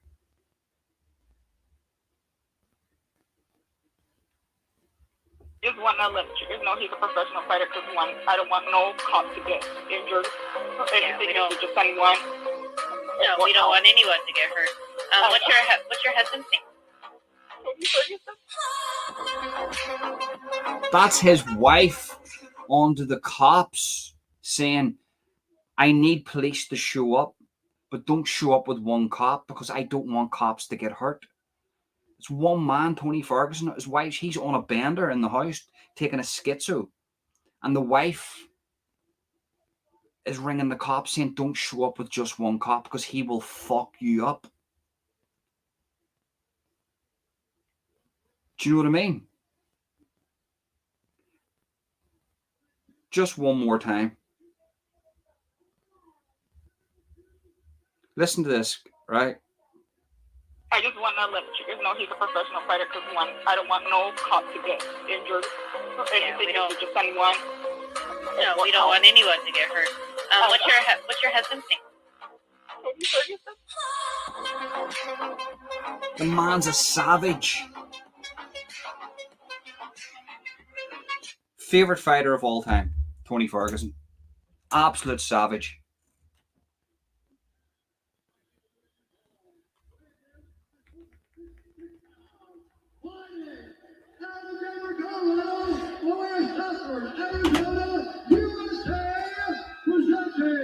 The former interim UFC lightweight champion and the number 3 UFC lightweight contender in the world. I think McGregor's starting up his own thing, all stand-up combat, no ground game. Boxing? Is that boxing then? Bare-knuckle boxing?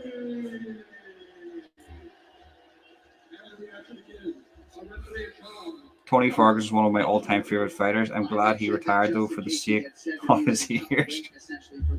The guy will never retire. He's got mental health issues though, Tony. You know what I mean?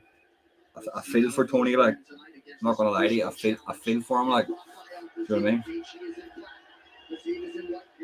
Here we go.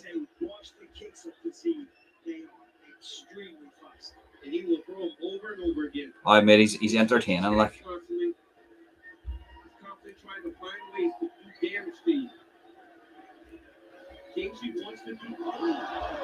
100% Bass written. He doesn't punch like this, he punches like this. So here we go, Gaethje. Let's see how this plays out now.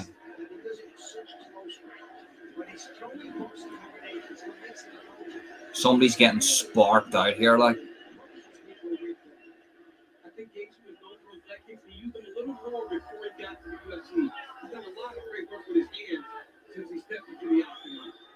Talked a lot about footwork coming in here tonight. He was expecting some early aggression out of Fiziev. Sort of a measured approach, though, from Fiziev. It's taking his time. Listen, he wants to be champion of the world. He knows that just engaging, win over him, hold the keys to that door. Yeah. But that's one thing about Fiziev, right? He doesn't have to rush. If it's a technical kickboxing match, it's as good as anybody in the world. We saw that in the Riddell fight, right? When those guys were training partners, they're both fantastic strikers. He just broke him down over time. He doesn't have to force anything. He's that good. Oh shit! Yeah, he's not really in a rush when it comes to contention either. He's sort of on a fast track. Oh, guys unloading on Gaethje here. Oh, Gaethje's took 2 big shots. Holy shit! Oh, this guy's out to take his head off. Oh.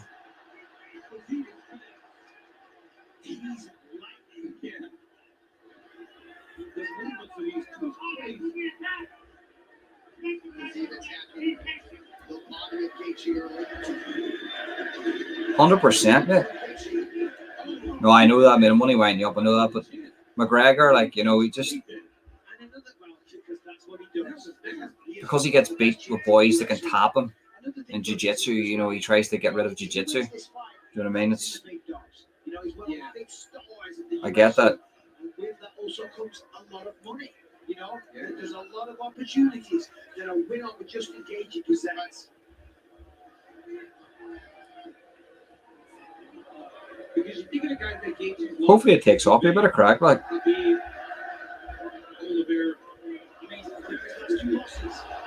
Even the fight against Oliveira was one of the best and most exciting fights you've seen. For one round fight. It was crazy.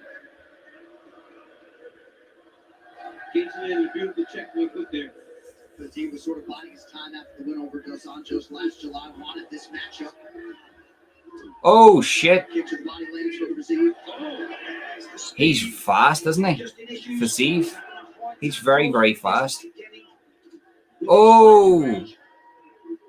Oh! Those combinations.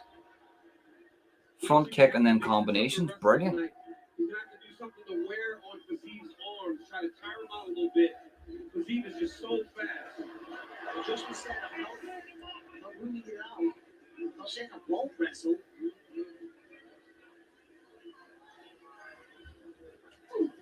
Good uppercut by Fiziev. And that's a really good read. Certainly against a man that has the potential to take you down. Well, that is Oh, great. Great right hand from Gaethje. That was a brilliant right hand. Yep, level changes to get that level coming across. It's a great distraction, knowing that he has that wrestling background. Under a minute here to go in the opening round. Nice check by Gaethje.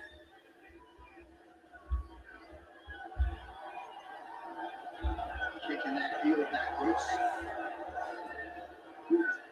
Oh, I think that's the first takedown Gaethje's ever tried to do in his whole UFC career. The takedown I'm talking about. You know, that might be the one and only that we see from Justin. Let's take you down. That was massive for Gaethje to show something different. Correct. Fiziev, he's very, very fast. It's making Justin think twice about doing anything here. Anything that Justin does, he's like, it's just going to be countered by speed. Oh! Oh, shit. That was a knee. Oh, shit.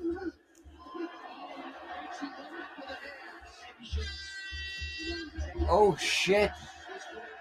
That was a round and a half there, like.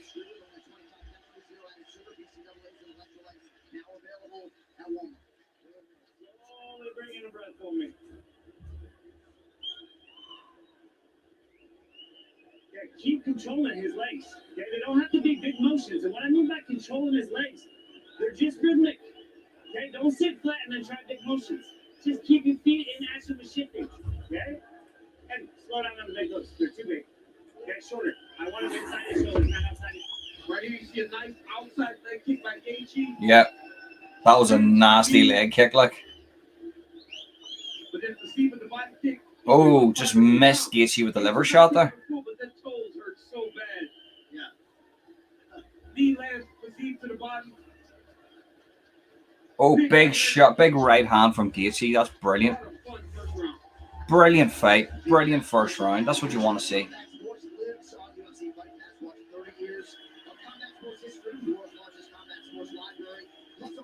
Exclusive combat sports organizations from around the globe with live fights every week.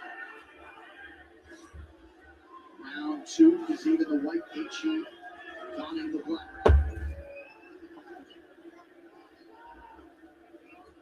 Michael, any thoughts on the advice being imparted by Trevor Whitman between rounds? I mean, listen, Trevor Whitman's one of the best in the business. There's always a kick that was. Just hits it. Oh, yes, incredible. Guy's very fast. Fizie's very fast when they're in the clinch, coming off that clinch and hitting Gaethje with an elbow. Very, very quick striking.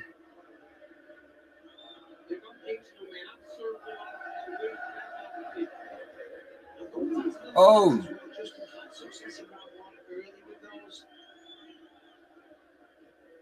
Crushing calf kick.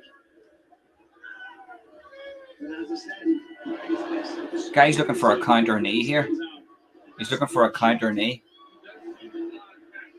He's going to land one like Gaethje's just... Oh!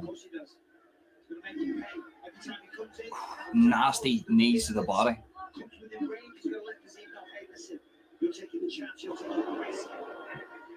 Some pretty significant damage under the left eye of Fiziev. Maybe an eye poke there inadvertently, but that Justin Gaethje right hand paying dividends tonight. Yeah, I think maybe Justin knew because he accepted that he had walked away. So you can see it on the replay.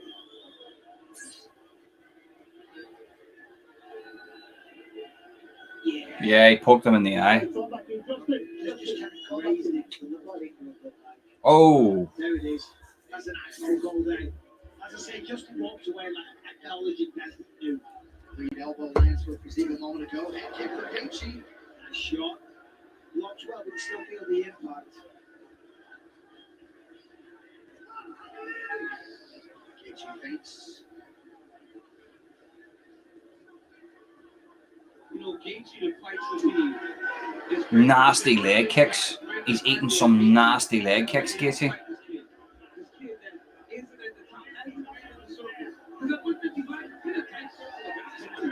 Oh, mate, you do get copyrighted, unfortunately.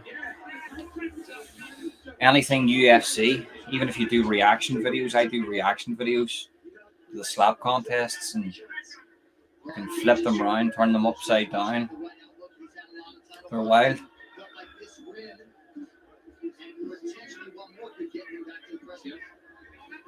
While Dana would come around here with a shotgun and take my head clean off. Oh, Gaethje with big... Oh, Jesus.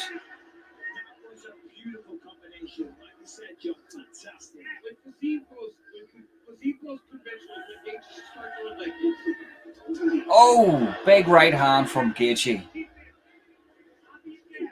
Oh, shit. Both guys just standing in the pocket, just throwing right hands, left hands. Fiziev's going for knees and everything. Yeah, it's in London.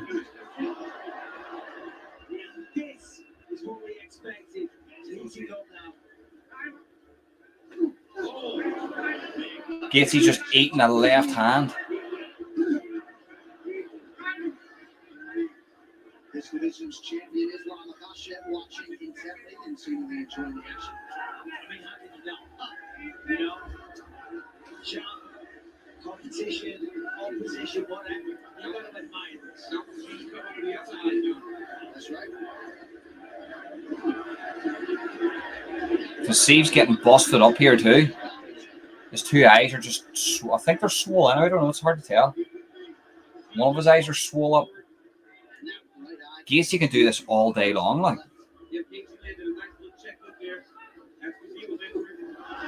I know, man. I know. Can't. Here, would you think this one's bad? What do you see the main event? I've got Leon Edwards to TKO Kamaru Usman 4th round. That's my official prediction. But I'm always wrong, so.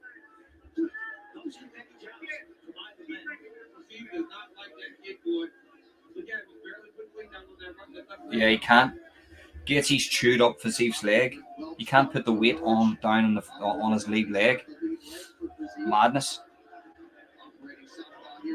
Oh shit!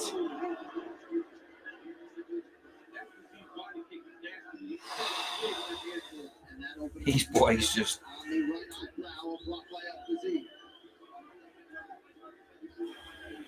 numbers exceedingly close, still an advantage for Khabib in terms of significant strikes landed.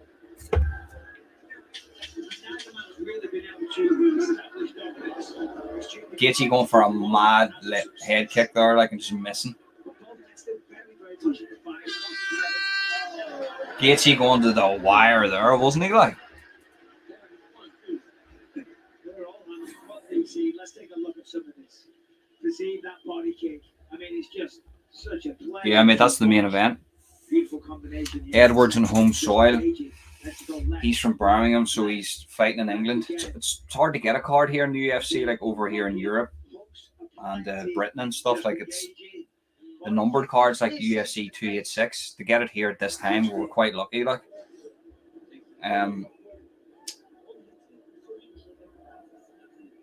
but I've got Edwards to beat Usman in the fourth round TKO. His eyes are just chewed up to pieces. Possibly. I think you're right, mate. Gaethje, the Homer Simpson of the UFC. The unauthorized production and distribution of this copyright work is illegal and punishable under law. Gaethje really seemed to extract some confidence from that second round, just trying to get the crowd going to begin this third and final round. I would agree. Yeah, it seemed like this was really good. Very fun, competitive fight. We expect this. Oh, Gaethje's just been rocked. Gaethje's been rocked.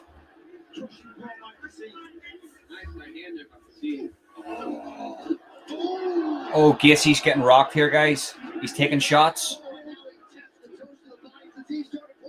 Faceve is very entertaining to watch. Like, He is so bad. I have said that 10 times off. Although it stands out, man. It jumps up the page. You can't not mention. definitely.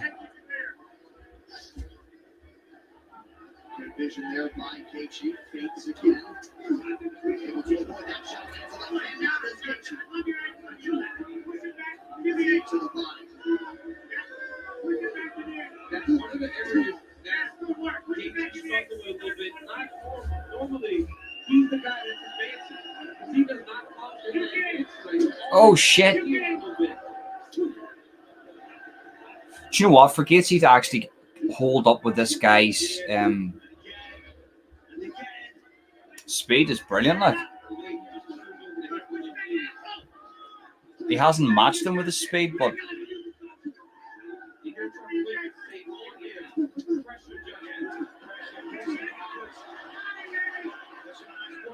oh, Gaethje's going for a takedown.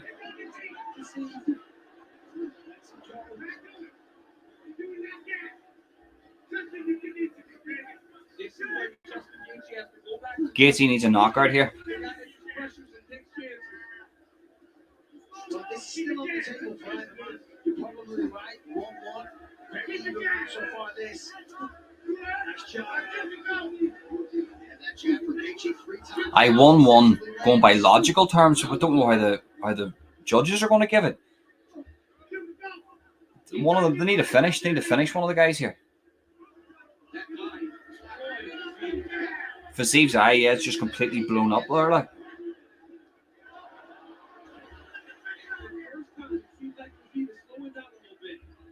His explosions aren't as big. He has fucking beautiful fight. Well, just as not determined. Sometimes when you find your best shot, he's still standing there, taking it, fighting back and giving damage. Yeah. He can beat his heart. But that's what Master said, right? He said, these guys at the top, they make adjustments. oh, Gaethje fighting that a home for that jab. Big right hand from Gaethje. That's mad. That. I'm telling you, under 2 minutes to decide it. See, I don't think anyone's fighting. How are you supposed to judge this fight? Like,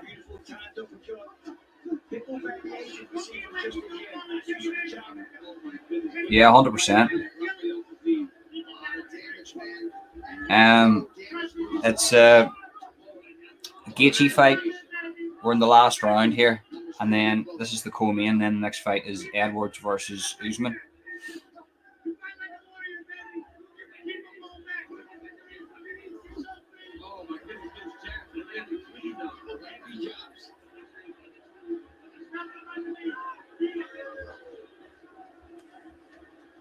Minute left. Gonna need something Oh, big uppercut from Gaethje. Oh, Gaethje's having success now in the last of this round. Gaethje could take this. Fizie's face is it just looks like a pizza without the cheese and the bloody toppings. It's just pure red. Oh, his face is mashed up. Oh, another uppercut. Wow. Justin Gaethje's an animal. An absolute animal.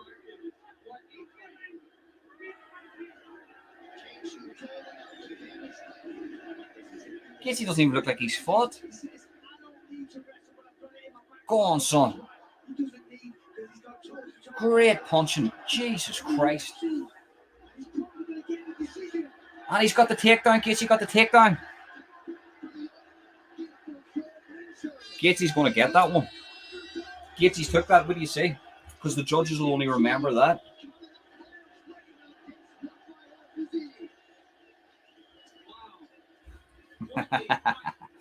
Oh, listen, mate. If they give me a UFC contract, I'd probably be dead in a week. Bringing me to Las Vegas wouldn't be a good idea. I would go over it once and then you just gamble all my money.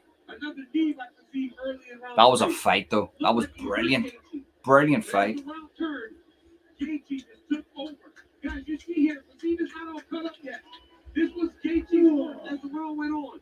He landed some beautiful uppercuts late round 3. Gaethje will win unless it's complete. Yeah. More likely, right, mate? Wait for it. Don't do me like that. Don't do me like that. Might have the nose for it, like. I've got the nose for it. The adjustment for Gaethje to use the jabs to implement the uppercuts in round 3. Very, very smart. And as you said, DC, damage looms large. And there's a lot of damage on the face of Fizie. Tremendous fight. Oh, sorry, I like Ariel too, like. So numbers on this fight, significant head strikes. The deciding factor in all likelihood. We'll have indeed, especially that one. That was a good one that brought the show there. That was a good co-main. Good warm-up for the... I have a very funny feeling that this main event is going to be fucking fire. Same. I was very impressed by that co-main event. The damage zone in favor of Gaethje. So let's see. All right, Gaethje and Fizie go the full 15. He likes some Ariel. Did you ever watch Rampage Jackson saying that to Ariel?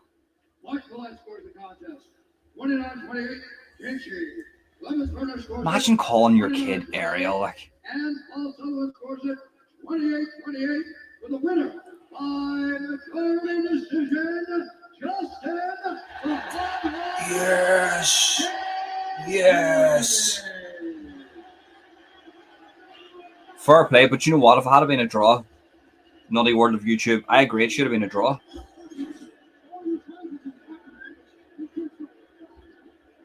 Hope Kamara comes in 29% tonight. Why not 30%?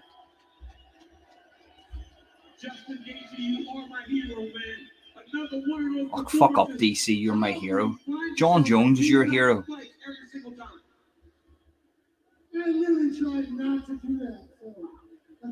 Ariel, fuck.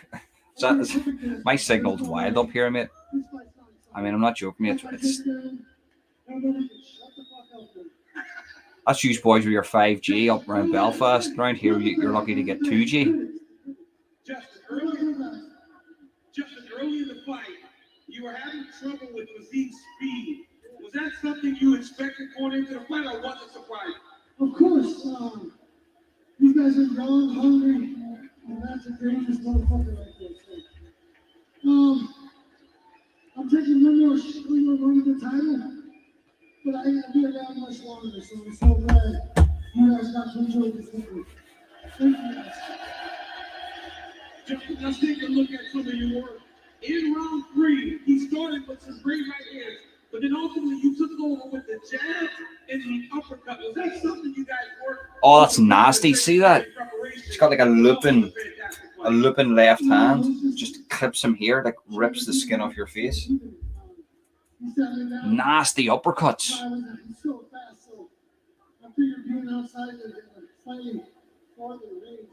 Jesus Christ. Gaethje absolutely minced that guy's face. That was a fantastic point. It would be unfair for me to ask you what next. Go and enjoy this massive victory, Justin Gaethje. Congratulations, ladies and gentlemen. Give it up for the human highlight, Justin Gaethje. Right, main event, folks. Main event. Might actually grab another Guinness for this here.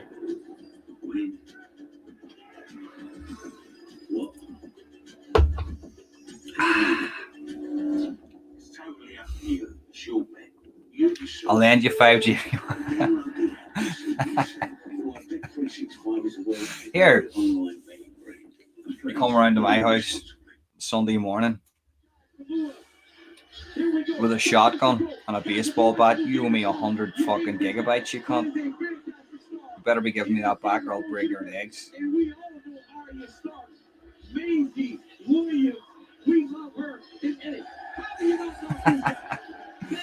DC. Oh, there's the gimp himself, Kobe Covington.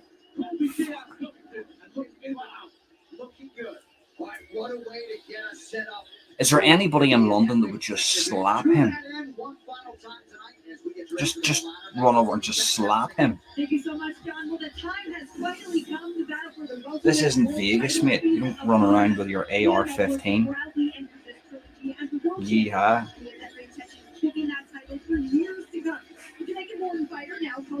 That'd be a great ad, Nilo, wouldn't it? Struggling with your data. Paramilitaries keep selling you data. Join us, O2. Unlimited.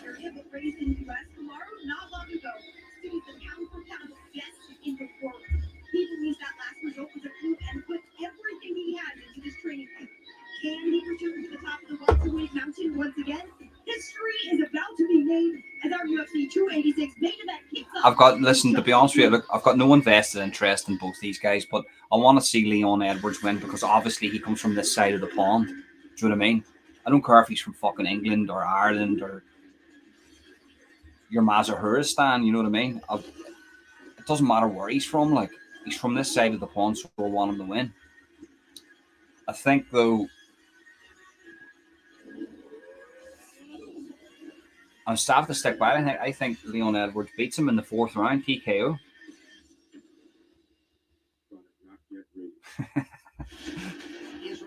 Go on the run for fucking 60 gigabytes. What are you in Spain for? I owe the boys 60 gigabytes.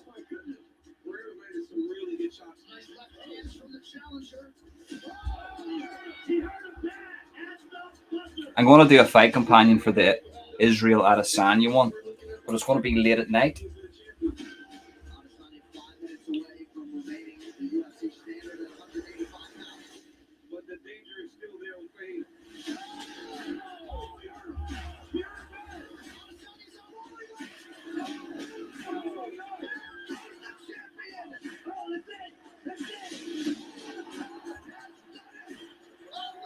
If I'm doing them 3 o'clock in the morning ones, I might have to get some of that Colombian talcum powder. Like.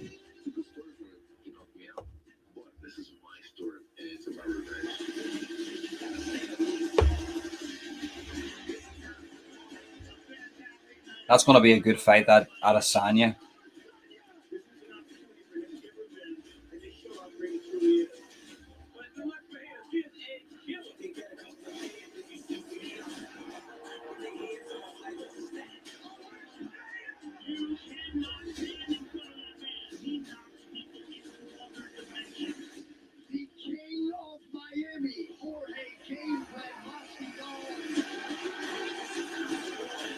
They keep doing Askren dirty like that, you know. Like they keep showing that highlight reel of Jorge just putting Askren into a different dimension, like.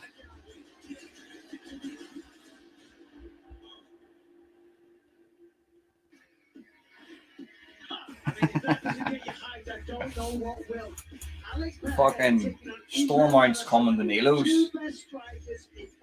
Give us a loan there, Nilo. We promised to pay it back in 3 installments.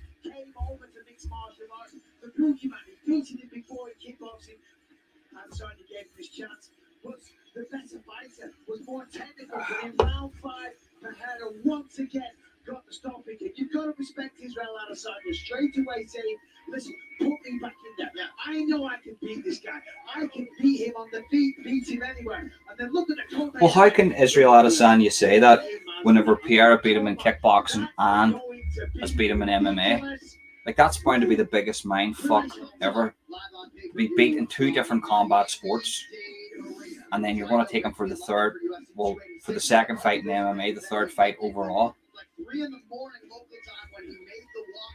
Not the case tonight as we inch closer to our championship main event. And to that end, now live from London, England, it is time for the Kamara, I'll sleep again. And 30% Usman versus Leon. Iron leg. Let's go. Face. Blue smiling. Has traveled to Rocky's British backyard, hell-bent on regaining the welterweight throne. Nilo Mack with the flu. I've sacrificed time, I've sacrificed relationships, I've sacrificed my body to be the best. Fuck's sake, man. And I want to be recognized as that. The most dominant force in the game at present, UFC welterweight champion. I was happy to see Usman put it on Kobe Covington. Fuck, I can't stand Kobe Covington. Like, it's the biggest fraud. He has been an absolute nightmare for all opposition. You're looking at a legend right there. Kamaru Usman is the man. The thing about it is, how does Usman make 170? Like, he's bigger than me. I walk around at about 213 pounds. He cuts the 170 and he's bigger than me. I truly believe this is my time. How you get it done? The people all want to know, how are you going to get it done? Leon Edwards has come so far. He has been watching Usman the whole time, getting better, preparing himself for the time that they fought again. When Kamaru Usman and Leon Edwards met for the first time, they were prospects hungry for glory tonight. They are the 2 best welterweights on the planet. Only one man leaves undisputed. Oh, look at this! First time Usman has been grounded in his UFC career. Huge first round for the challenger. Leon Edwards took Kamaru Usman to the ground. But it lit a fire. Round 2. Usman's going into this going, I give everything I got in that second fight. He took it all. He took me to the ground in my sport. That's my realm. He took me to the ground. And he KO'd me. That's bound to fuck you psychologically, like 100%. Round 4, same thing. Nasty body shot. Edwards covers up, and now an uppercut and elbow. Well, not you gotta get your hands watching. Every aspect of the sport, I was much better than him. Were you though? Fair enough, you were able to put on the wrestling that you've done throughout your whole life. I knew I was down on the scorecards. And he did have an answer. Like Usman keeps saying, oh, he didn't have it, or he didn't have an answer. To anything, he did have an answer. He KO'd you with a fucking head kick, mate. Do you know what I mean? That is a fucking answer. That's the best answer you can give anybody. Kicking them in the head. You gotta empty the gas tank here. He may have resigned himself to losing a decision. That's not the cloth from which he is cut.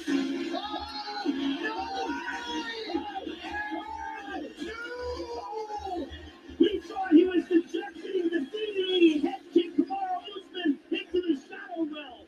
We were writing his obituary. You know, down to me, so I couldn't do it. No, I said I couldn't do it. Look at me now.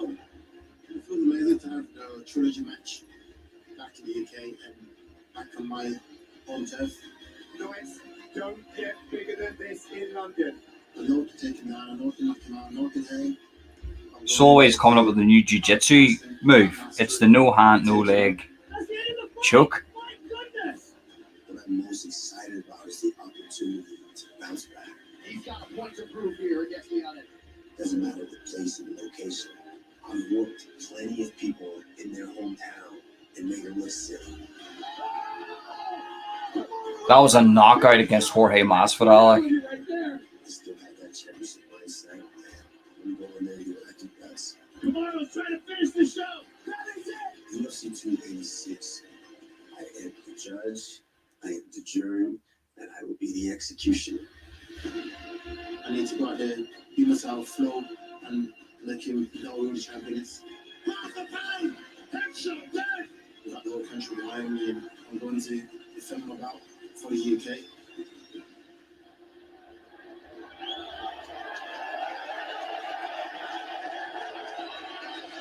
Man, I really want this to go. The jailhouse choke. There we go. The jailhouse choke.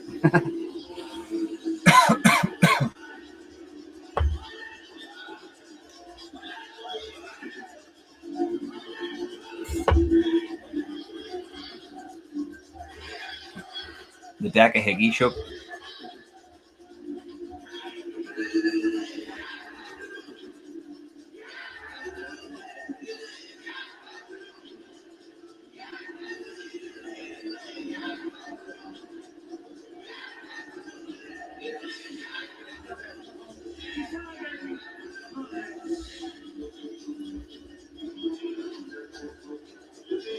Let's go.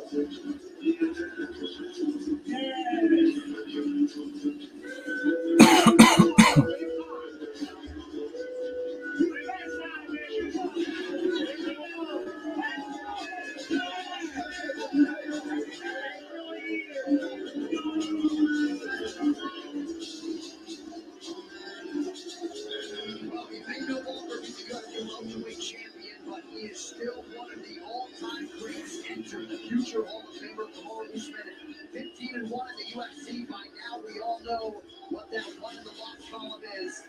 He told us on Thursday he started to feel violent in DC, and he has a little extra malicious intent tonight as he tries to right what happened in Salt Lake City. Man, this is going to be a fight here, like.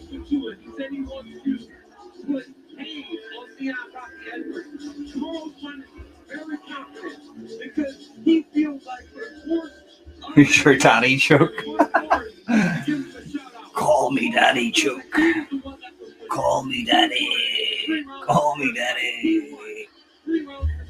He feels like over the course of 8 rounds, he's won the battle for it, and he feels he's a better punch everywhere.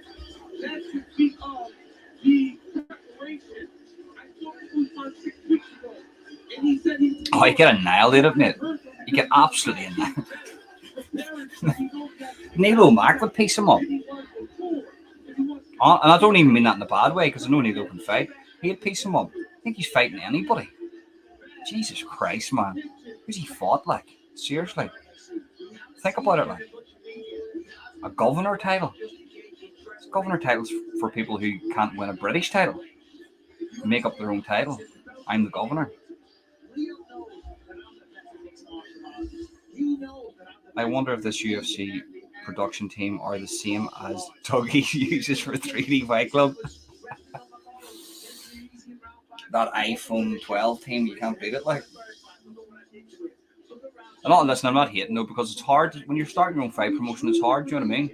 You have to try things. You have to, you know. I don't really down anybody. At least they're having a crack at the whip, like.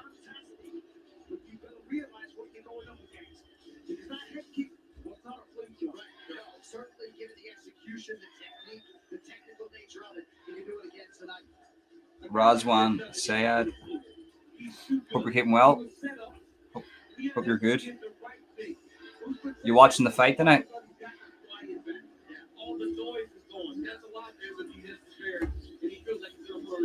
One word he also used, stingy. He wasn't quite as stingy as normal. Said at least in that first round, when Edwards got the takedown, he was a little bit. It's all about the crack, mate. That's right. It's all about a crack at the end of the day. See how it goes tonight. A trilogy to be completed for the fight. Oh man, you're getting the tingles for this fight. I'm getting the tingles. I can feel it. I can feel it.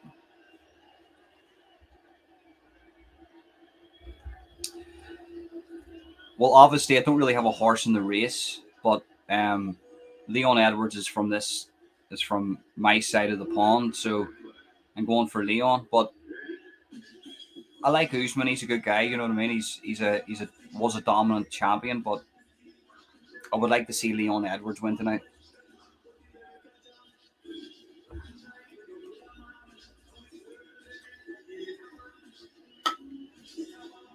I'm going to grab another quick Guinness. Give me a wee second. Back in 2 minutes.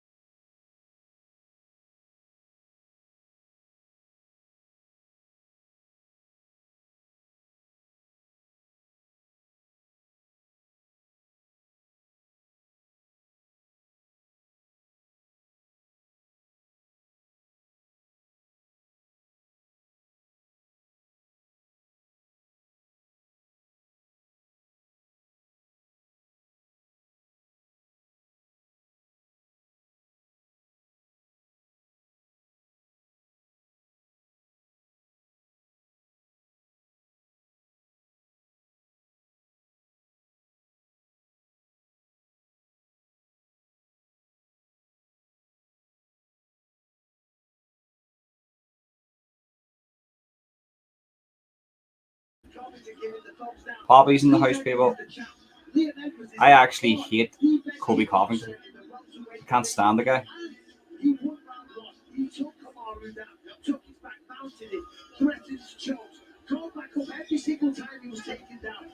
That's Poppy. I thought Poppy was a girl, and then it turned out Poppy was a boy, and we couldn't change its name.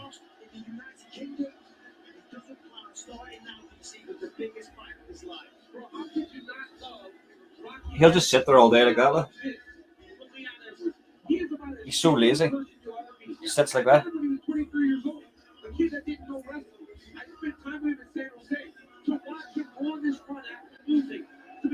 This is actually his room. This is this cat's room. This cat has a room here.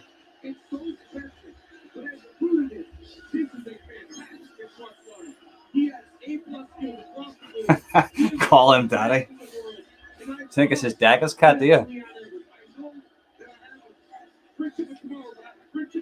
He's a cool cat, like really, really playful. I box with him and everything. We'll box. He sits on top of the chair, and he'll box with you. Like. Some of the statements that he's been making. So not only is there a lot of stake, of course, the welterweight championship of the world. This is a personal grudge match as well. This is two men. Okay, the belt is all well and good, but there's pride on the line here. All right, here we go. Leon Edwards and Kamaru Usman for the UFC welterweight title. Yeah, mate. To be honest, I felt a wee bit off tonight. I think maybe I'm missing the whiskey. But I'm gonna be doing these fight companions consistently. Do you know what I mean? Obviously, when you keep doing things consistently, it works in the algorithm and stuff. Make more MMA content because I love watching the fights. I may as well just do these fight companions, like.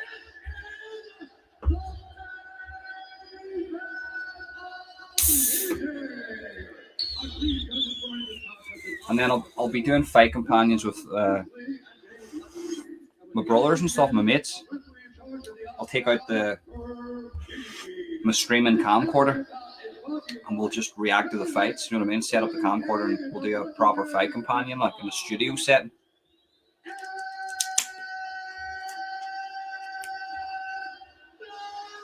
Here we go.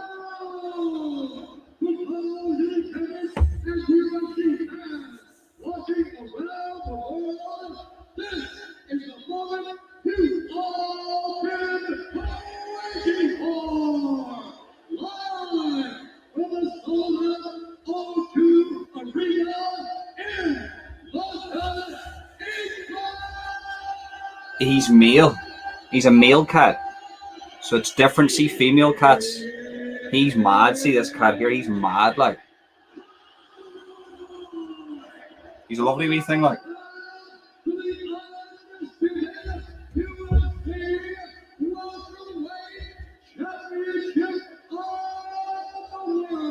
I think you should do full time on this on YouTube.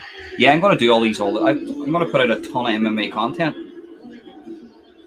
It'll take years to build up the community, like, but it'll be okay. Like, it'll be a bit of crack, a bit of fun.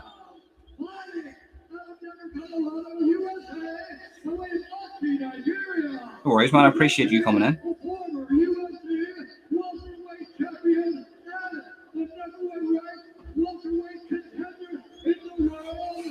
It only talks when I'm off my tits and LSD.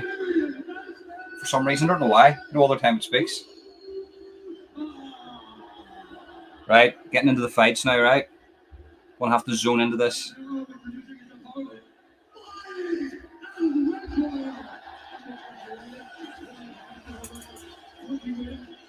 Oh, I can feel it. I can feel it.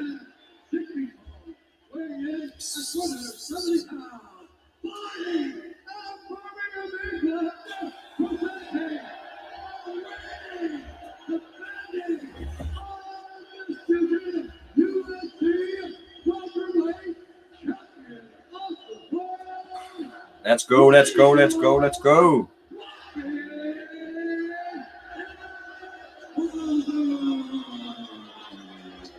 I can feel it.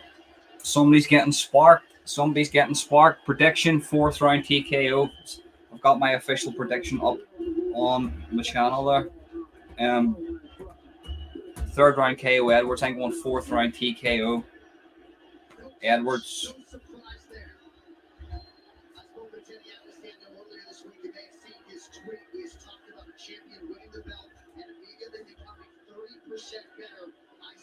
Both guys are game. Like, fair play to Usman though. Like, you know, he's a good fighter. Usman, very, very versatile, very strong.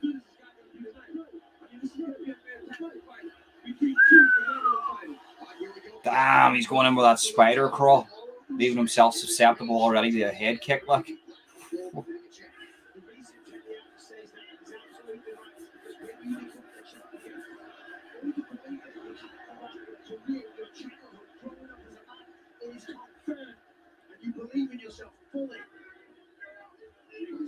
it feels like it's just round 6, doesn't it? From the last time, it feels like it's just like we haven't even left the last fight. It's very strange. We'll see if Edwards can mirror the fast start he got off to in Salt Lake City. We are at sea level tonight. Much was made of the altitude as a factor in that first meeting. We saw a lot of guys get tired down there. We don't normally see get fatigued in Salt Lake City. Usman wants to knock out Edwards here, like. It just seems like a bear is on you when you're fighting at altitude or training at altitude. It's so hard. Good man, Needle. Thank you very much for tuning in, mate. I appreciate you every time you come in. Good man. Listen, we know the game plans are obvious. Kamaru's going to use the wrestling. Liam's going to stay up and keep use the footwork, use the movement. But you've already seen Liam Edwards push the stick. Kamaru's going to do a really good job of attacking your left leg because he's got his right leg in front. So by Leon being southpaw, it almost eliminates that high front shot that Usman does to secure a lot of his takedowns. Unless remember, Usman's worked on his striking here. Like, his footwork is a lot better. His footwork's a lot better here, guys.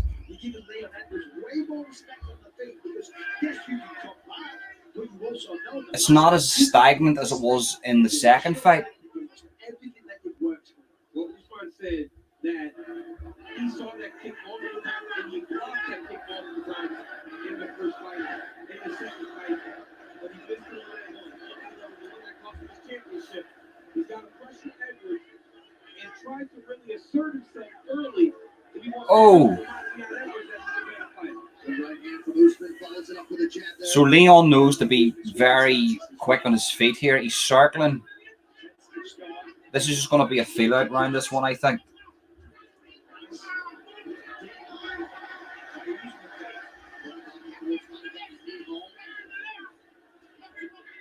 Oh man.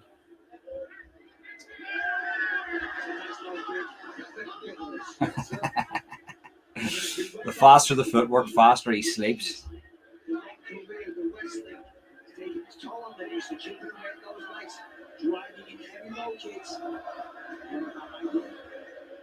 We asked Usman about some of the hand injuries and didn't want to get as much on that. He said that's why we have doctors.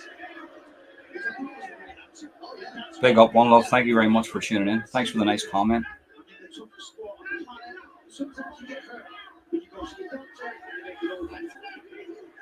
Tomorrow is great pressure, measurable. Very good news,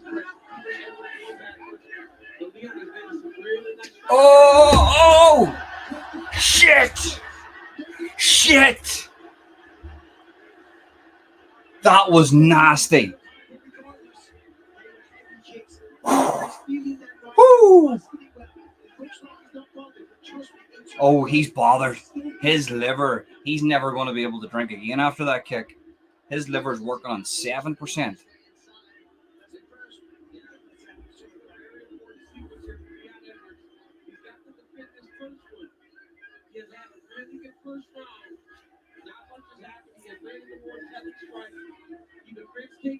That was a nasty, nasty body kick.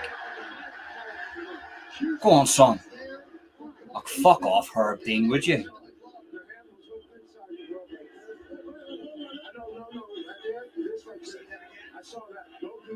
Fuck up, would you, Herb Dean, you dickhead? Sorry for the bad language.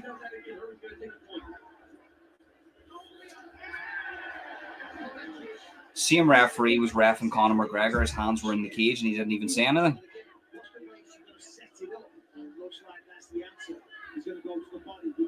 Go on, son, that's it. Stab and kick, that's it. Stab him in the solar plexus. Keep stabbing him in that.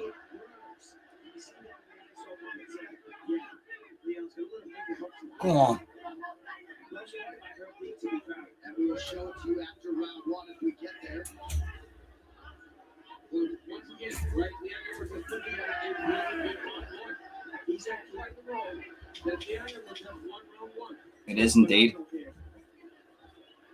Good read there by Usman late in the round, but Edwards off to an outstanding. You can see Edwards is trying to set up a big shot. Right here, you see Leon Edwards. He's got the left hand inside of the glove. No, he doesn't. He turns. We're at a bit of a bad angle. No, he doesn't. You let it roll here. He doesn't have the hand inside the glove at all. There's no hand inside that glove.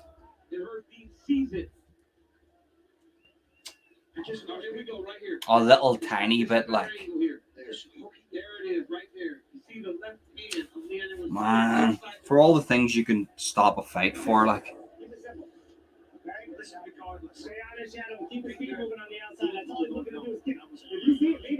I can understand. Look, the rules are the rules. At the end of the day, the rules is he shouldn't be grabbing the inside of the glove. I agree with that. But, man, Herb Dean allowed Conor McGregor to grab onto the cage and never said anything to him.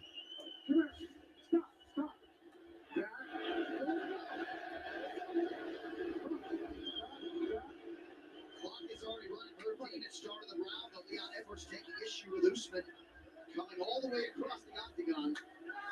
Inside leg kick is true for Edwards early round two. Oh man. Keep it simple. Exchange some words after round one. I think Leon Edwards must have told him, hey, this is what it is between you and me now. As he had such a good first round.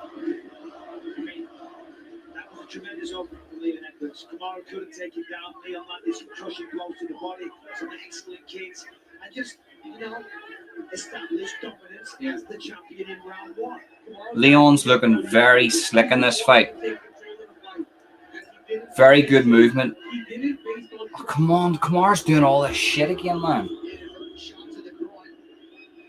Edwards lands on Usman. Usman seems very distracted. Shouldn't be worrying so much about shouldn't be worrying so much. Like that, I mean, that wasn't a groin kick there, like. Looking points took off Leon Edwards here. That's the equivalent in football, somebody diving.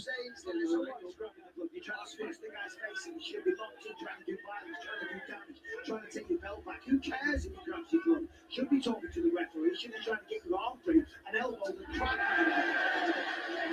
Mad respect to Michael Bisping, do you know what I mean? Basically, if you don't like the shit, what are you doing in an octagon? Like, do you know what I mean? Why are you in an octagon with another guy trying to smash your head in, giving off about people grabbing your gloves? Get your arm away free and do something that's going to win the fight. You're playing tactical fouls to get a point deducted of Leon Edwards, like.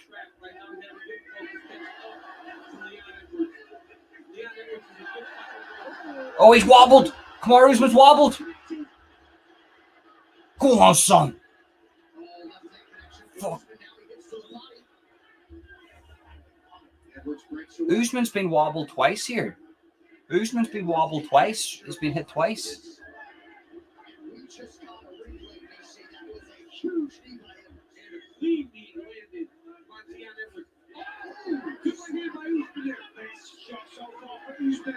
Oh, Usman's took Leon Edwards down. So Usman has Edwards down against the cage. Edwards is straight back up again. Usman with the headshots.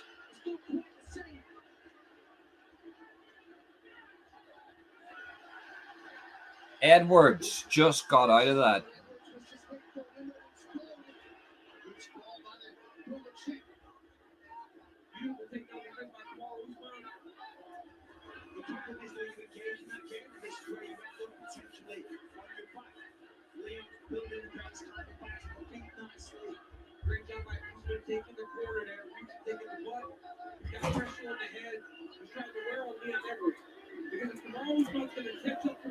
Get you down. Oh, big left hand by Leon Edwards.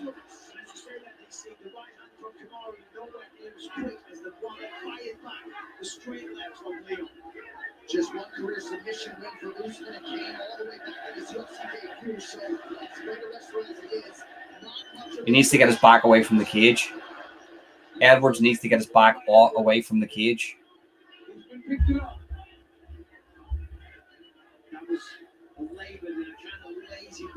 Oh, lovely counter by Leon.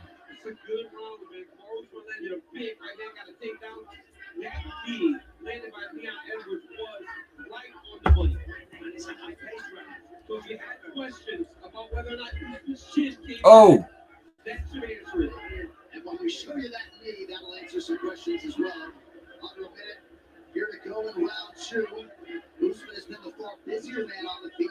Numbers of plans essentially even. I'm liking the kicks from Leon Edwards. It's sort of making Kamaru Usman go right. I can't close the distance as fast as I would like to.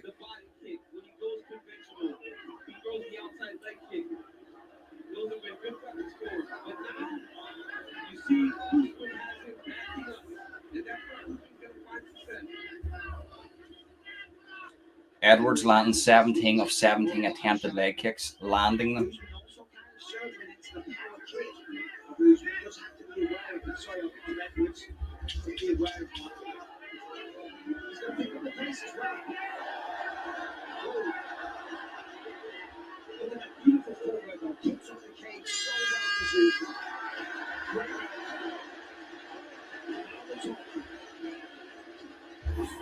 Well, let's take a look. This brutal body kick just on the belt line there. Of course, he had this huge knee from Leon. Look at that catch. Leon Edwards clattered him with a knee. Absolutely clattered him with a knee. For Kamaru, and then Leon fires back. That's a nice left hand. This is heating up. Very competitive so far. Just go straight inside of the leg. You're starting to give him too much initiative. And they need to meet him, Leon, hold meet him 50-50. He's pushing you back. The takedown, I say we just ended that round. But look, you want to check all those close. Yeah, let's go out there. Nesto, have you got money on that? Have you got money on him?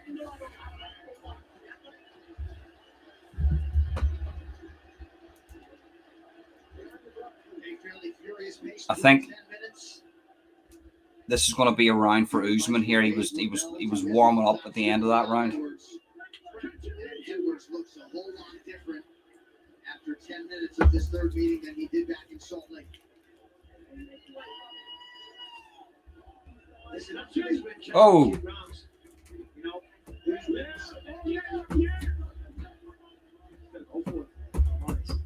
They wanted more kicks from Leon Edwards. Kamaru Usman is starting to work his way into the fight, and the fight play into the rhythm that he wants. And coach understood that. He told Leon, he said, he's backing me up, Leon. You got to beat him 50-50. He doesn't want him retreating from Usman. Well, yeah, because the fence is going to be his enemy. And that's what Kamaru wants. That's why he's cutting up the cage, forcing him back. Kamara dived for the legs and ripped Leon Edwards to the ground. Just grabbed his leg and ripped him to the ground. Now he's sitting half guard. Leon needs to be very, very careful. Get down, cat. Leon needs to be very, very careful here of like an arm bar.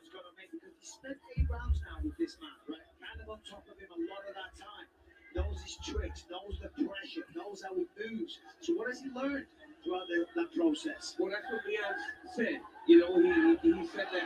Got his back. Edwards is back up.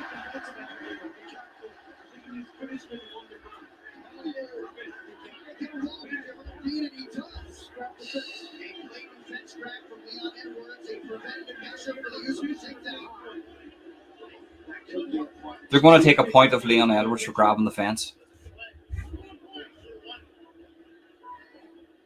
The veteran Dean waiting for a replay, perhaps before rendering his decision, but that's what I wonder what he will do.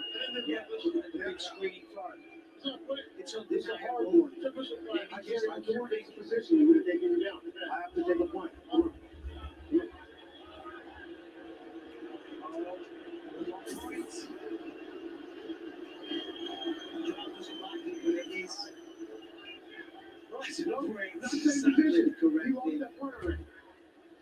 And they should be starting on the ground. That is oftentimes the way the referees handle it. That's what happened last week. Last week, David Grant lost some points, so they stood him up. Right. And there was a lot of confusion. What the fuck did I just watch? Shouldn't he be starting that back on the ground again?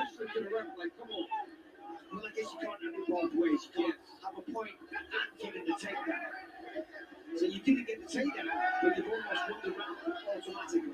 It's fair enough. Yeah, but then you look at Leon Edwards, right? He's getting off his kicks again, and he's away from the outside, and he's out of the grappling. So if he can somehow salvage this round and win this round, it goes 9-9. He really lost nothing. He's had a high one. He's lost the point. It goes to a decision. Yeah, but if you which is crucial, right?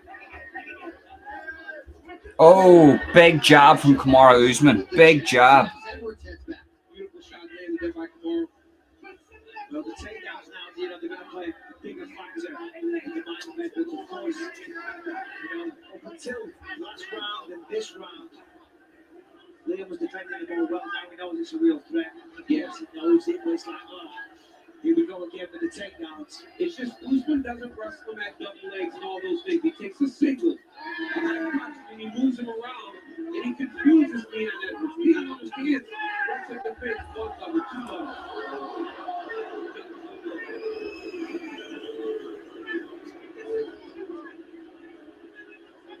By my count, the fourth foul, unintentional or otherwise, by Leon Edwards tonight. Yeah, that was a low blow. Leon Edwards just kicked him in the balls.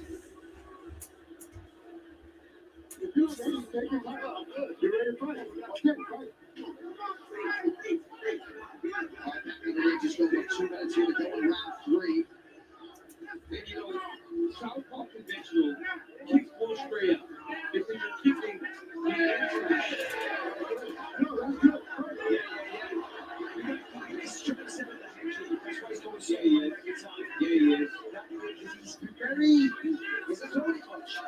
Oh! Leon just kneed him in the face. That's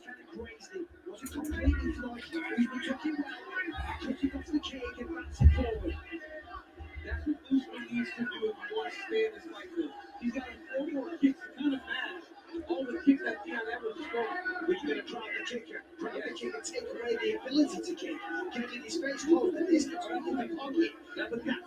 It's dangerous, dude. Edwards has landed 70% of his significant strikes. And he has Oh, limited how much he's gone upstairs, as you see there. tight fight. This is a tight fight. He wants that lead. Every time the exit there. No worries, Solway. I love doing it, mate. I'd be watching these anyway, so it's good to come on and do a bit of a fight companion for anybody who wants to tune in. Oh, big right hand. Was that an elbow from Usman? That is the key. That is the visual that Leon is looking for. Come on, just landed a beautiful elbow.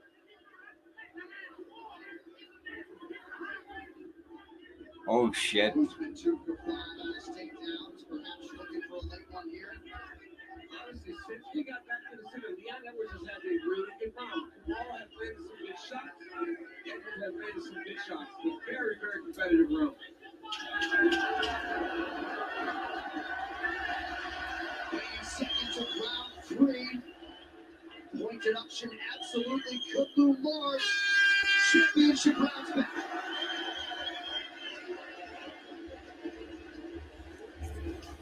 Point deduction for grabbing the fence, but there wasn't a point deduction for the 2 ball kicks. When you guys drop his hands and run backwards, I want you to run at his ass. Does that make sense? Don't go fucking crazy, but get that block in here. Okay? That's how we break them. Right? You're doing great. You got 2 more reps. Your jab is so effective. Okay? Right here, you see the ball, get your high crotch. Gets the leg. Just pulled him down. That is high-level wrestling. Here he's about to take Edwards down again. He trips him backwards. Edwards grabs the fence and keeps him upright. You get the 1-point deduction for her beam. Jab by Usman lands. Big elbow and tight lands for Kamaru Usman. And if Kamaru Usman won that round, even if Edwards won the first 2, we're even. Thus, moves large. Round 4 brought to you by Manscaped's Lawnmower 4.0, the official electric trimmer of UFC. Visit manscaped.com. Right, this is the round I said that he would get the TKO. Leon is going to TKO Usman. To decide the UFC welterweight title.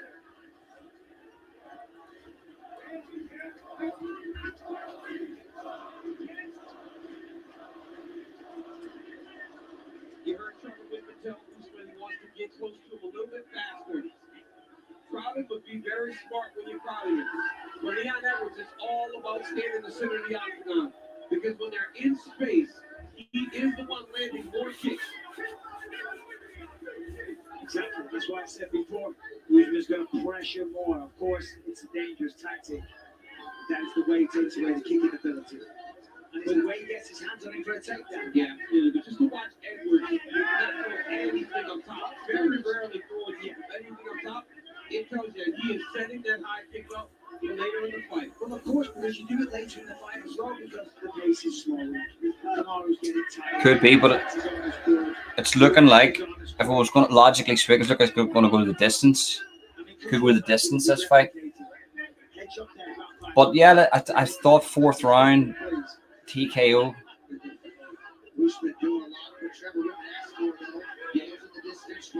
Usman seems to be very persistent now in this 4th round. And if Leon Edwards starts to slow down at all, he's going to get overwhelmed. It's on Leon to match his pace and intensity. Ooh.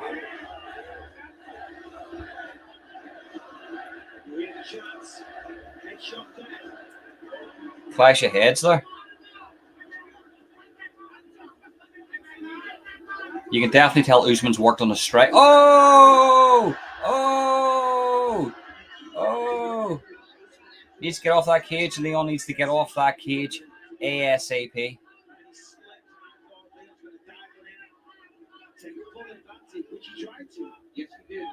That's it. Good man. Leon's very good at getting off that cage. Like.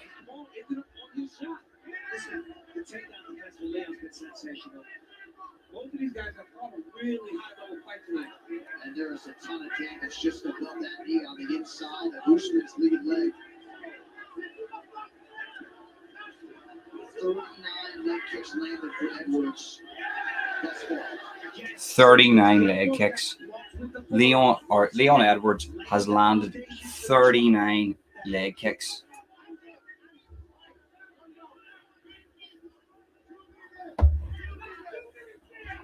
Usman fires low and lands. Edwards still up there around 70%.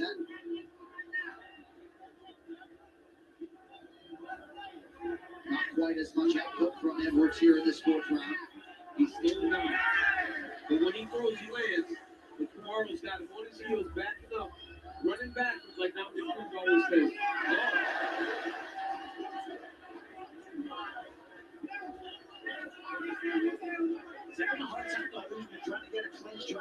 Oh, nice job from Leon.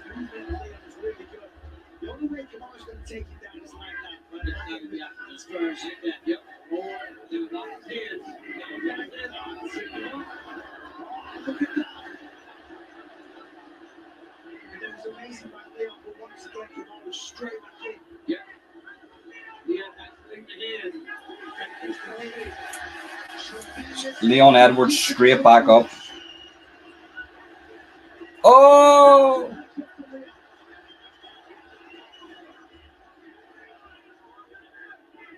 Edwards measured right back to the body. That corner is very animated. They want him to rest. This one's got to wrestle one leg here. There he is. But look at what Leon does. If Kamaru tries to switch to a single, he attacks the one hand to never allow him to lock it. Fantastic takedown with Kamaru Rock Edwards. Brilliant escape from Leon Edwards off that cage. Like, he's going to go into the fifth, people. He's going to go into the fifth. Yeah, Edwards needs a little more time. This one is full pressure. You can see Edwards a little more fatigued, but they're both in great shape. It's a good shot. Just glanced off the chin with his pressuring. Usman's eyes are telling at the end of a big round four for him. You're bringing it down to your pace with them this time. Give us a wee second, folks.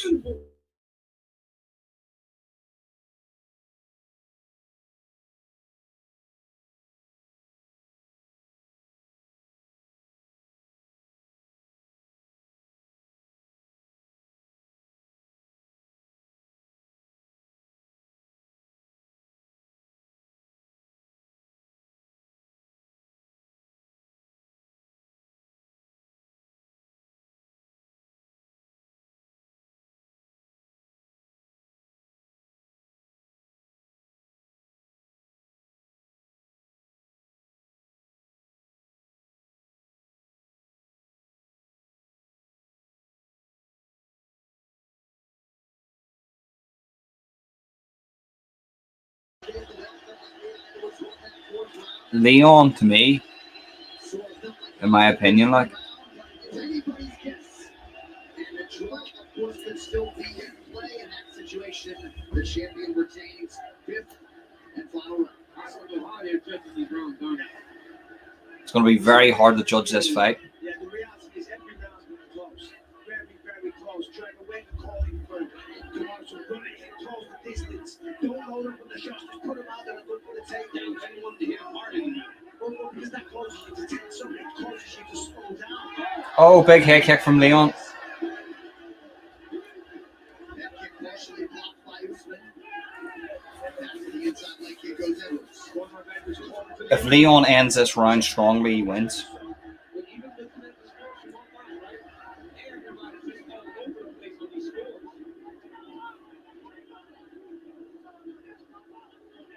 What a competitive fight between the two best welterweights in the world. Since that, we hope for. Leon's very good at getting off the cage, his back off the cage. Very good takedown defense. That's it, mate. Come on, tee off. That's it. Uppercut. Good lad. Head kick. That's it, son.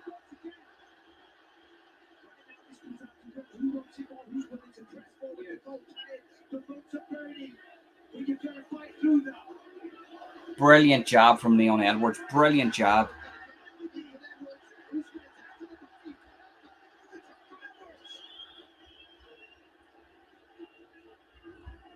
Looks like he's fading.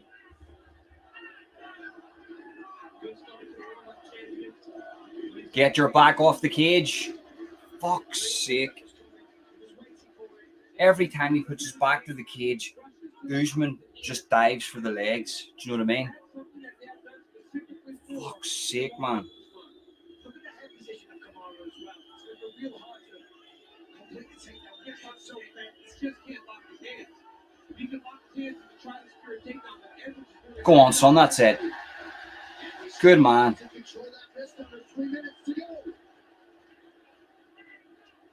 Good leg kick. Good leg kick. Go on. Brilliant job from Leon Edwards. Excellent job. He just needs to end this round strong, and he wins, in my opinion.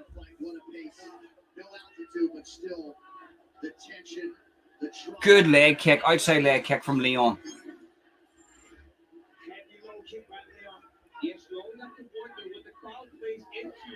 Oh! Diving for the legs again. Come on, son. You need to get off that cage. Brilliant job, brilliant job, brilliant job. Excellent takedown defense. Excellent. Go on, son. Don't get complacent. Get that head away. It's going to be his striking that's going to carry him to the end of the fight. Oh, fuck's sake, man. Oh. For a second, gets a takedown here. That's a takedown fourth of the fight for Usman. But he's going to make it count. He's getting a few damage. Punch holding there. And the way that Leon's passing that is easy to bounce up, just like he did that. He just activates the hand. That's it, son. That's it. Walked him straight into the center. Now you need to unload with a kick. That's it. Jab, jab, jab, kick. Jab, get your back off the fence. He needs to get his back off the fence. Jab, jab, kick. Come on. This is a close round. Edwards has had a really good fifth round. I thought Usman had a great fourth round. They've both had a great fifth round. Both did some great work. Leon's landed the cleaner shots. Defending the takedowns for the most part. Winning those fights. 1 point to fight. Usman was minus 250.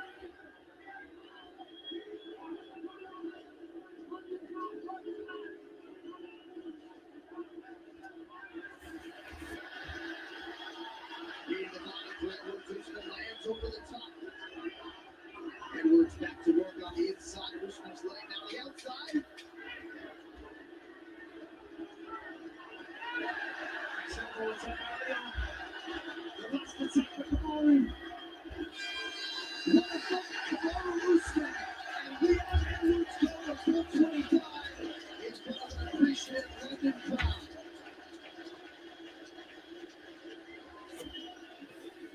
Just posted the link, mate. I want to see how this one goes. I would give it to Leon Edwards. He done more damage. What's the crack, mate? How you doing? You alright, Ronan? All good. Just watching these fights. Oh, I just got back in actually, so I think I've missed it all. Yeah, I know that was a cracking. That was a really, really good fifth round there. Like, main card was good. Like, who was fighting tonight? Leon Edwards versus Kamaru Usman. He got K. You done a couple of reels. You done a reel for his fight where he got head kick KO'd. Okay, now. I think so. Oh, absolutely freezing. Absolutely freezing. You freezing, mate? I just want to see how this one goes, mate. I'll speak to you in a minute. I want to see how this goes here. Right. They're going to call the judges in here. I bet you they give it to that cunt, Kamaru Usman. Like.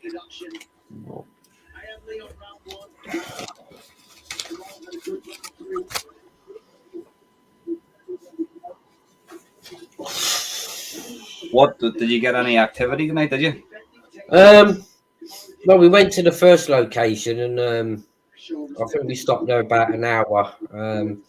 You know, but it was all quiet and stuff. So we went on to another location, spent an hour there, which we have done like previously, but there was nothing at all. It's like as if all the spirits are fucking fast asleep. You just give me a second here, man. I want to say they're just calling the judges' scorecards here.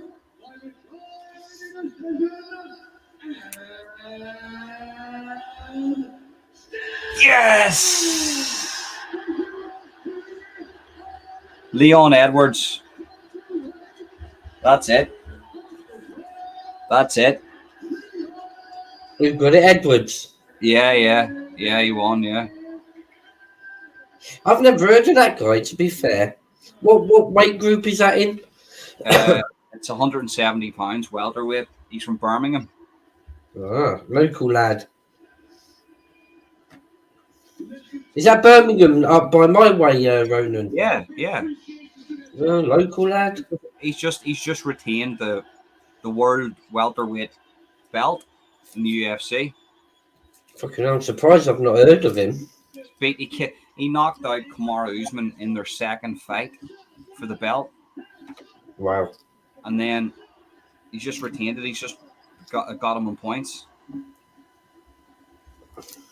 That's it.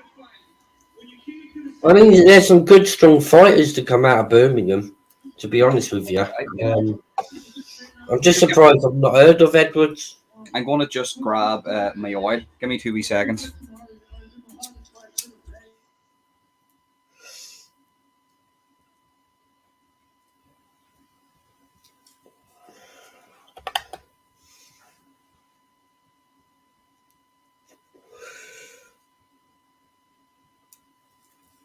Oh. I'm trying to.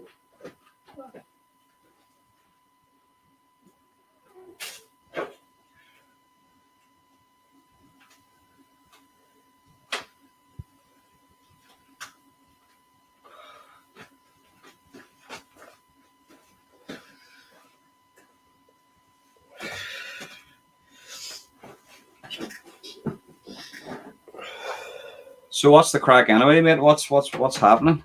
Oh, just been busy a bit lately. You know, sorting out some locations and. What do you think about Brian Cockrell, mate? I was watching that unfold. That's mad, isn't it? Like. Well, I'm glad that now the police are actually, you know, getting their fingers dirty and going out and, you know, actually investigating, you know, these crimes. And I know the police, you know, don't like him because of, you know, who he is, you know, but at the end of the day, they've still got a job to do.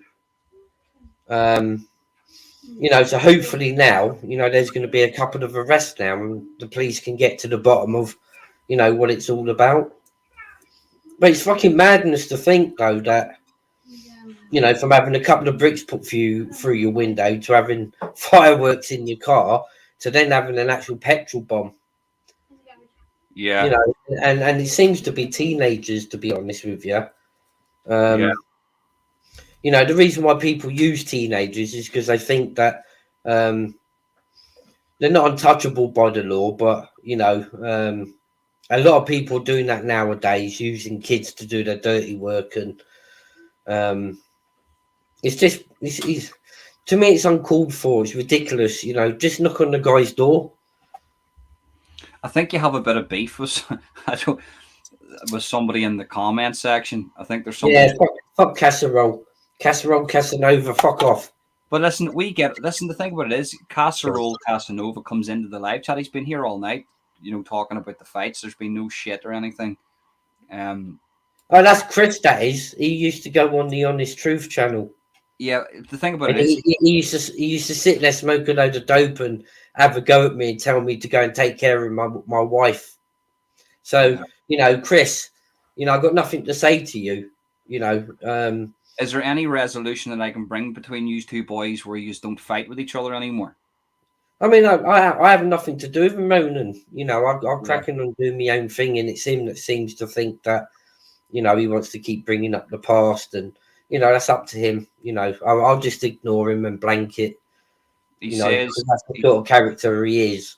He's not Yeah. worth me, to speak to, over anything. But I mean, he's getting ridiculous. If Well, kids tell are you what, because he comes onto the chat, and I actually, the thing about it is he comes into the chat, he talks about the fights, and that's it. I don't get involved in any of the shit that goes on YouTube. I think. I mean, as far as I'm concerned, right now, I'll just ignore his silly comments. It's up to him. What he wants to type. It's not going to affect me. In any way, shape, or form. And this is what we spoke about this previous. And this is the 1% that can't let go of the past. And unfortunately, there's not a lot more I can really do. So I leave him be to, say what he wants to feel to say in the chat.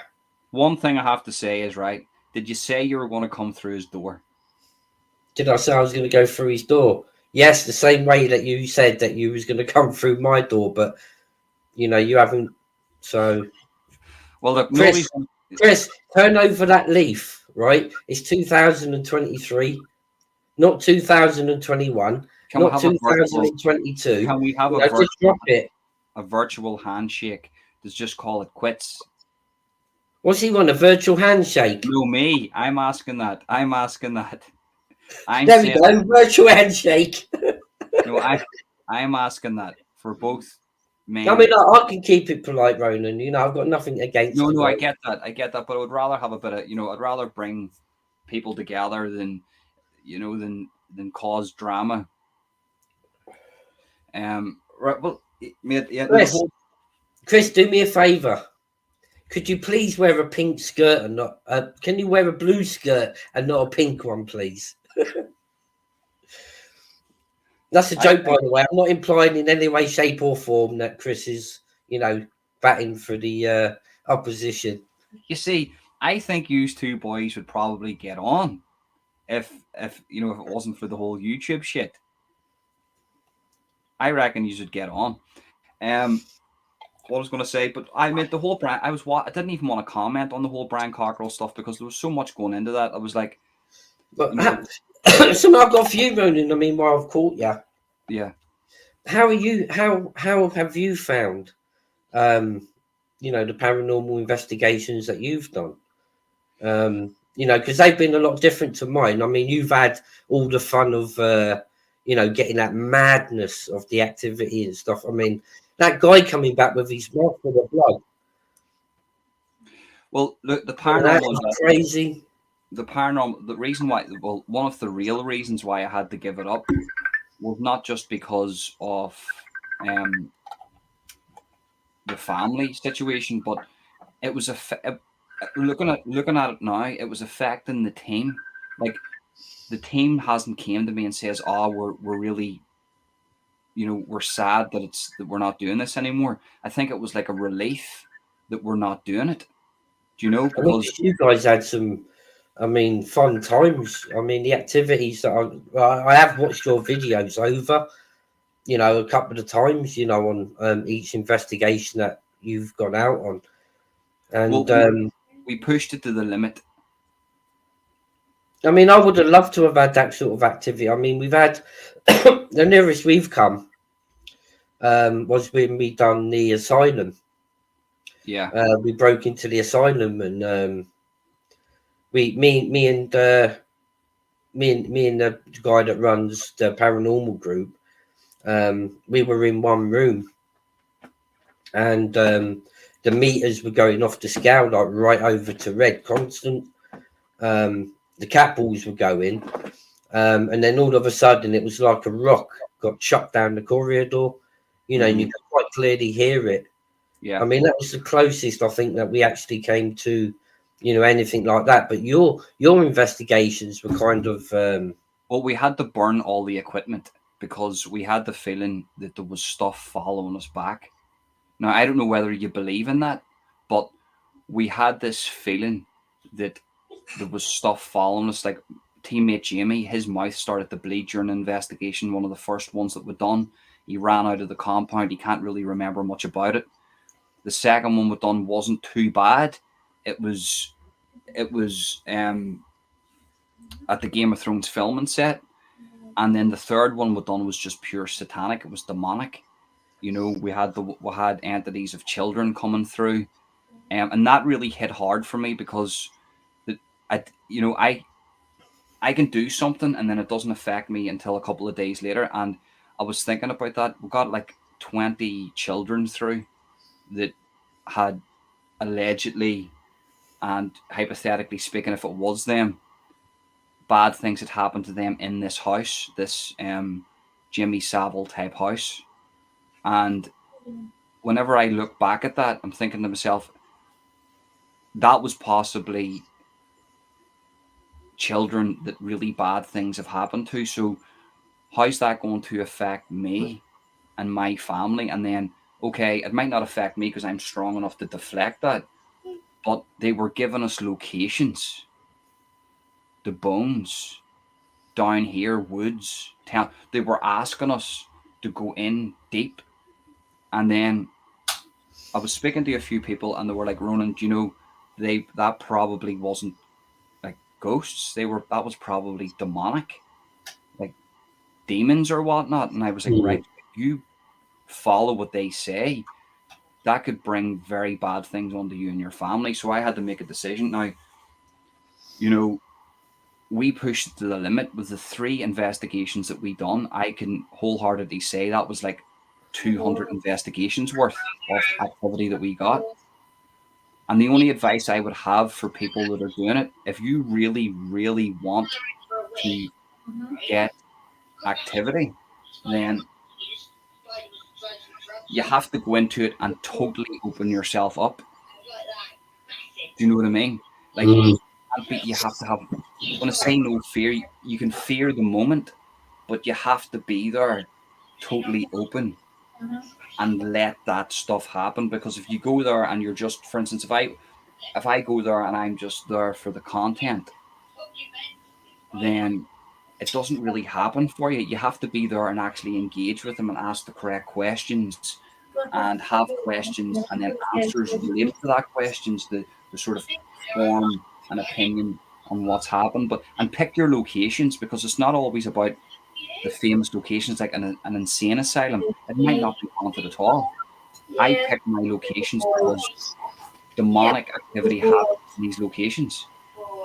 I knew that if there was going to be something similar, it would be in these locations. And that location, it was just completely demonic. Like, I mean, lucky I suppose for us, we haven't come across that side, the demonic, side. I mean, we did do one location that there was supposed to be a load of poltergeist activity, and we decided to go there,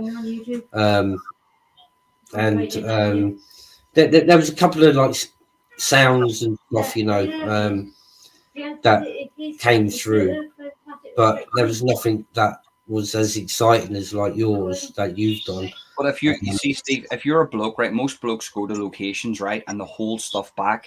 You have to totally open yourself up in every way, shape, or form, emotionally, physically, mentally. And if you do those 3 things and you ask the correct questions and allow yourself to get emotional, like I have to say this, a lot of people don't realize this, but in the last one that I've done, I got very emotional because I was potentially speaking to kids that were murdered and buried in that area by the satanic cult that ran that house. And on the other side, I was probably being played at by demons. So hypothetically speaking, just say that's all true. The only reason I was able to get to that point was allowing myself to open up fully to what's going on, and they pick up on that. They know that, and they then, because at once, you see, I didn't tell people about the location. I used to run around that location and train for hill climbs and stuff like that. And one of the entities says, "I know you, I know you." And they kept saying, "I know you." And then at the end, I says, "Well, you would know me because I trained here." So I didn't play into it once. I allowed them to say it multiple times for them to get my reaction, for me to understand that that was a real thing that was happening. And they would have, because I ran around that location a lot, a lot. I would have went up there an awful lot, and really bad things happen to kids in that area. And it's potentially, you just have to open yourself up and allow it to overwhelm you, allow it to take over you. And that was when I spoke to my missus. She says to me, like, "Ronan, I'm know the lengths that you're well. Like, I'm not going to lie to you, right? My next location was going to be in a house that was certified that people done witchcraft in, and I was going to go in there by myself because I would have took my other two team members, but it was too dangerous to take these ones.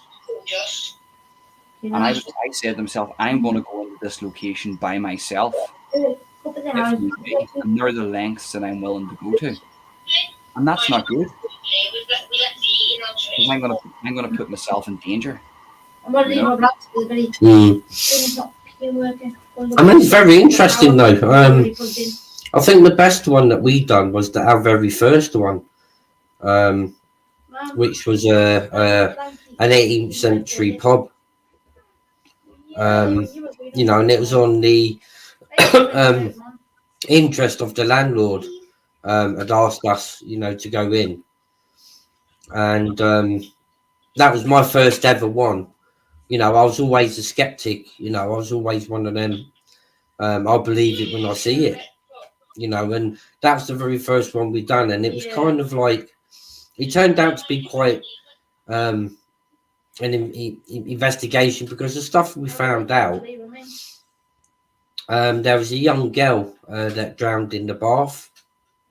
Mm. And we had a heck of a lot of activity outside the bathroom. We had a name come through, we had the age come through, and that something bad had happened to this young girl. Mm-hmm. In that bathroom. So once we'd finished upstairs, we went downstairs and then questioned the landlord. Mm-hmm. And we told him like the age, the name, and the location where something had happened. And he then told us that, a young girl drowned in the bath. So the landlord's wife then wanted us to do an investigation in the bar area.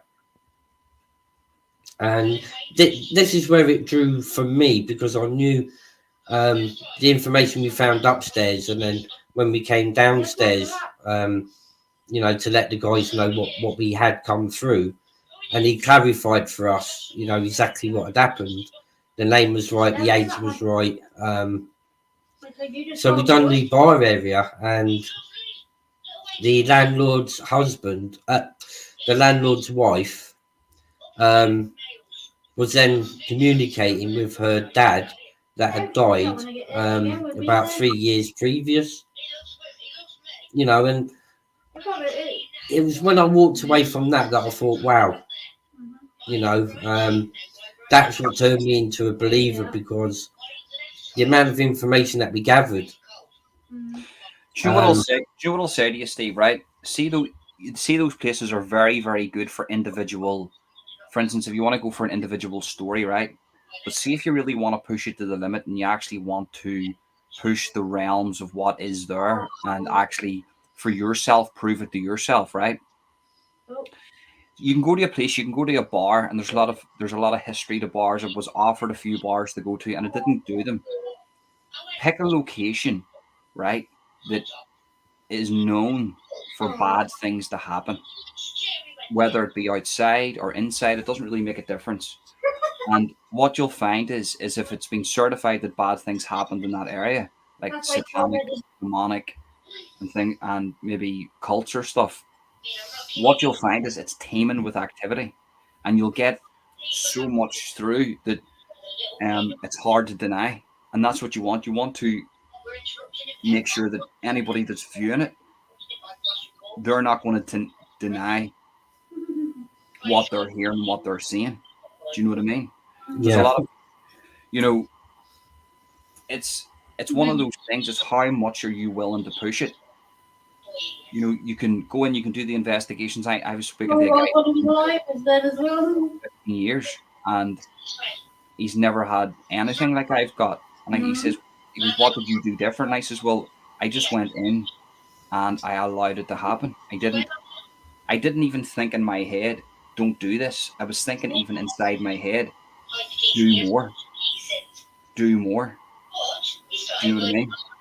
And then that's when all that type of activity came through.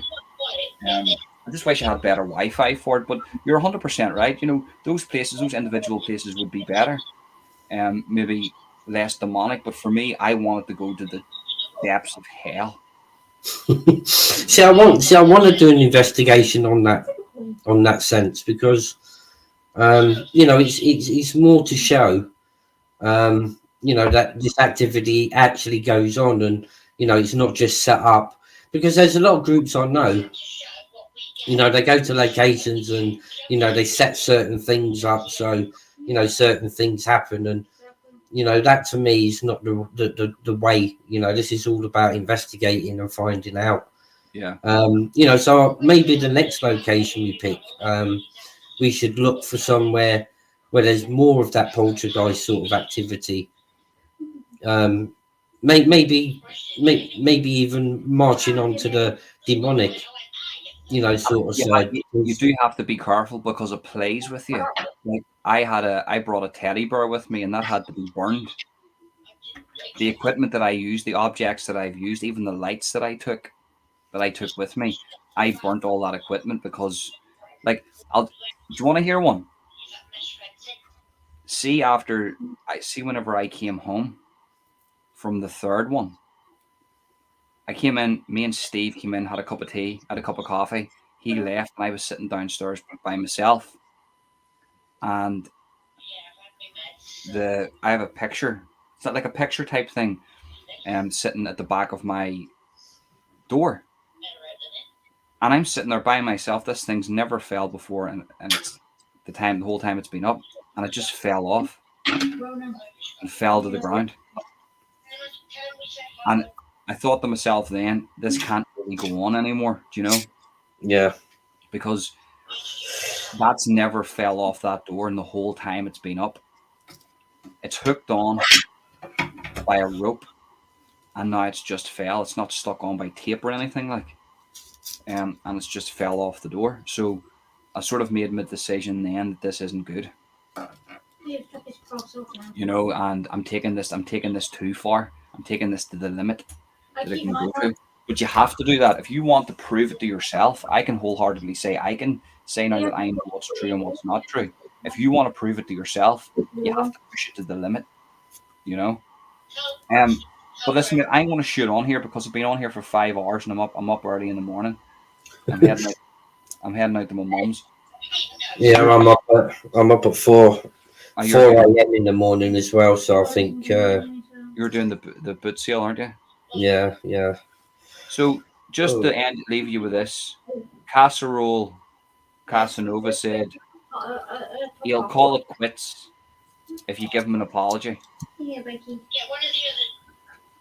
Right, okay. Mr. Clark will never apologise. The end of the day, it is what he's, Ronan. I mean, you know, if he wants to carry on, you know, with the way that he's treating me, that's up to him. It's fine. You know, I'll just ignore him. You know, that's the easiest solution, I think, all round. Do you know what I'm going to do? I'm going to take a flight to England, right? I'm going to organise a bar. I'm going to get everybody into the bar. Casserole Casanova. Steve, everybody. We'll all have a couple of drinks. We'll be absolutely steaming. We'll go outside and fight out the back. Yeah, I was. And then we'll leave it at that. How about that? A lot cold actually. Under one condition. Casanova Chris wears his blue skirt and not a pink one. My whole body went freezing. But that's.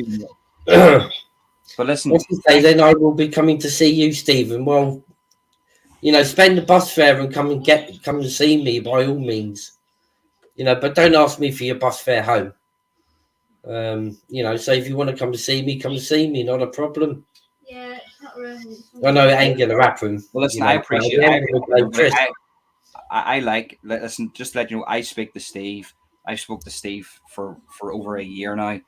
We speak all the time. Steve knows me. I stay out of the shit. But I also speak to Casanova, not in person. He just comes on to my chat, and I appreciate him coming on. So I've got no beef with that guy. Just used to have beef. And you know, I hate people falling out. But listen, if I can help you out in any way, shape, or form, to drop this. All right, guys.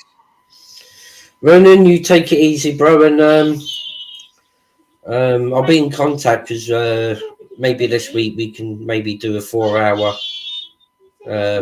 recorded and get a couple of subjects covered. I think because there's quite a lot out there, isn't there, in the world that we can crack on and review. Yeah, definitely. So much we've missed out on reviewing over the time. I mean, but what I'll do, either I'll message you tomorrow, and we'll pick a day and we crack on and speak about a few subjects. Yeah. Okay. No worries. Be nice to go back to doing them little reviews that we used to do. No, we'll do them. We'll do them definitely. I'll show you the games. Right. Peace out, people. Thanks everybody for tuning in. I appreciate it. I'm just a bit tired now. I've only had 3 Guinness, but I'm getting tired. I'm up early in the morning, and I appreciate that. Mad night of fights. I'm going to be doing these fight companions flat out, putting out loads of MMA content. It's going to be great, guys. I appreciate everybody tuning in. Peace out.